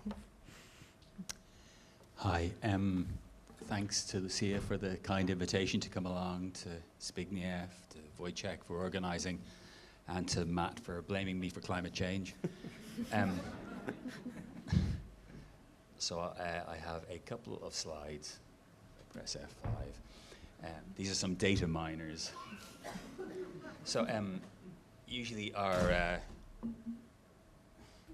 sort of rule of thumb for recommending translation automation or the use of MT is that the level of automation should equate to the value of a text or a piece of media, the risk involved with the translation and the shelf life. But that seems to have really changed recently with the advent of generative artificial intelligence, and there's a real push to have a feeling that we'll be missing out, a fear of missing out if our organization or ourselves aren't using artificial intelligence. And we can see that across the translation industry with these splash pages from Transperfect, probably the biggest LSP by turnover, RWS. In Iceland, where I lived a couple of years ago for a year, the government partnered with OpenAI to make sure that Icelandic is a relevant language in the digital domain and handed over all of their language data to OpenAI. And they're now recommending that other small language communities do the same with this playbook for the Icelandic approach. There's huge amounts of money going into OpenAI and other businesses. And it was interesting that Monika mentioned earlier about building your own LLM, but I don't know of any LLM that is actually broken even yet. They're all loss leaders as far as I can work out. So it's an investment, but also a huge bet. And we're in this Petri dish where it's all launched at us, and we're testing the LLMs for them. And in Poland, and as with Ireland, our national governments are pushing for AI. Our Irish government asks that 70% of Irish businesses use AI by 2030, whether they actually really benefit from it or not.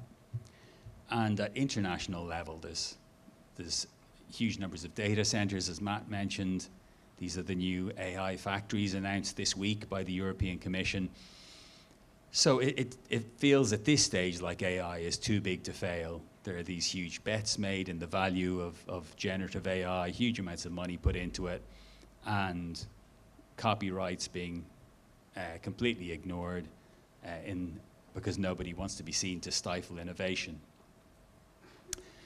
But it's very uneven the way AI is being implemented and integrated in our industry. This quick table that was made by Sielewski and Dranch last year shows the different integrations of generative AI in various different translation management systems.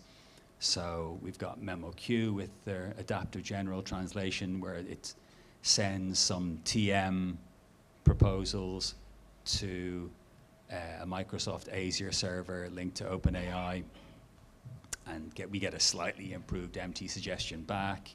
We've got Localize with different buttons to rephrase, lengthen, shorten. We've Lilt with the option to use a choice of different LLMs to create multilingual text from a single prompt. So there's no single best practice. There's no best implement. Things are all over the place. LLMs, the whole advantage is just by the huge amounts of data. It's the progress of LLMs have been very much focused on scale. More data means you've got these emergent abilities in arithmetic, transliteration, word unscrambling.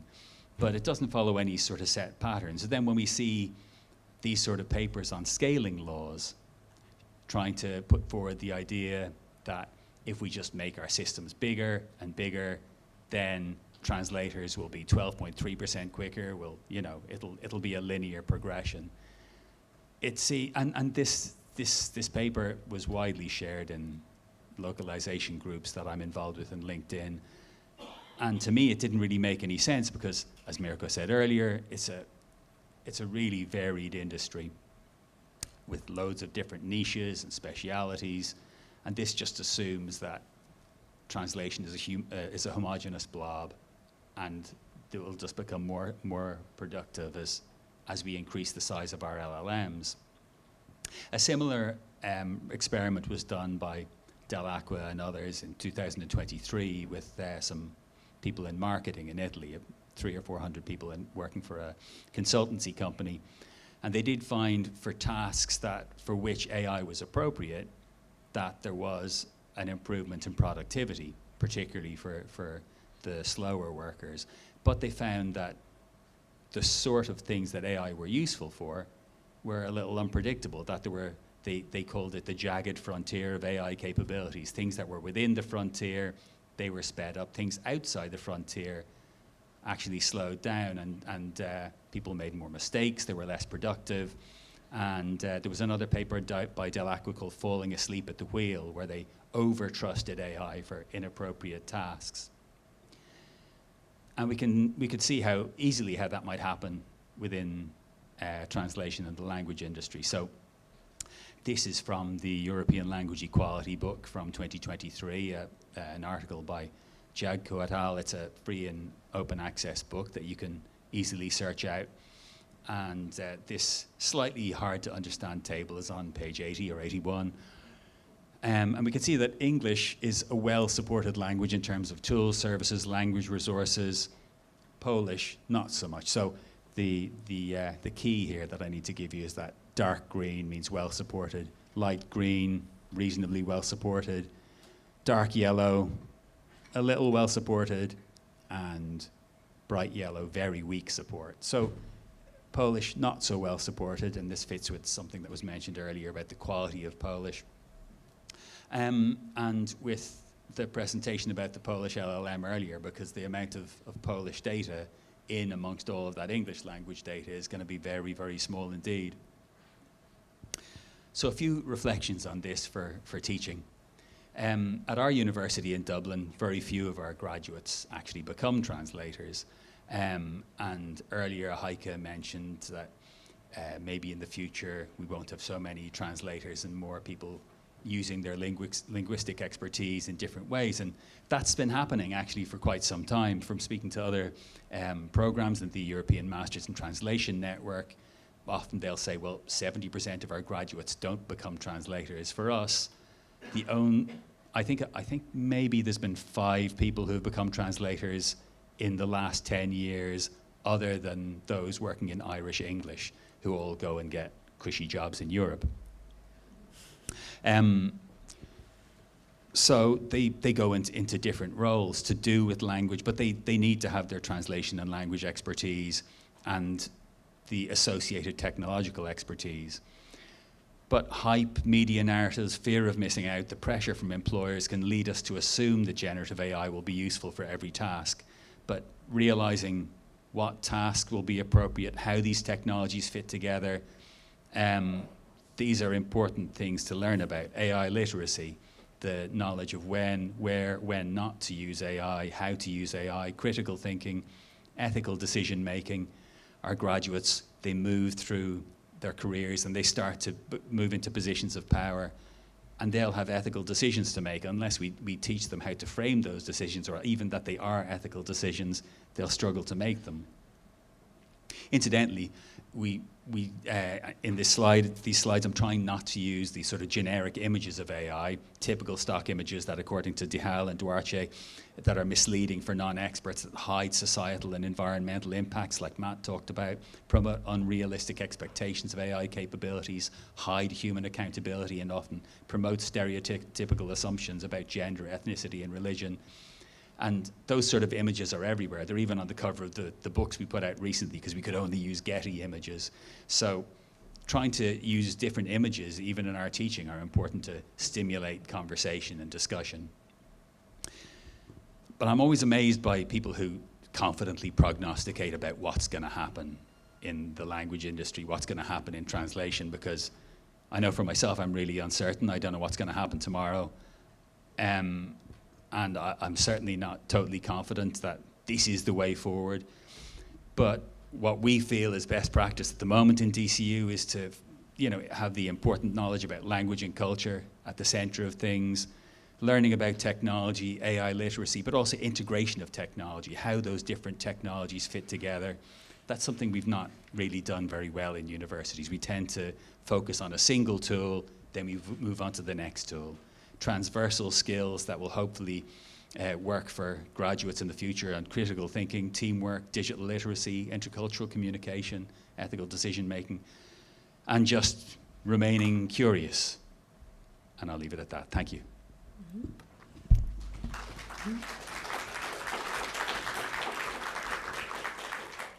Thank you so much. That was an excellent move to our next part, to the next part of our panel. Now we'll be talking about how universities should adapt, how the training of translators and interpreters and language experts should be adapted in order to face the new realities and what's going on the market, what skills, what competences will be important,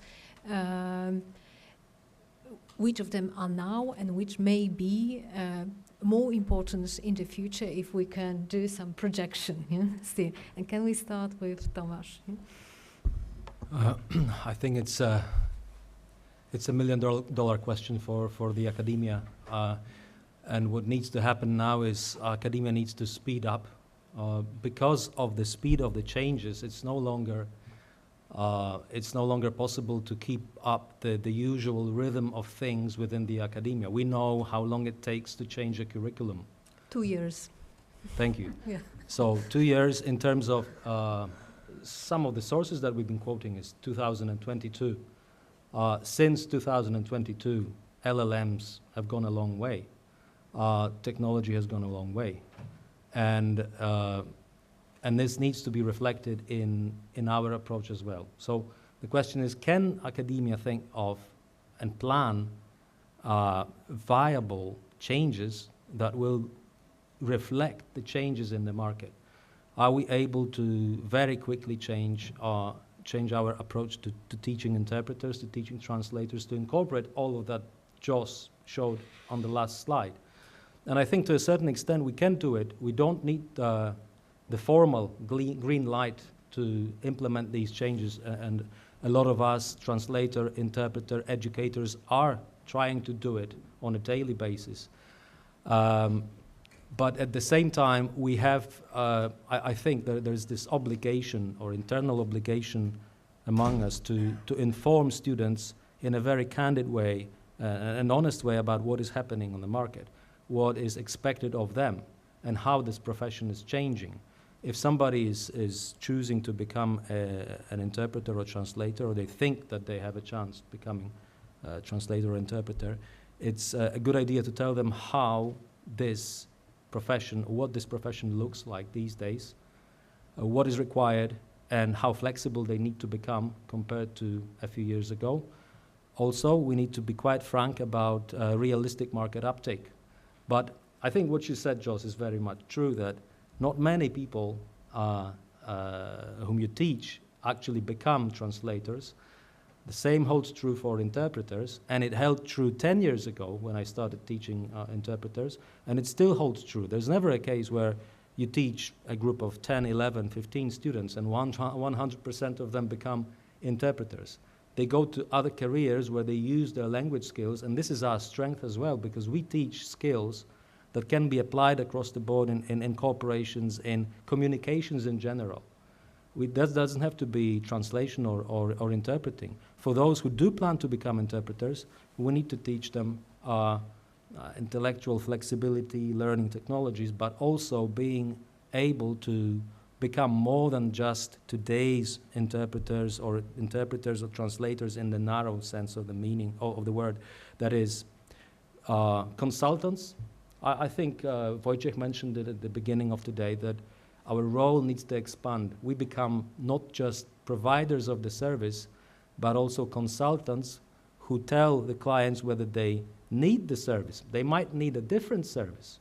I might be an interpreter who can deliver a decent job, live, human interpretation, but if I see that this particular client will benefit from machine interpretation or live speech to text within their budgetary constraints, and it still will meet their needs, I should be able to tell them that, give them the option, and also I should be able to operate that technology, to set it up for them, and to issue an invoice for my service, because that's based on my broad knowledge of the field of translation and interpreting industry.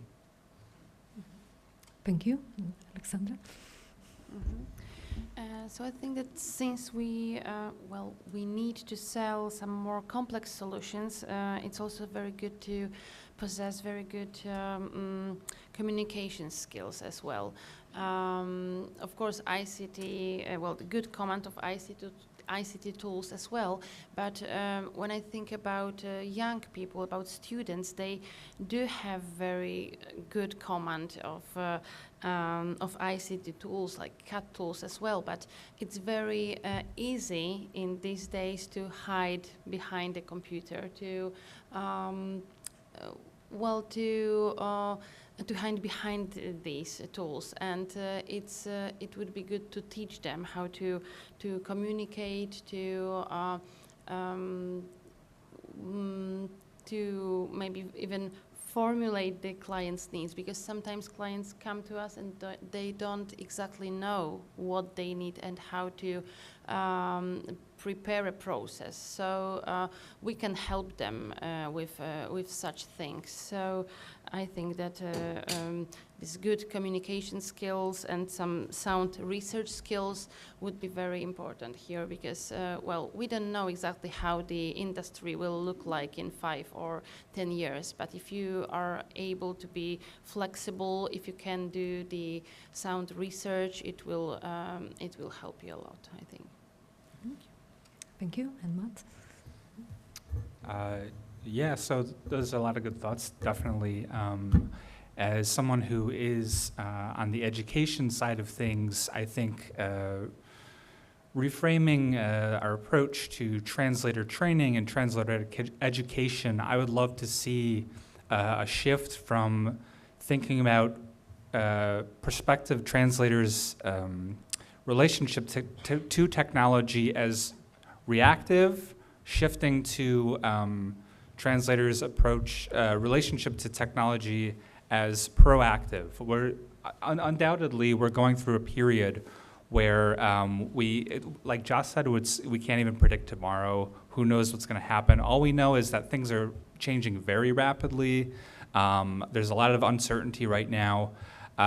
As a part of translator training curricula and around Europe, I would love to see some advocacy for students to get involved with like professional translation associations like FIT Europe. The work that John is doing, I think, is brilliant. I always love to see their events and what they're able to do.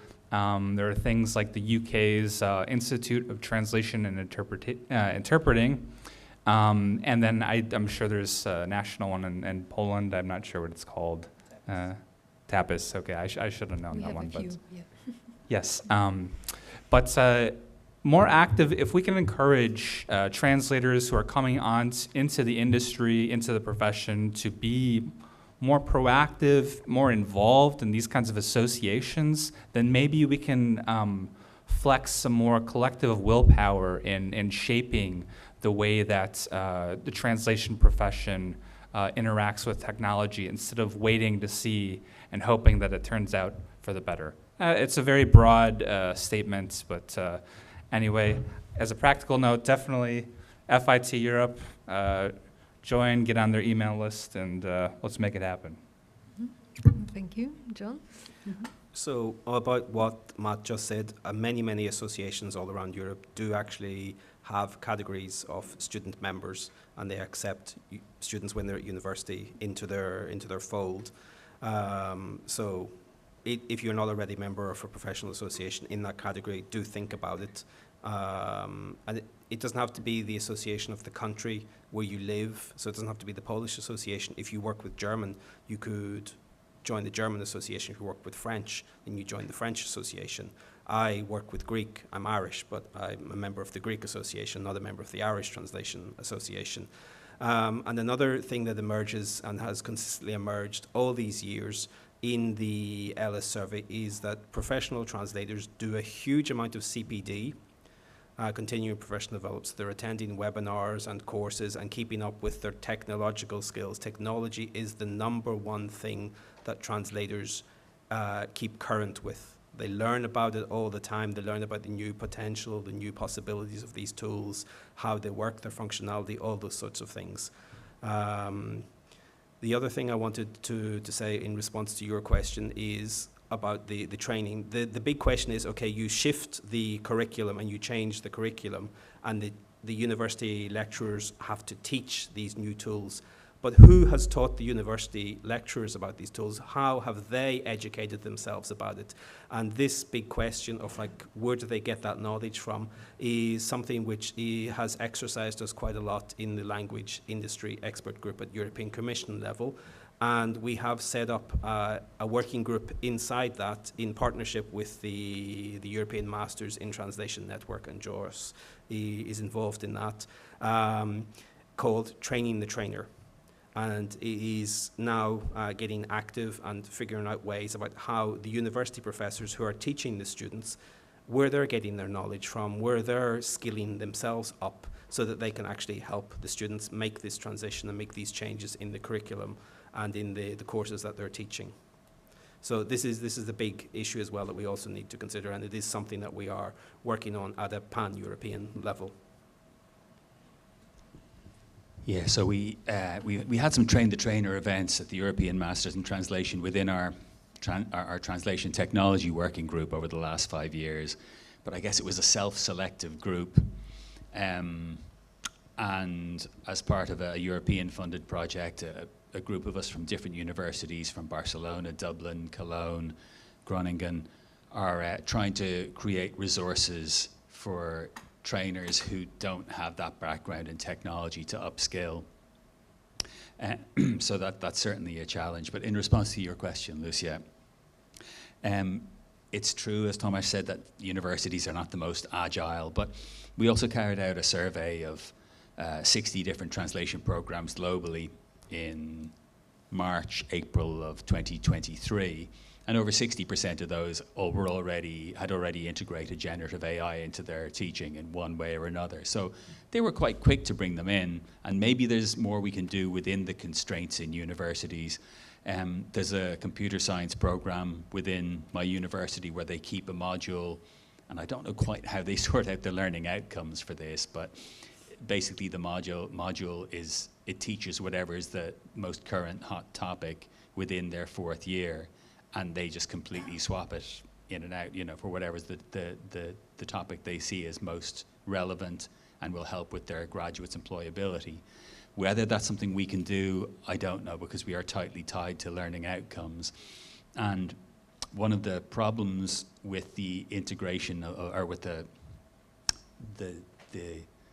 aims of universities and academics and translators and LSPs is that they're all different. We're targeted at, at teaching, but also at producing research, often research that's not going to be read by that many people.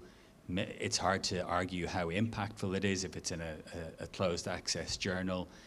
So one of the things that I hope to do over this next 5 years, where we're having more integration with the language industry group, that John is a member of, that Heike is a member of, and ourselves as lecturers in the EMT network, is to try and figure out how we can make our targets a little bit closer to the benefit of all of us, to our graduates of translators who are working at present, and ourselves in our jobs. Thank you so much. To conclude, just one final, very brief question. What advice would you give to young translators, young graduates who are just entering the industry? Let us start with Tomek. I'd say stay on top of the latest developments in technology. It's not possible to plan a career in interpreting and translation and being ignorant of technology. It's just not going to work. And at the same time, look for niches. There was, I think that was mentioned a couple of times in the morning session, that niche is a good idea. If you think that you have something on your mind that other people have not yet come up with, then this is probably something to pursue. And at the same time, I'll tell you what I tell my students, be flexible enough to accept a situation where it is not going to be your main source of income, but it's going to be one of the things that you'll be doing, the thing that you'll enjoy doing, but it will be one of the things that you'll be doing where you will be delivering services based on your language knowledge and other skills, but it won't necessarily be your main source of income. I think it's not only in the case of interpreters and translators. A lot of other professions are facing this dilemma and this problem these days. People will need to requalify, upskill. A lot of them will need to find a balance between manual labor and intellectual labor. These are the times that are probably ahead of us. That's my view. Thank you. Mm-hmm. Thank you. Alexandra? Well, I'll tell you what I tell my students. Well, you need to remember that your customers or our customers are also aware of the engines that are available on the market. So when you use them properly and with caution. And well, remember to keep the information of your customers safe and secure. It's also very important. We talked about data protection. And one more thing that I think we haven't talked about, but it's still very important. Remember that your mother tongue is as important as the foreign language. I think that we very often teach how to translate into a foreign language, or we focus on the foreign language, but it's good to remember about our mother tongue as well. And I still think that it's that we don't have enough courses related to proper Polish at the university. It's still a pity. So, okay, yeah. Thank you, Matt. I would just once again encourage all translators in training to join a professional translator association or any kind of group where you can begin to form a community of other translators and learn from people who have been doing it from longer than you have, who have gone through many of the other adaptations that have been necessary throughout the existence of this profession. And it can just, these kinds of groups can be really, really valuable sources of information, advice, and a sense of community, which if you're a freelance translator spending a lot of time on your own, it can be difficult to figure this stuff out on your own and just feel like you're fending for yourself when there's plenty of other people out there who are facing the same exact challenges, have the same questions. So strength in numbers, and that's my advice. Thank you. John? Of course, I have to echo what Matt says. If you're not a member of a professional association, you desperately need to join one now. And all these things that he says are true, this sense of community and networking and so on and so forth, but also many, many professional associations also provide mentoring. So they pair a senior or experienced translator will be your mentor, and they will guide you and be there to answer your questions and so on and so forth. This is very, very useful when you're starting out as a new professional in this sector. One thing that I forgot to mention earlier, which was about some of the stuff that Tomasz was saying, one of the key things that came out in relation to students, because there's a separate part of the LS survey which relates to students and their expectations and their fears and concerns. The students have a very, very realistic understanding of the current state of the market. That's what the results of the survey showed yesterday. They understand that it's going to be difficult ahead of them. Again, pretty much along the lines of what Tomasz was saying. So they need to continue to keep up to date with developments in the market to see how things are going. And a very, very useful way, of course, of doing this is to keep up with the LS surveys, attend regularly, because it provides a very, very good, clear snapshot of the current state of play of the European translation market. So I would say, if you haven't watched the LS 2025, if you didn't watch it yesterday, it is available online.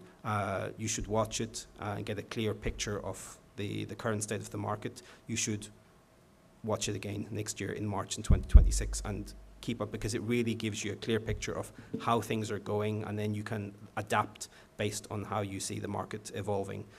Again, based on what Carol said this morning, it allows you to perform these strategic foresight exercise. And it's actually very interesting, because in my notes about this particular, I have like strategic thinking and foresight. And I didn't know Carol was going to be talking about that. Mm-hmm. Thank you. And before I answer, I just wanted to mention thanks to those of you running the LS survey, because it's a really great service. It's great to be able to see year on year, to take the temperature of the industry and to release those results really quickly, and it's been a really great intervention. I agree with everything that the others have said, and might just add, just try and do your best with whatever work and be professional, because your reputation is important. And it's also important to be nice, because you don't know what opportunities you might get, and it's always useful.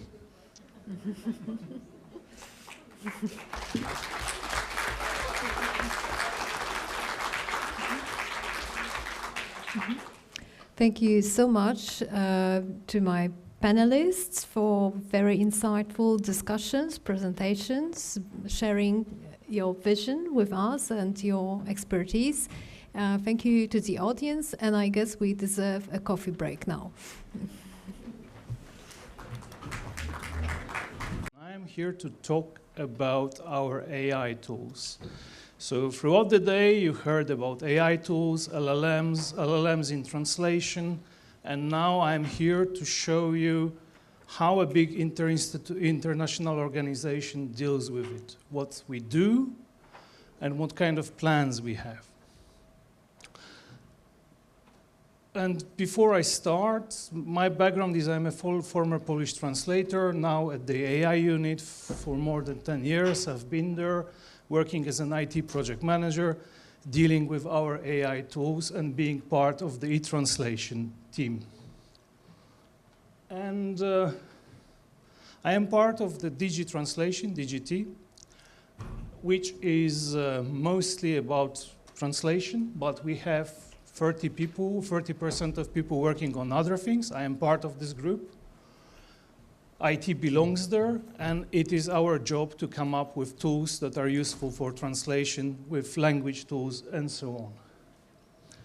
So on top of human translation from the 24 languages, official languages of the EU, on top of the other linguistic tasks, we do e-translation and other language tools to help our translators.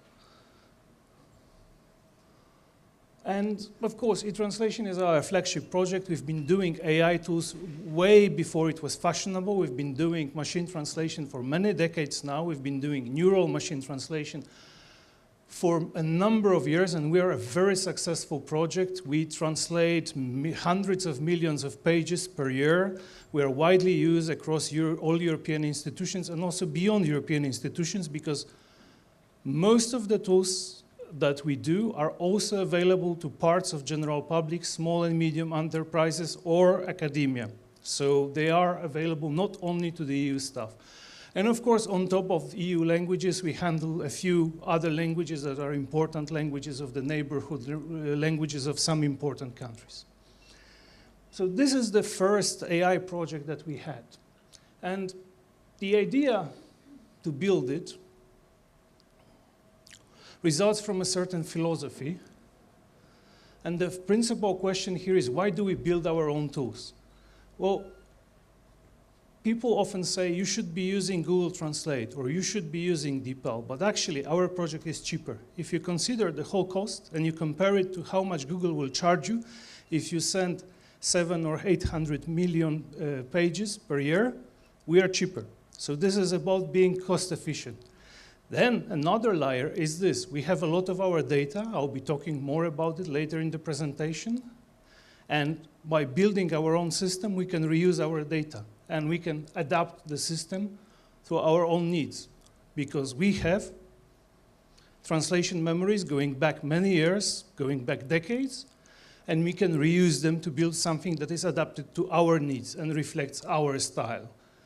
And then, of course, one more thing, which was already mentioned today, is whatever you send to any kind of third-party vendor of services like this, there is always a risk of some kind of data breach. If we do our tools inside, we control data protection and information security.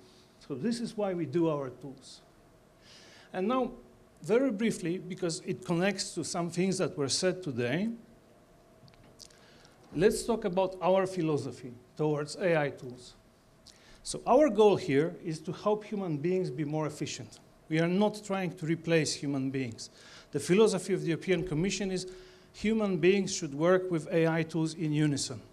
AI tools are not supposed to replace anyone. They are supposed to make human beings more efficient.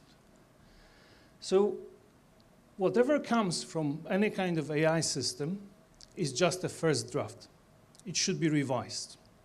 The human being should be in the cockpit to come back to what was said earlier, meaning it's the human being, the human translator, in the case of e-translation, who is the person responsible for ensuring quality.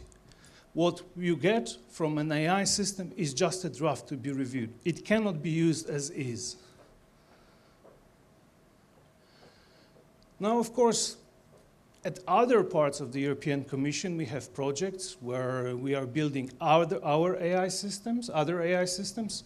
But what we do at the Directorate General for Translation is not about building something similar to ChatGPT. We are not building a chatbot. We are building automation services. So we are building services that are intended for very specific tasks. You have a task, and we have something very specific to help you with this. But you are not supposed to write your prompt and deal with all the messiness that comes with using, for example, a large language model. You are supposed to have something very simple, some kind of upload box, you choose something, and voila, you get what you need. Then, of course, we do use large language models, and I will be talking much more about large language models in this presentation, but we do not use ChatGPT, we do not use products by OpenAI directly. What we use is large language models available in Azure Cloud in a special secure environment made available for the European Commission. And of course, there is a limit. Not everything can be processed in the cloud, so there is a limit. Some types of documents, so-called NSC, above an SNC, so secure non-confidential, cannot be processed. So there is a limit because we use the cloud. And of course, all these tools that I'll be discussing, they are evolving very fast. And things change. So whatever I give you now is just a snapshot of how it is today. It will change in the coming months. So what will I be talking about? Well, I'll be talking about AI tools in translation. And I'll be talking a few tools that we use for so-called workflow management. Because as you can very easily imagine, at the European Commission, we translate thousands of pages. And it's necessary to automate these tasks, and it's necessary to manage translation workflow as such. And then I will be talking about things we do to make our system better. So e-translation, our machine translation system, we are trying to make it better. So the second part of the presentation is about things we are trying to do to make e-translation better. So here we'll have a few categories of improvements. And then, of course, I will very briefly discuss our further plans, our plans for the future. So a number of our tools are grouped in the so-called language tools portal. You have access to e-translation here. You can have access to some other tools. I will not be discussing many of them because they are not particularly pertinent to translation. But I want you to know that such a website exists and that people from academia can have access to it, as I said before. So these tools can be accessed. Just to give you a glimpse of what we do, there are two tools here on top of e-translation, e-briefing and e-reply. They are both based on large language models, so the same technology that powers ChatGPT. And they are used to generate first drafts of policy briefings. So imagine you are an EU official in Brussels and you are supposed to brief your director or maybe even the commissioner. You upload some documents, e-briefing generates a first draft of a briefing. Now, once again, you are the human being. You are responsible for the ultimate quality, so you have to revise it. And the same goes for e-reply. E-reply is a system which is supposed to facilitate writing replies to queries, emails, any kind of correspondence. And we have some other minor tools. I will not be discussing them, but I will start by discussing a tool that is relevant to managing translation, which is translations, which is called eSummary, which was deployed last year and is supposed to be part of our new workflow management platform. And the idea here is if you manage a lot of translations, you want to have an automatic summarization tool. Because very often you don't have the time to go through the whole document. You just want to get a glimpse of a document and you want to make a decision on what to do with the document based on a summary. So this is supposed to make the work of people managing translation easier. And of course, we also offer not only translation, but we also offer human summarization service. So of course, having summarization is helpful for people doing summarization. But most importantly, this is for people managing translation because they can estimate translation cost better, make decisions on outsourcing, choose translations for the task, and so on. So the idea is you get a summary, you can decide better how to translate something. As all our systems, eSummary looks very simple. I will not be showing user interfaces of most of our systems because they look very similar. The idea here is you upload a document, you choose the language, you get a summary back in an email, or you can download it from this website. Very easy, nothing complicated here. Now let's talk about some more interesting things. So this is another tool useful for workflow management, so for assigning translations, for sending translations to particular translators. Once again, we have hundreds of translators, we translate a lot of documents, a lot of pages, any kind of any kind of solution that can help us be more efficient at this task is very helpful. And we have something called semantic similarity, which is about a very simple idea. For every new document we receive that we have to translate, once again, Directorate General for Translation, we receive documents, we have to translate them. Ideally, we would like to group them with similar documents and see documents from the past that are similar. For this, we have something called semantic similarity, which is a system based on a vector database, which allows us to calculate for every incoming document, similarity score with other documents. So we see other documents that are similar. Documents that arrived at the same time, documents that were completed recently, and so on. So we are looking for synergies here. When we have something to translate, we want to know if something similar was translated. And basically, what this system does, it generates a report like this. So for every document, some take home, connect, these are names of Directorate Generals at the Commission. So these are basically translation tasks assigned to us by other Directorates General. And then each task has a year and it has a number, and basically we have these documents incoming. And then the system generates a report with a score showing us which documents from the past were similar, which documents that are currently translated are similar, and so on. This, once again, helps us manage translation. Semantic similarity, of course, it's a very interesting concept because this system doesn't simply calculate how many words overlap between the two sentences. It actually builds a vector representation of each sentence, so it takes into account words that are similar, because similar words will be represented by similar vectors. Now, of course, I assume most of you are into humanities and you are not really familiar with how vectors work, so let's say you can convert words and sentences into numbers. Similar words will be represented by similar numbers because they occur in similar contexts in the sentences. And based on this, you can calculate similarity going beyond simply how many words in a sentence are identical. It's much more refined and much more sophisticated. And as I said, the primary goal of semantic similarity is to help workflow managers, so people who assign translations. They can choose relevant translator better. They can group documents together. They can move things between units, and so on. They can decide about outsourcing. We outsource a lot of documents. We send a lot of documents to freelancers at the European Commission. But it is useful also for translators, because translators can identify reference documents.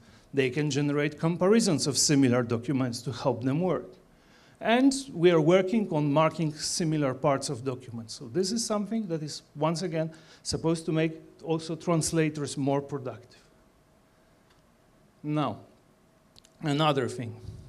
Once again, not directly about translation. I'll be talking about translation in a moment. But this is about terminology. And I happen to be a graduate of the Institute of Applied Linguistics. I wrote my MA paper in terminology, computer-assisted terminology. So let's just say this subject is close to my heart. Let's put it like this. So Termite 1 is our system for, it's our AI system for detecting terminology. So we mostly translate from English. So imagine you have a document incoming to be translated. It is in English. And what we want to do is we want to use AI to generate a list of term candidates. So basically, the AI system goes through the documents and makes a list of phrases, words, potentially, that are potential terms. Why do we need this? Well, we have dedicated terminologists at the Commission. So terminologists can proactively start terminology work once they have a list of terms in the original document. Yes, you're translating from English into Polish, you have a list of potential English terms, you can start translating them into Polish.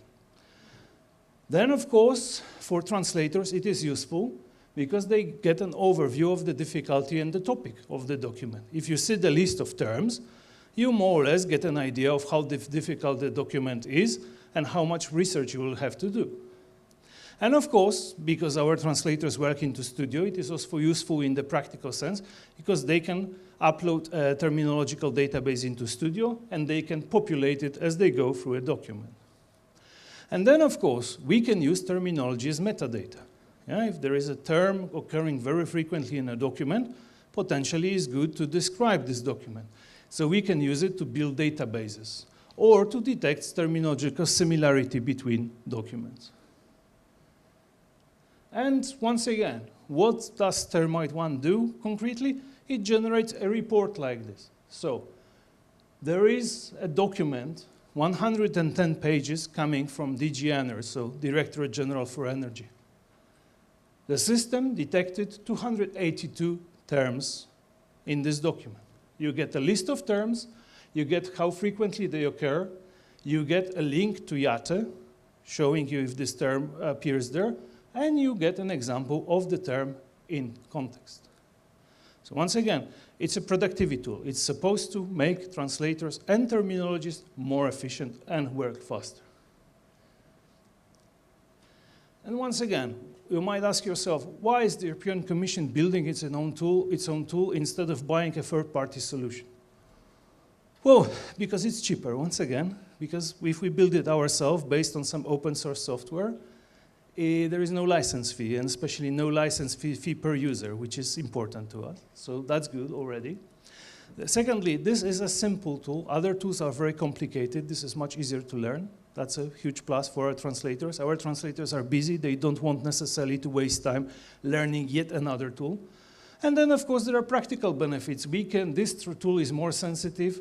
It better catches terms than other tools we compared it to. And we can extend it. We can make it handle acronyms, for example, or certain proper names. So this is a tool that we can customize, that we control, that is cheaper, that is easy to use. And that's why we build it. So there you have it. These are the things that were indirectly related to translation. I talked about summarization, because having summaries helps us manage translation better, about semantic similarity, to detect similar documents and manage translation workflow better. And I talked about terminology tool. Now let's talk about our machine translation system and what we do in order to make it better. So I'll be talking about three things. I'll be talking about our bigger machine translation engine. Engine is the name of the piece of software that does the translation. Yeah? I'll be talking about so-called glossary function, which gives the user the ability to upload their glossary and force their glossary and make the machine translation system use their glossary and thus their terminology. And I will be talking about LLM enhancement, which is our name for a functionality which we introduced a month ago, where for the first time we are translating using a large language model. So far, we've been doing neural machine translation, the same technology that powers Google Translate or DeepL. This was what e-translation was based on. And now, we are adding to it, where it makes sense. We are translating some sentences using a large language model. And I'll be talking more about this. But let's take it slow and start with these bigger neural machine translation models that we originally built with supercomputers. So, of course, we're in the middle of a technological revolution. There is neural machine translation. There are large language models. Large language models can translate better, especially when provided some context. So if we want to improve machine translation, we can, of course, use large language models. But we can also improve the old technology that we've been using for a number of years. Why? Because neural machine translation, the traditional technology, is both cheaper and faster. And this is a factor for us. Yes? Both cost and speed are factors for us. So we are trying, actually, to do both. We are trying to improve the existing system while we are trying to introduce the new approach where it makes sense. And this is about improving the old system. So the original idea here was to use a supercomputer, build a so-called teacher model, so a huge model that would do machine translation, and then use a technique known as knowledge transfer to have a smaller model which would learn from the teacher model. I hope that these terms are self-explanatory. The idea here is you have a bigger model and you have a mechanism where you can transfer some knowledge to a smaller model, and the smaller model is wiser than its size would suggest. Yeah? This was the original idea. And for this, we used a supercomputer. There is a Maluzina supercomputer in Luxembourg. Here you have a photo of my colleagues visiting said supercomputer. Our initial calculations were done on a supercomputer. But then we worked more on it, and we managed to squeeze what we originally built on a supercomputer into our standard environment. So right now, we are no longer making it complicated. We are directly using this new, bigger machine translation engines. And once again, engine is the piece of software that does the actual translation. We've rebuilt them, we've restructured these engines, we've managed to make them fit our standard architecture, so we no longer need a supercomputer, but I am telling you about the supercomputer to show you how big and powerful they are and how much hardware was necessary to build them. And what is the difference here? The size of the neural network. The neural network is 10 times bigger. So this is the actual part that does the translation. We measure the size of neural network using something called parameters. Doesn't matter how it really works or how it's calculated. For us, it's important. Neural network is what powers neural machine translation. And here we have 10 times bigger neural networks, thus it translates better. However, there is one important thing to mention. By making it 10 times better, we achieve 10% increase in quality. So it's completely, the amount of additional computational power is completely unproportional to the quality increase. Because once you reach a certain level, getting additional increase of quality gets very complicated. Yeah? So once you have a system that is relatively good, squeezing more quality from the same data is difficult. Yeah? So that's why you need to make your machine translation system much bigger to just have 10% more quality. Still, 10% of more quality is a lot of work saved for our translators. This 10% multiplied by hundreds of translators translating full-time every day, that's a lot of human work saved. So let's not downplay this, because 10% is a lot. Yes, so this was new, bigger machine translation models originally built with supercomputers. Now let's talk about glossary function. So this is about terminology, and neural machine translation is famously inconsistent when it comes to terminology. So our translators for years were asking for some kind of solution that would give them more control of terminology. So we built a system which we call forced terminology, because actually what it does is it allows the translator to force the machine translation system to follow certain terminological choices. The translator is supposed to upload the glossary when they order a translation. And whenever there is a term in the original, it will be always translated by the same term to the source side. There is, at this stage, no possibility to insert different terms based on context, but inserted terms will be put into the correct grammatical form, which is important for languages like Polish, yes? Because if this system just inserted terms and you would still have to manually adjust and put it into the correct grammatical case, that would be a problem. No, this is capable of putting into a correct grammatical form. So there is a box, simply, where you upload. Next to the box, the big box is for uploading your document to be translated. Next, now we have a box for optionally uploading the glossary. I see a lot of you taking photos, so do you have a possibility of sending a PDF of this presentation to the participants? No. No. Worth asking.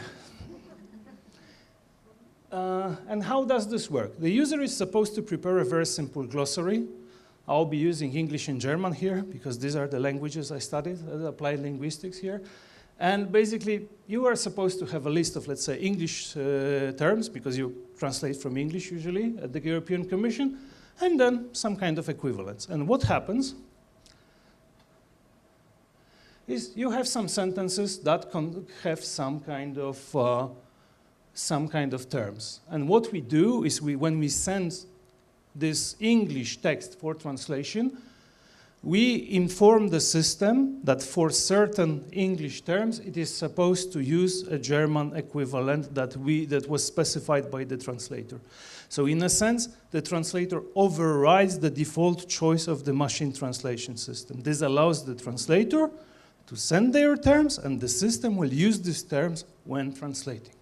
So this is what we send to machine translation. It basically says, this is English sentences, and whenever there is a term, there is a German equivalent of the term. So what happens is, And when we have a sentence that this is what would not normally come from the system, and basically these terms will be replaced by the correct terms as specified by the translator.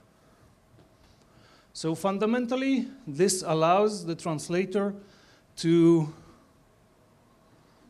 have the feeling that if they put a lot of work into preparing a terminology glossary, what they will get is something where the terminology aligns with what they need.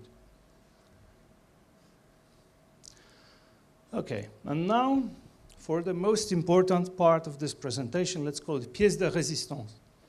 So, large language models in translation. I put here a subtitle, The Future of Translation, and the question mark is not a typo, yes? Let's talk about, let's show a little bit of nuance here.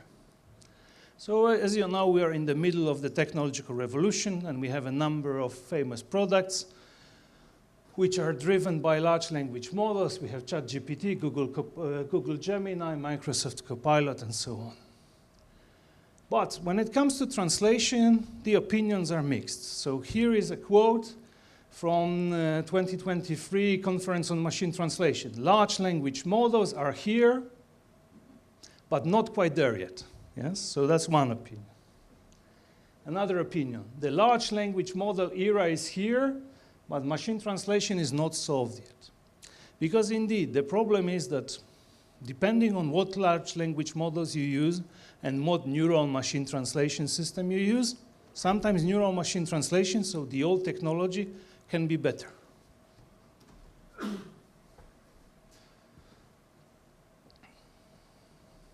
For us, using large language model is a natural next step because large language models are very similar to neural machine translation. It's the same concept. They also use neural networks. It's actually even the same type of neural networks. So this is very similar. Quality still depends on available data. They are still not intelligent. Decisions are based on statistics. Hallucinations are still possible. And this is this phrase I like to use a lot, competence does not equal comprehension, meaning they can do a lot without actually understanding what they are doing. And the same applies both to large language models and to neural machine translation. So they are very similar technologies. So where is the difference between them? Well, this is something that not many people talk about.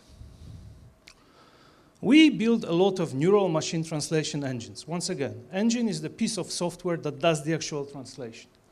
The neural networks powering them have around 50 million parameters. And I remind you what I said before. Parameter is just a measure of how complicated your neural network is. Will not define it, will not go into details.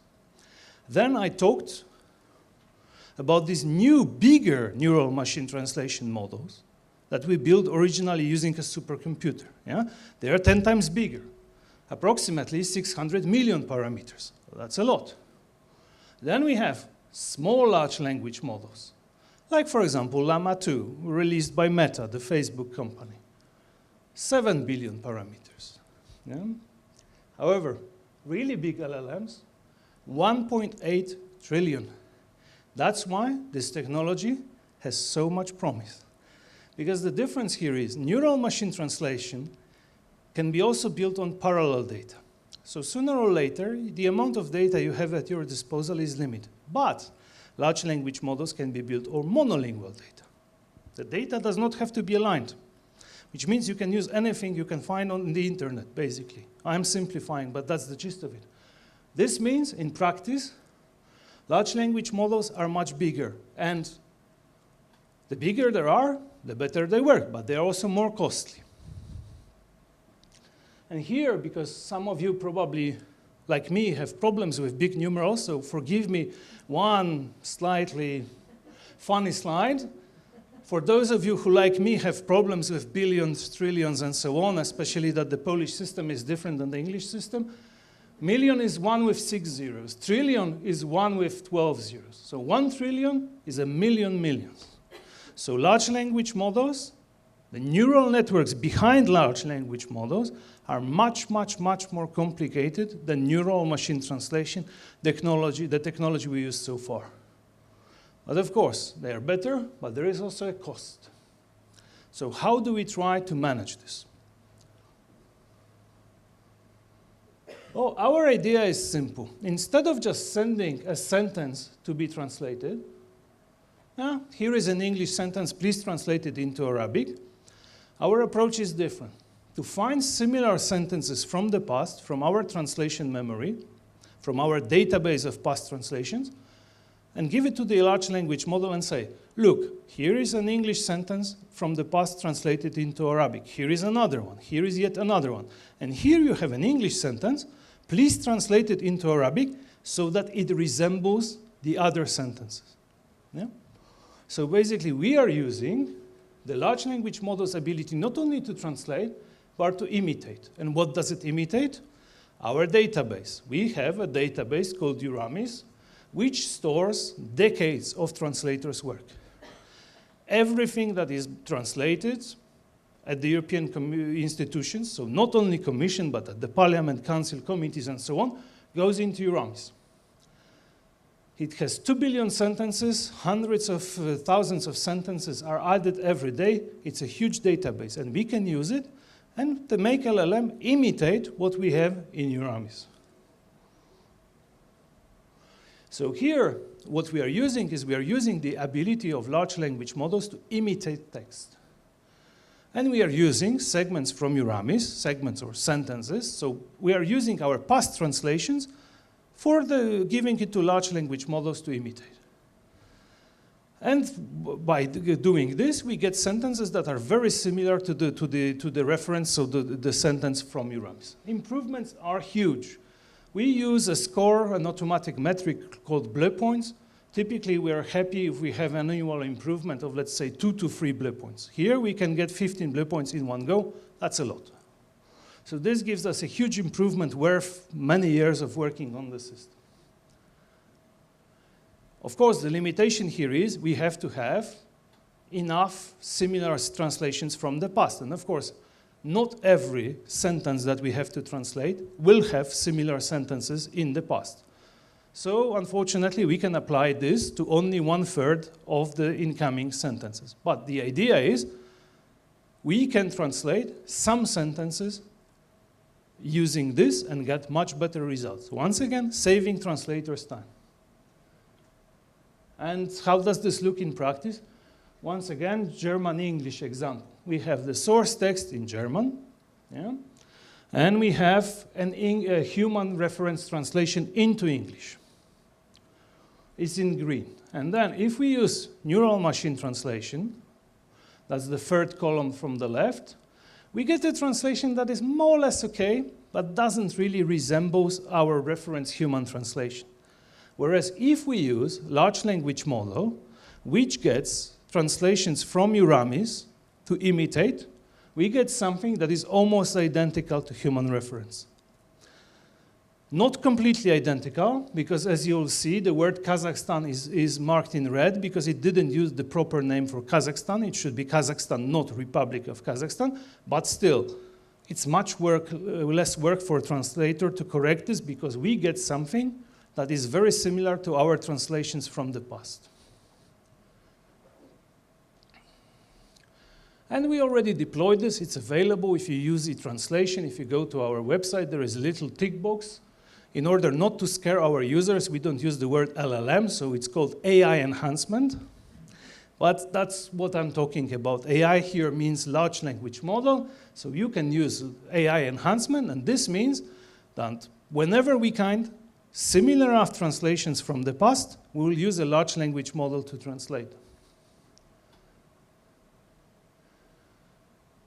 So what is the practical implication of this for translators? Now, of course, large language models make less mistakes because they are bigger, typically.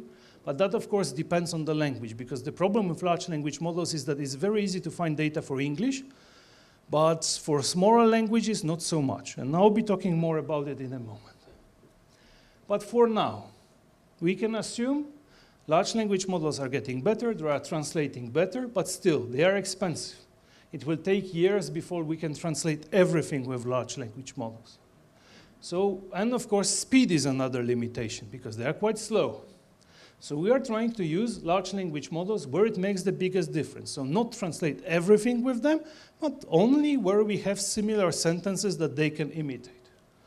And of course, it would help to have a custom large language model specialized in translation. So something that uses our data and is specialized in translation. But before I talk about this, there is, of course, other things that we are investigating. We are investigating whether we can use a large language model to apply a style guide. Style guide is basically a set of guidelines of how things should be translated. Each language department at the Commission has a style guide, the same at the Parliament, and so on. We are investigating if a large language model can help here. Large language models can detect errors in translation. Large language models can correct original documents, because very often it would be easier to translate if the language of the original was better. And they can help with automatic evaluation of machine translation. But of course, once again, the dream would be to translate everything with large language models, if possible and cost efficient.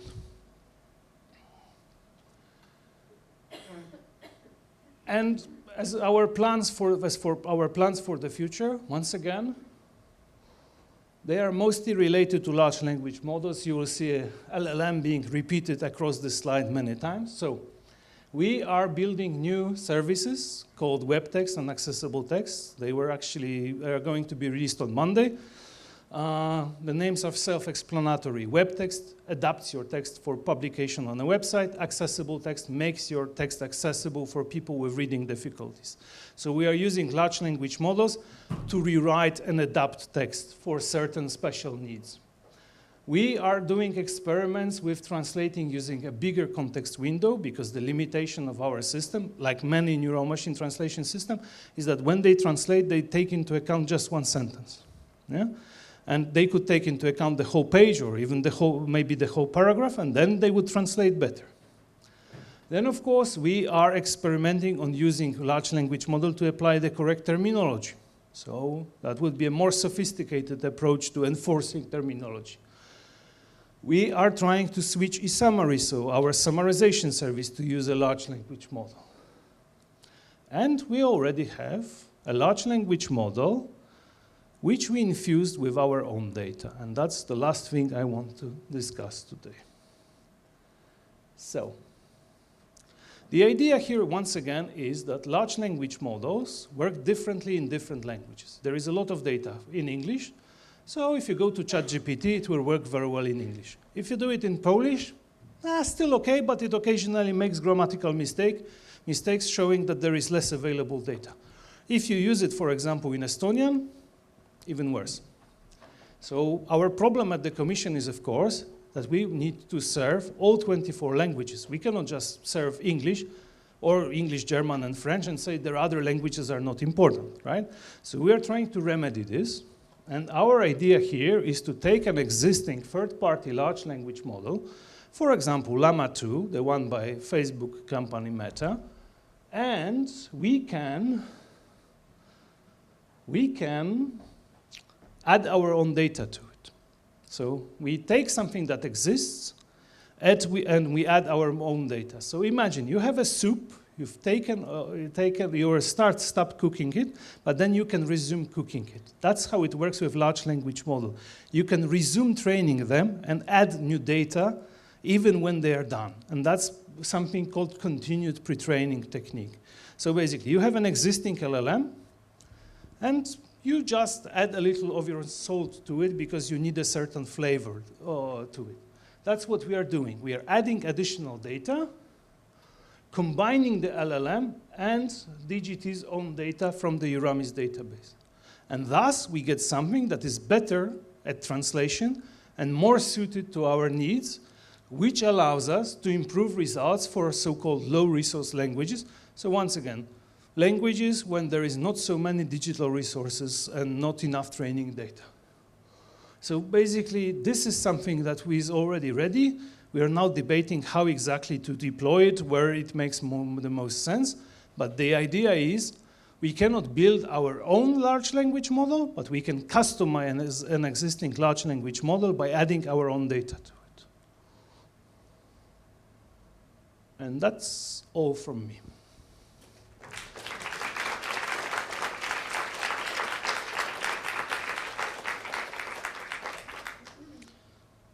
Do we have maybe we have time for a couple of questions? Do we have any questions? But I don't see any hands raised, so okay.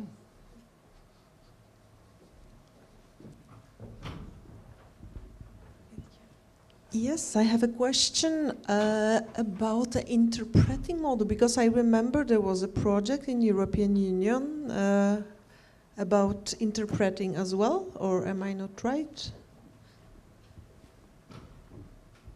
Yes, there are similar projects going on there, but unfortunately I am the Directorate General for Translation, whereas there is a separate Directorate General for Interpretation, and I don't want to mislead you by giving you details because I am not really up to date on their projects.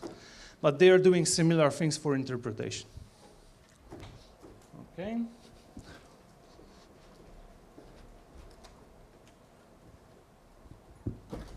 I have a question about applying style guides with LLM. Two questions actually. Does it work? And did you have to adapt your style guide for LLM to make it work? In short, it doesn't work yet, and we might have to adapt the style guides, yes. That's the short answer to your question. Okay, okay, one last question here. Two very short questions.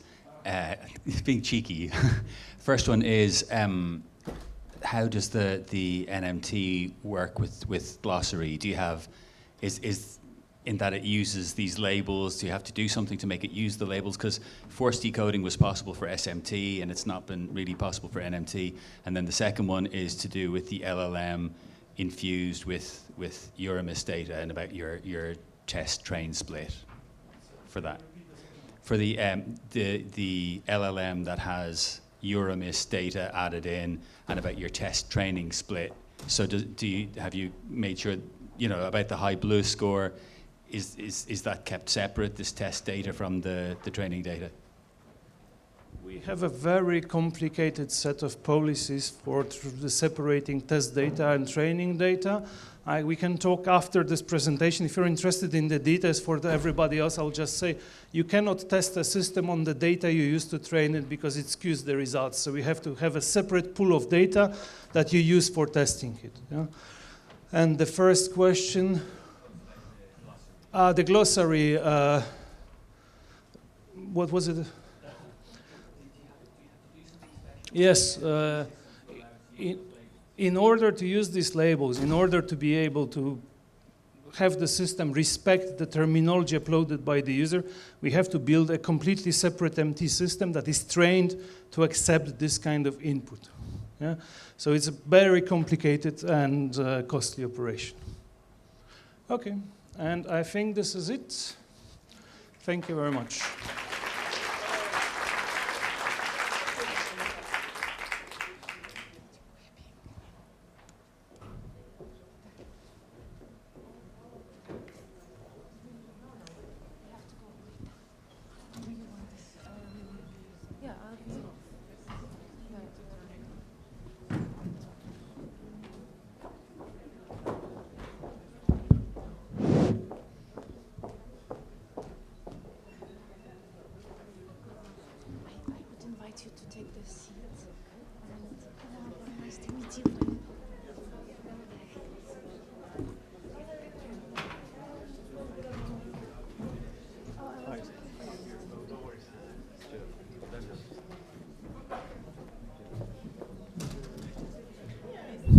Oh.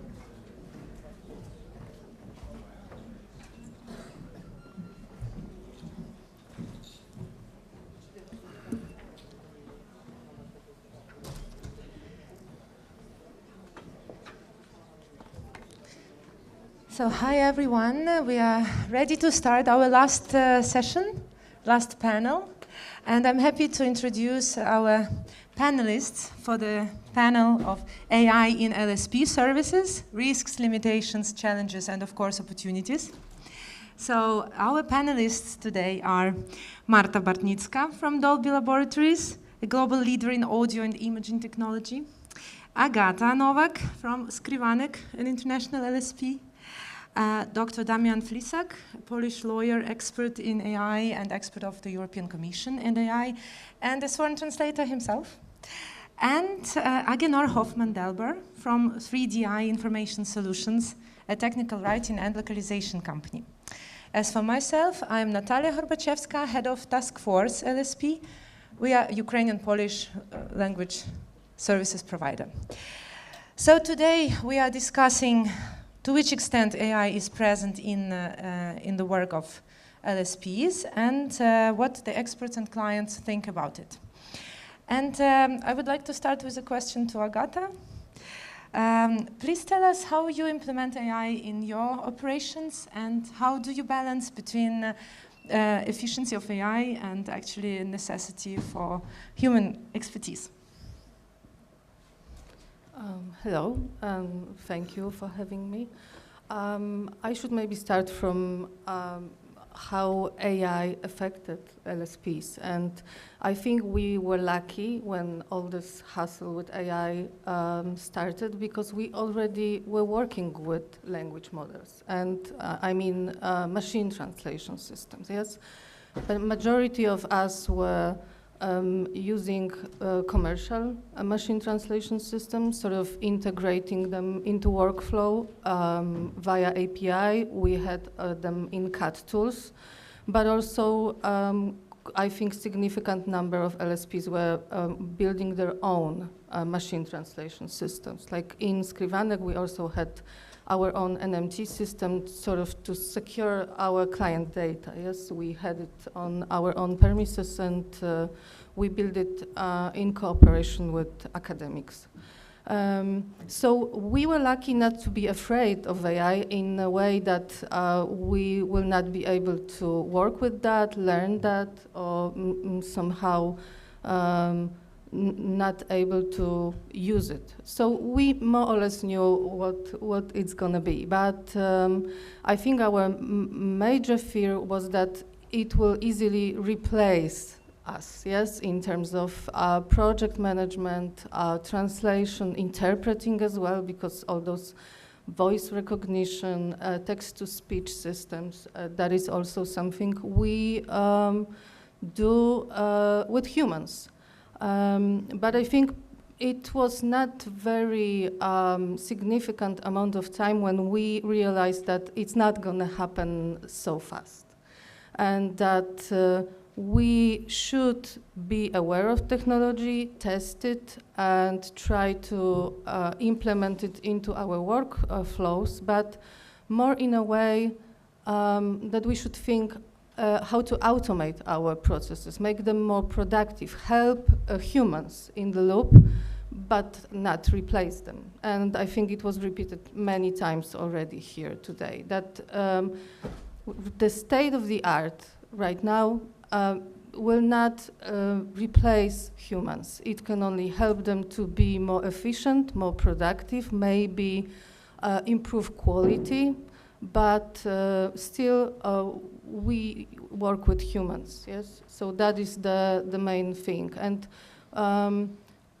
I think we should be wise when we are implementing AI in our organization in a way that we should think, will this be beneficial for us at this stage? So yes, there are a lot of applications, a lot of systems, and first question is it worth to build your own? If there are so many already on the market, will organization, like mid-sized organization, be able to build their own systems which will be similar in terms of quality to something that is large and a lot of money was invested into that?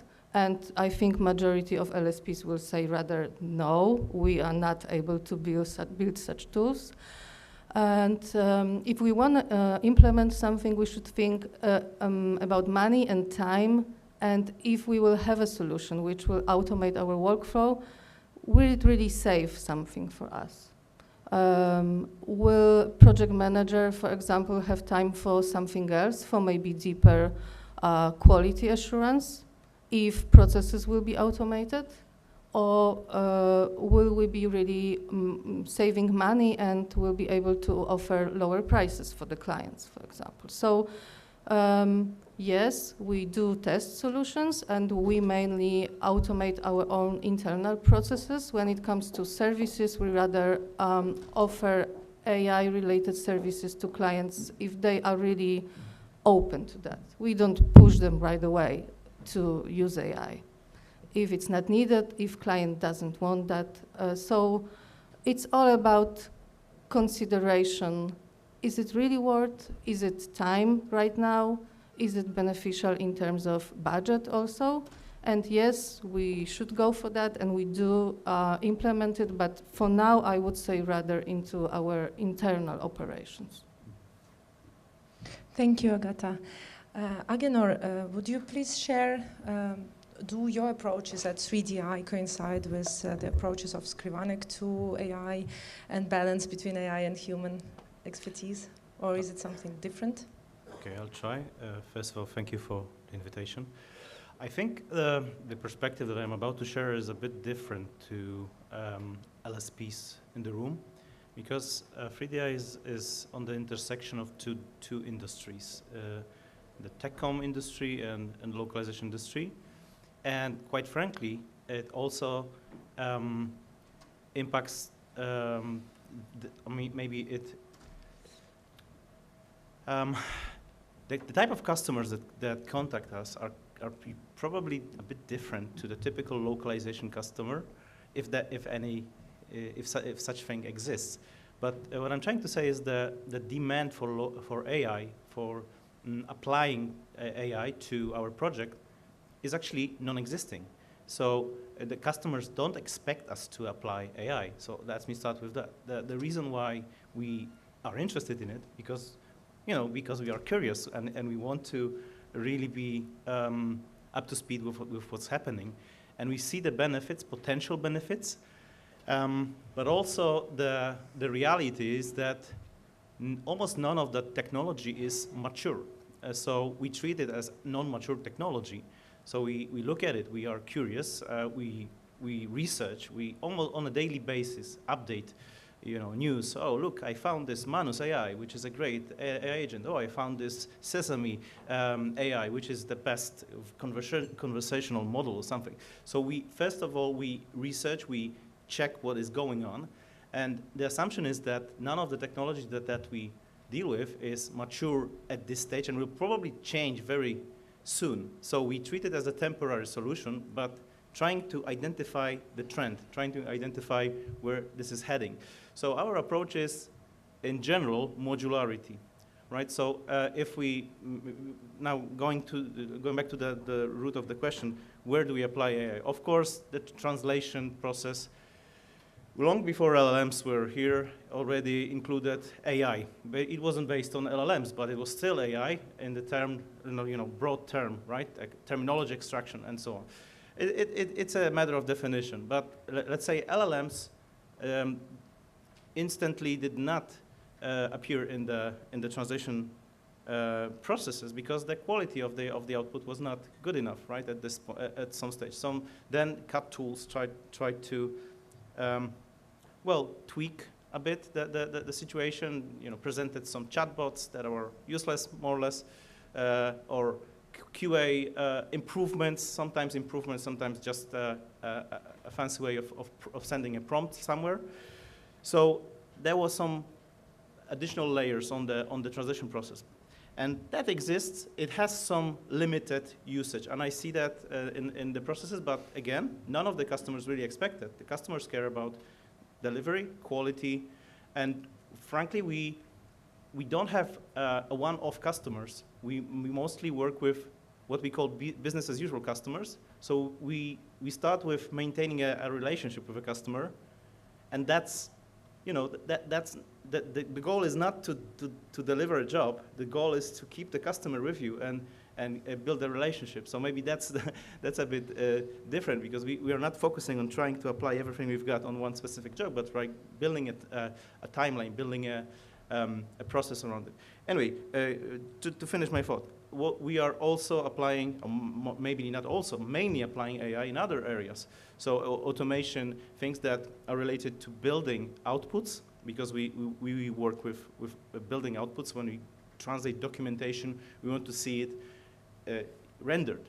And last but not least, we write code with AI. That's our daily activity. We develop products, and the team that develops products is not really a team of software developers by education. We got very experienced technical writers who had a basic knowledge of, well, not basic, but let's say basic to intermediate knowledge of programming languages. And we basically started using a lot of AI technology to quickly build what we call proof of concepts. And again, understanding this is temporary, and there's modularity to it. So when we find a better model to do something, or find a better function to do something, we replace it. And that keeps us in the AI development process, I would say, that keeps us up to date, right? We are not really worried that now, GPT 4.0 or 4.0 is, obsolete. We have a way to replace it, and if we build our processes in a modular approach, we are less affected by the total changes. Sorry for a longish comment. Thank you. That's very interesting. Thank you, Agenor. And here it would be very beneficial to listen to the end client. So, Marta, what would you say, for you as a representative of Dolby Laboratories, basically end client for us, LSPs, is it important that we use AI at some point and in some of our activities? Do you see any value in it, or on the contrary, no value? Please comment. Thank you, Natalia. I'm wondering if this mic is working, because that's the one without the green lamp.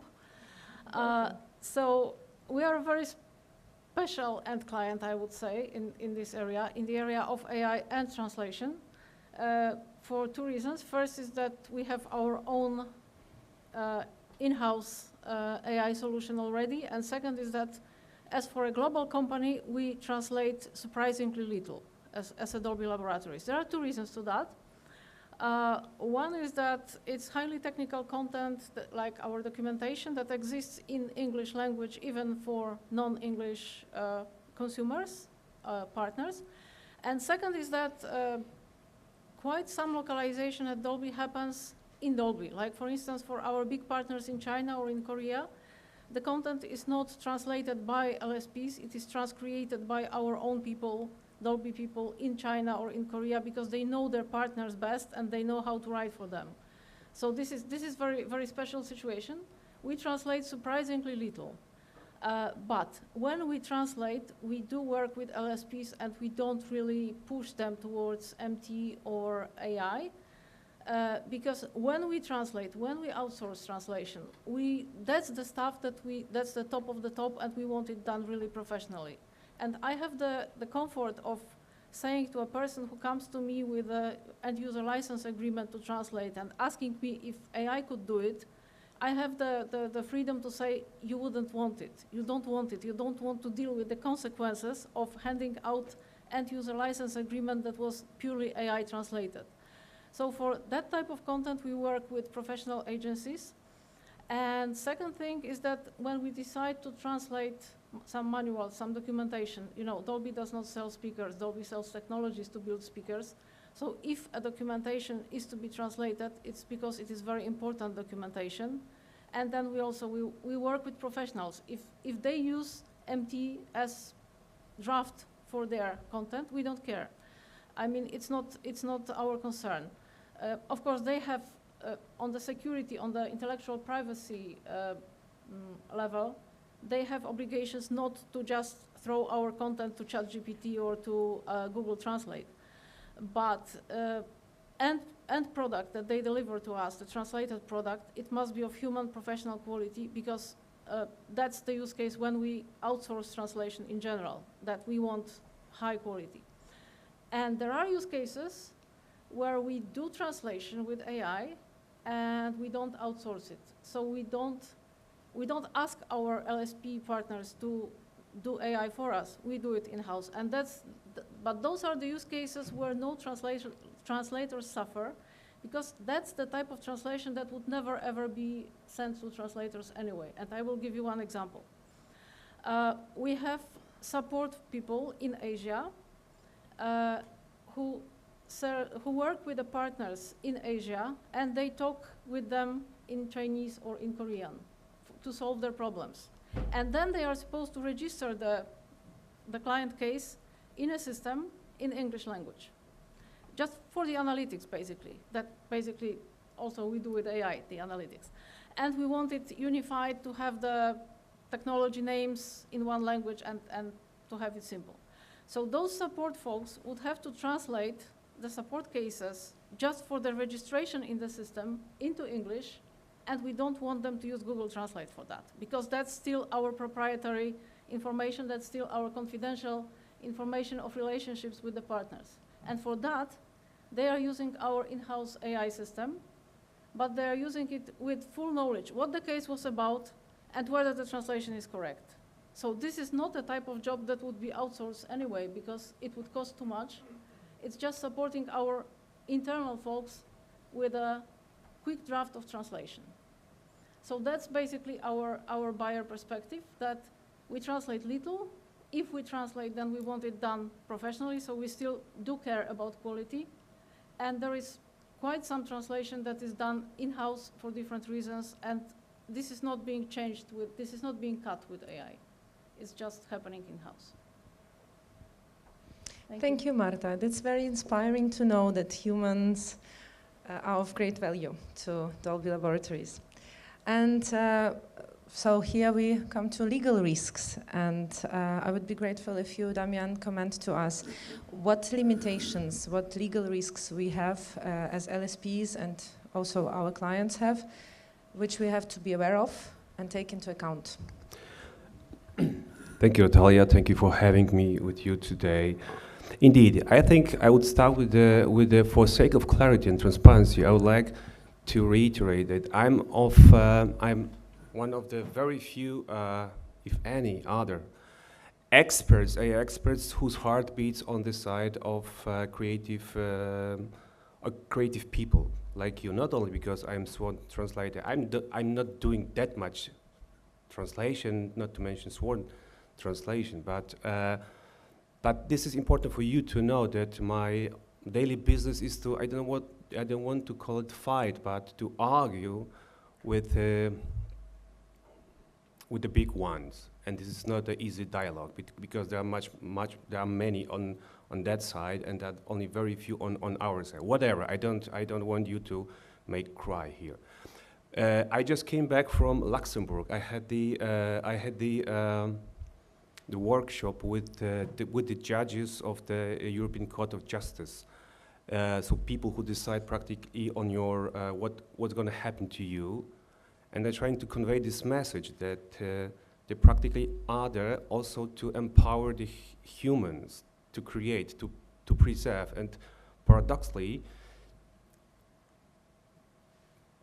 creating human data is also in benefit of the big techs, because if the intelligent algorithms are being fed only with the synthetic data, it leads to the reclusion, to the collapse of the model. And this is something which we have seen like a year before, because a year before the big techs thought, well, I won't pay them for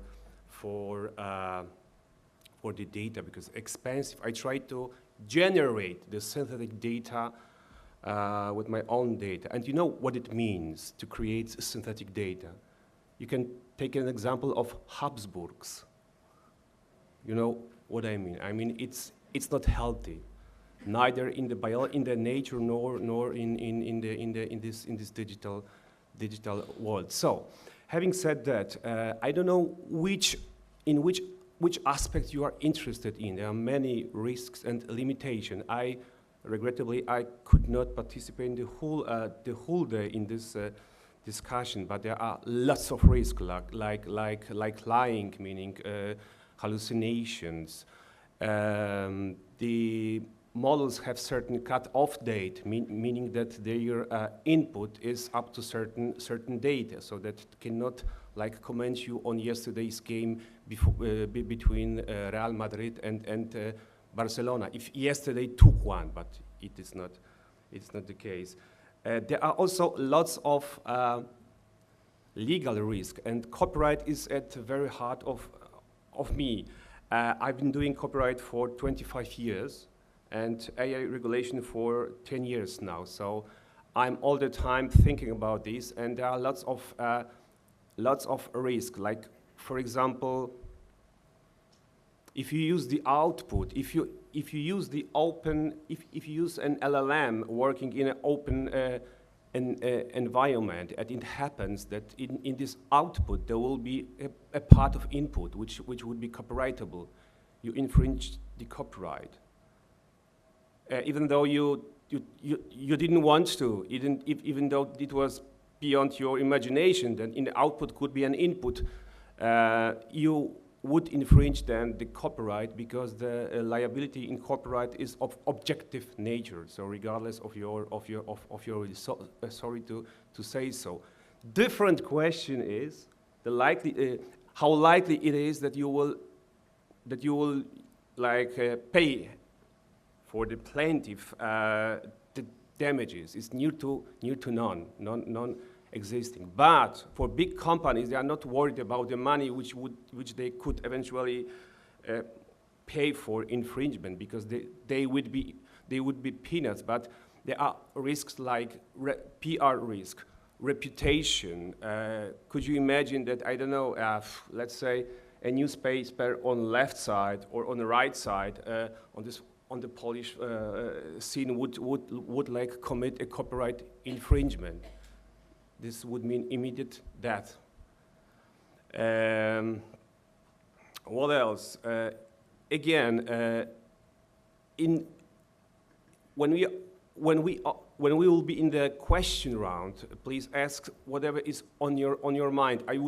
I could carry on like this, like for hours, because we could make deep dive into the details. But I assume that you are not lawyers, so I don't think that you would be very much interested in some legal nuances. But cutting long story short, for you to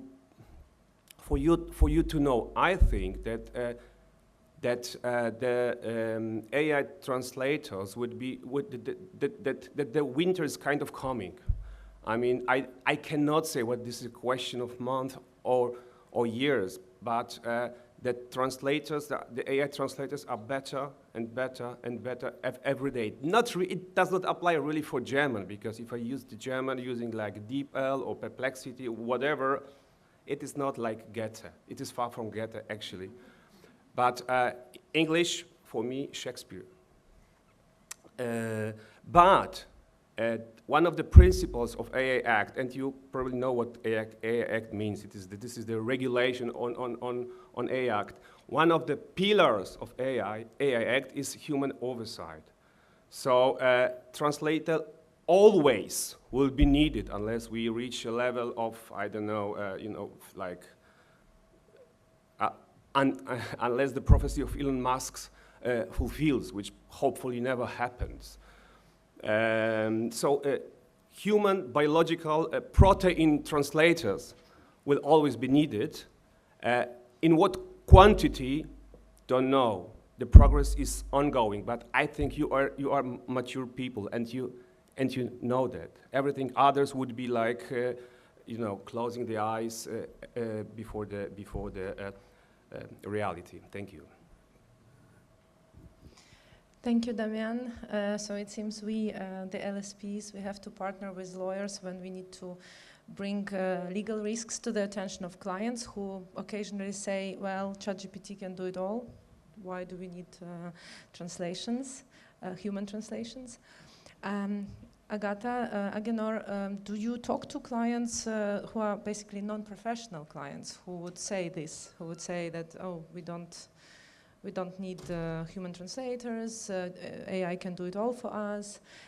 Do you bring these legal risks to their attention? Do they really care afterwards?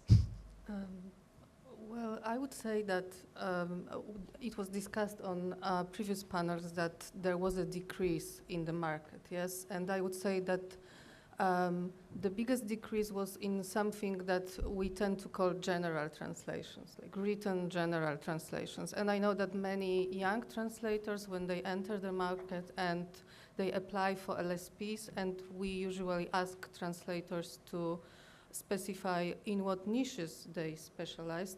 The young ones say it's general, yes? And I would say that these days, this sort of niche doesn't exist because general translations and clients who used to translate general, not confidential content, they can do it themselves these days, especially if these are small and medium-sized companies and they are looking for opportunities to save the money simply. So yes, it's true that we face situations when we contact the clients to activate them, for example, and they say, ChatGPT does it perfectly, so you're not needed anymore. But I would say that this is really not for the large amount of pages to translate, because here I think professional project management that we provide is also a value.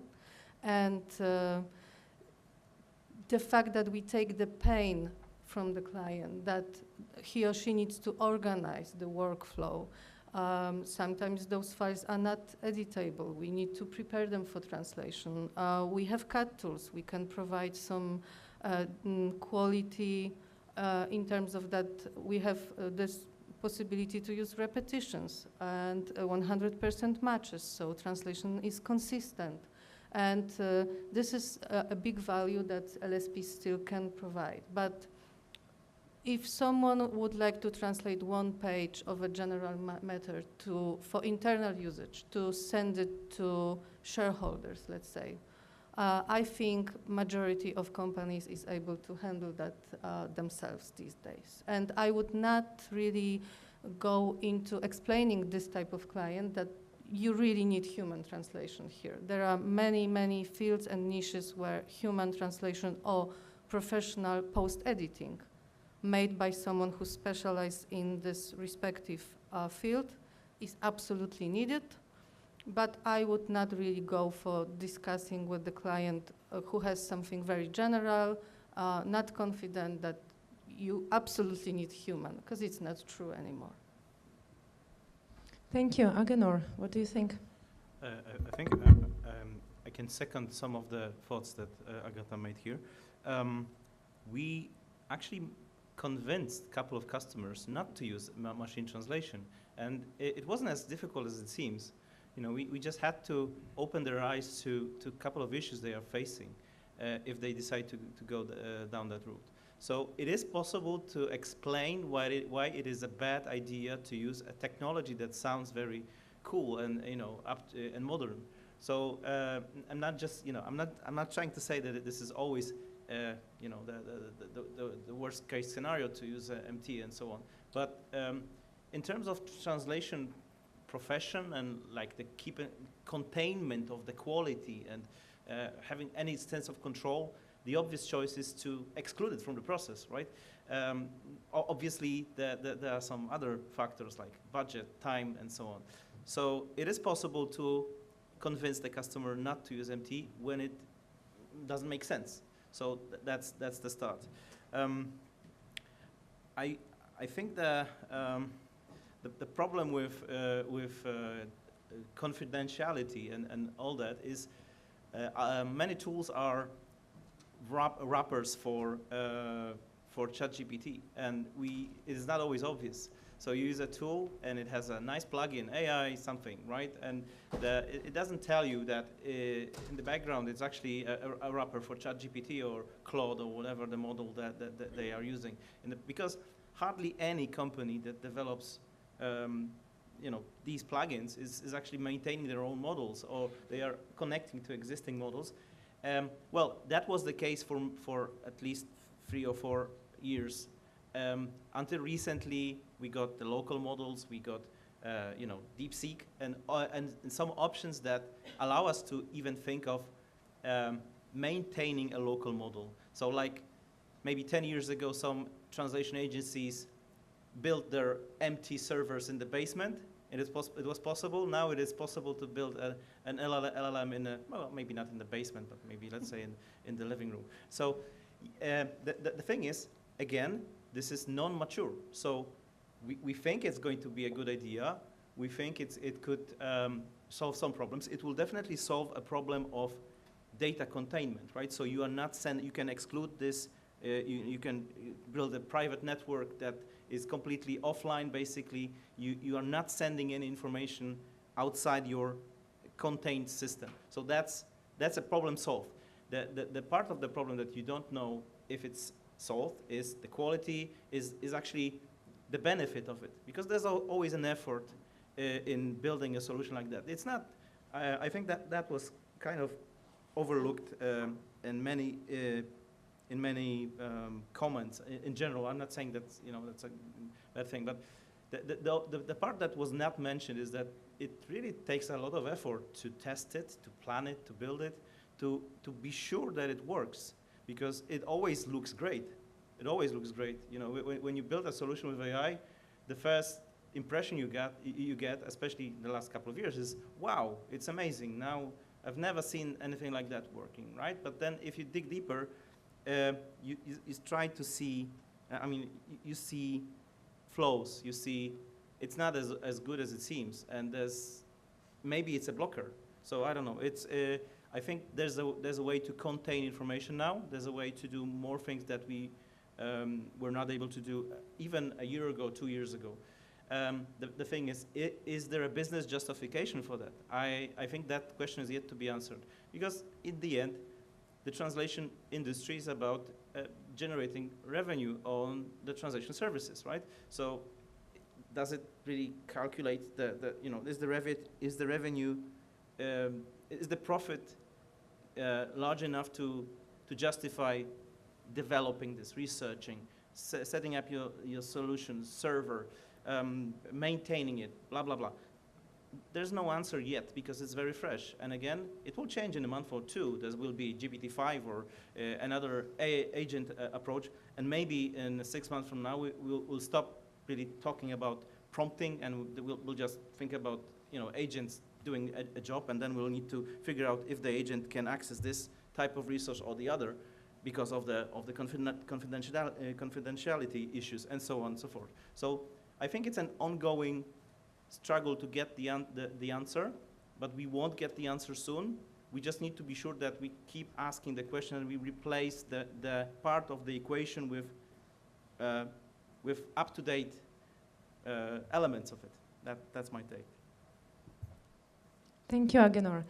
So let's talk a bit about the future of the profession. Given the developments of AI, is it still worth studying language as a profession? Do we have something to recommend to current and future students?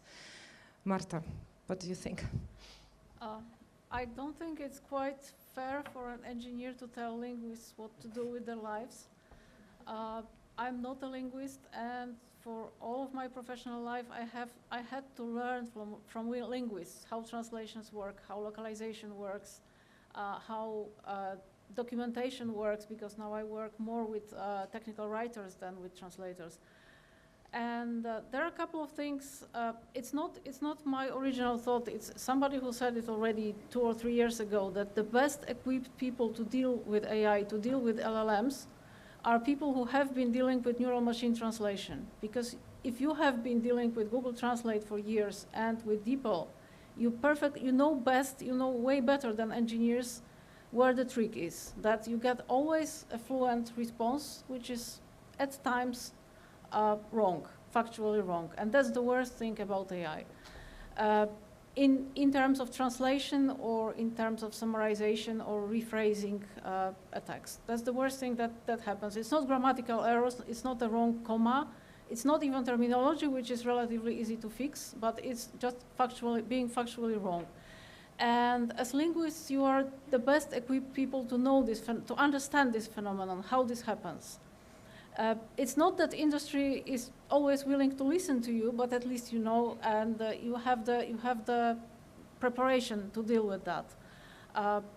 I call it the phenomenon, I used to call it the phenomenon of a CEO with DeepL, a person who have never ever done professional translation in their life, who translate like 3 pages of contract from English to German with DeepL, and it reads perfectly well, and they say, wow, we don't need translators anymore, because they don't have tools, they don't have mechanism to review it. They don't know that half of the contract is actually wrong, and there is some lost negation somewhere, and the sides of the action are reverted, and it's just not the same contract anymore. It's exactly the same with ChatGPT, that people, or with Claude, or with any other AI tool, that people who are they don't have tools to measure the output, they get impressed, and they want to use it immediately, and that's pretty dangerous. It's not always easy to save them from their own fate, but at least you know how to do it. That's one thought. And second thought, we do a lot with AI at Dolby, with generative AI. It's more for documentation and for drafting text than for just for translation. A lot also for coding. And here we touch the subject that was mentioned, by the way, so here is a small digression. As long as we do what Agenor mentioned, like some utility coding for our internal purposes is perfectly fine. But when we go to the code which we would like to license as part of our license resources, then we hit the problem that Damian mentioned about licensing something that might be an exact copy of something that is, for instance, open license somewhere. But here I digress. So we have our own AI, and guess what? For working with that AI, we also have linguists. We have a terminologist. We have a person who is dealing with I was asking about style guide, how applying a style guide with LLM works, because applying a style guide and pushing AI to write in your desired style appears to be a surprisingly difficult task. It's not impossible. If you ask for one particular thing, like using active voice in certain types of constructions, it's perfect. But if you have a huge style guide, which was written over the years for humans, it's not so easy. AI can, simple as that, it can confuse negative and positive examples. A person will know, don't do this, do that, okay. With AI, unless you tag the table really heavily, it might just get confused and start using exactly what you are telling it not to use. So if you are a type of linguist who likes working with engineers, we still need you, because we need somebody to explain to us the phenomena that happen and help us, for instance, rewrite the style guides for those use cases where we need to simplify them or structure them so that they are understandable for machines. So there is a lot of, I don't know how whether this compensates those decreasing need for general purpose translators, but if you are not scared of vectors, then you're welcome. Thank you. Damian. Yes, I mean, I have a lot of this kind of questions regarding AI and the futures. It is fair to say that currently we are at the stage of AI development is like prenatal, is liminal at best. I mean, is it my fault? Sorry. When young people ask me what to do, my simple question is that do whatever you love to do. The same question I give also to my kids, because for example, studying languages, that does not mean that the student has to end up as a translator. I'm probably the best example. Being good at German does not mean that I have to be a sworn translator for German. I do just law, and German language opened for me the whole German literature, opened for me the gate for the German Urheberrecht, copyright. It is just one has to be just smart about how to use these skills, and absolutely. Our profession has to adjust, as anyone, as we all have to adjust. I really think that you shouldn't be scared about AI. You should be scared about your colleague who better manage the AI. So this is the famous what I have to say. And what else? Oh, one risk I forgot to mention, not very legal one, but the risk is called over-reliance. People, I mean, in our very nature, human nature, we are lazy. I mean, the laziness is our second name. It means that if we see a text being perfectly generated by AI, it cannot come across our mind that this text is better written. It must be good. So we over-relied that AI did it good, and we don't check it. We don't explore it. We don't try to change this or that. And this over-reliance rule applies to all areas of our lives. So stay tuned and stay always on watch on how you can say it. Yeah. Thank you, Damian. Agata, would you like to share some skills which are missing maybe today at students' life and student studies? How? I am not a translator as well, but I do admire translators, and not to mention interpreters, translators who have to follow a lot of rules. Those who translate for EU institutions, for example, that is something which is very hard work when I look at that. And not every linguist or someone who studied linguistic studies doesn't have to be translator or interpreter. There is a lot of jobs available that is connected to language studies, but it's not being translator. And what I would suggest is that everyone who is into linguistic studies should also know their mother tongue very well, because I think this is something we are missing in Poland, that people are studying English and they don't really pay much attention to Polish. In Lublin, where I live, there is a mentoring program at university, which I take part in as a mentor. And I have a group of students to whom I meet with them like every week, and we discuss their future. They say what they would like to do. I try to show them some tools available. And I remember one girl told me that she would like to be a translator, and she would like to translate books. And I asked her, but into what language would you like to translate? And she said English. And my first thought is that it would be very hard to get into some British publishing house for her as a British translator, that she should rather focus on Polish if she would like to translate books. So keep an eye on mother tongue. Also, because there are some tasks available for LLMs and AI training, that you need to record something in your mother tongue, that you need to check the data, you need to check are there any violent connected words, for example, in the data training sets. And this is something that only native speakers are able to do. So that is the first thing, I think. There is also one important thing that was mentioned before, that we cannot use only AI always, because the language will become very poor, yes? And we can explain that to our clients and also to ourselves. Like, we all have websites, yes? The companies, LSPs have websites, and we create content to make our website visible for the clients. And we make this content with AI very often, yes? Because if you make a nice prompt and ask AI to write an article about some topic for the visibility of your website, it does the job. It's pretty well prepared, yes? But we know that Google applies some penalties for AI-made content. So what can we do? We use AI tools to humanize the AI content. So AI is already humanizing something made by AI.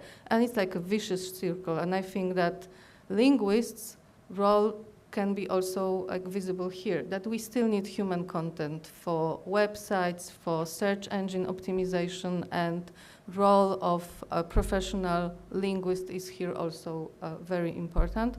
And last thought is something I always repeat to students and on any panels, that you don't necessarily should be only linguists. And we have 2 degrees in Poland, yes, master's degree and bachelor. And if you study languages for 3 years, maybe it's worth to study something else for 2 years. It can be IT or any other field that will make you more specialized linguist in something.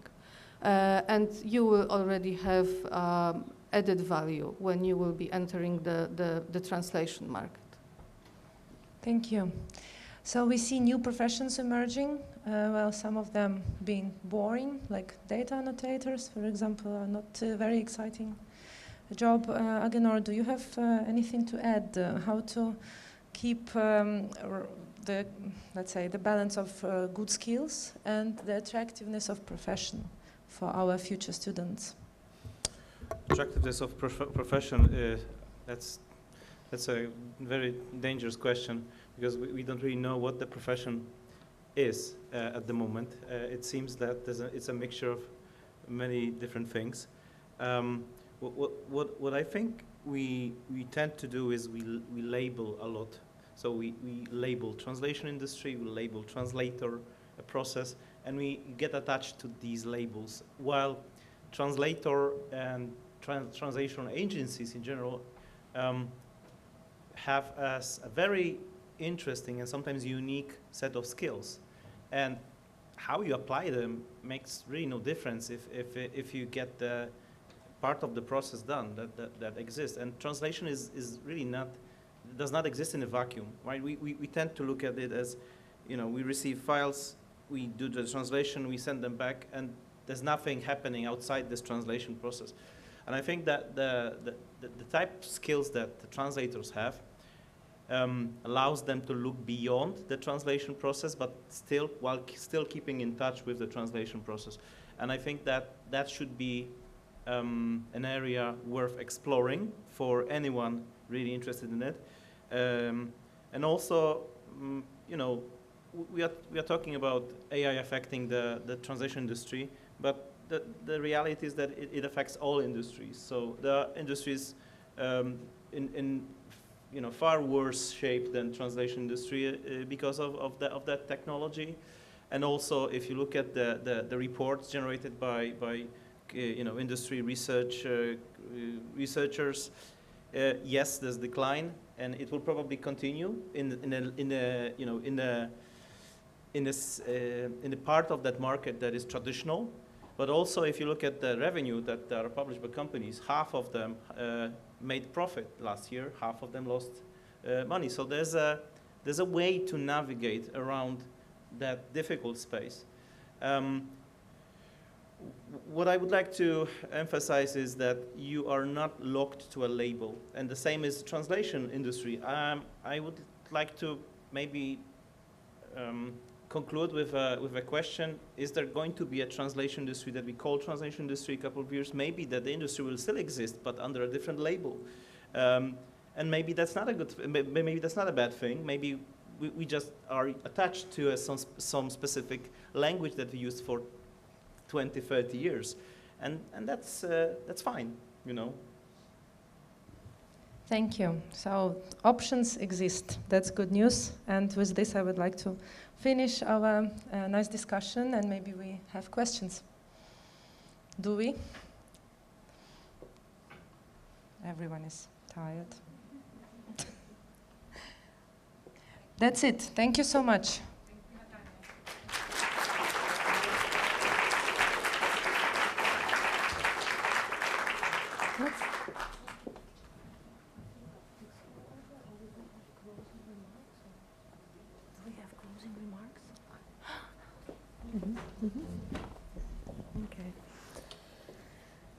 So, as we draw this insightful conference to a close, I would like to take a very brief moment to reflect on the discussions we've had today.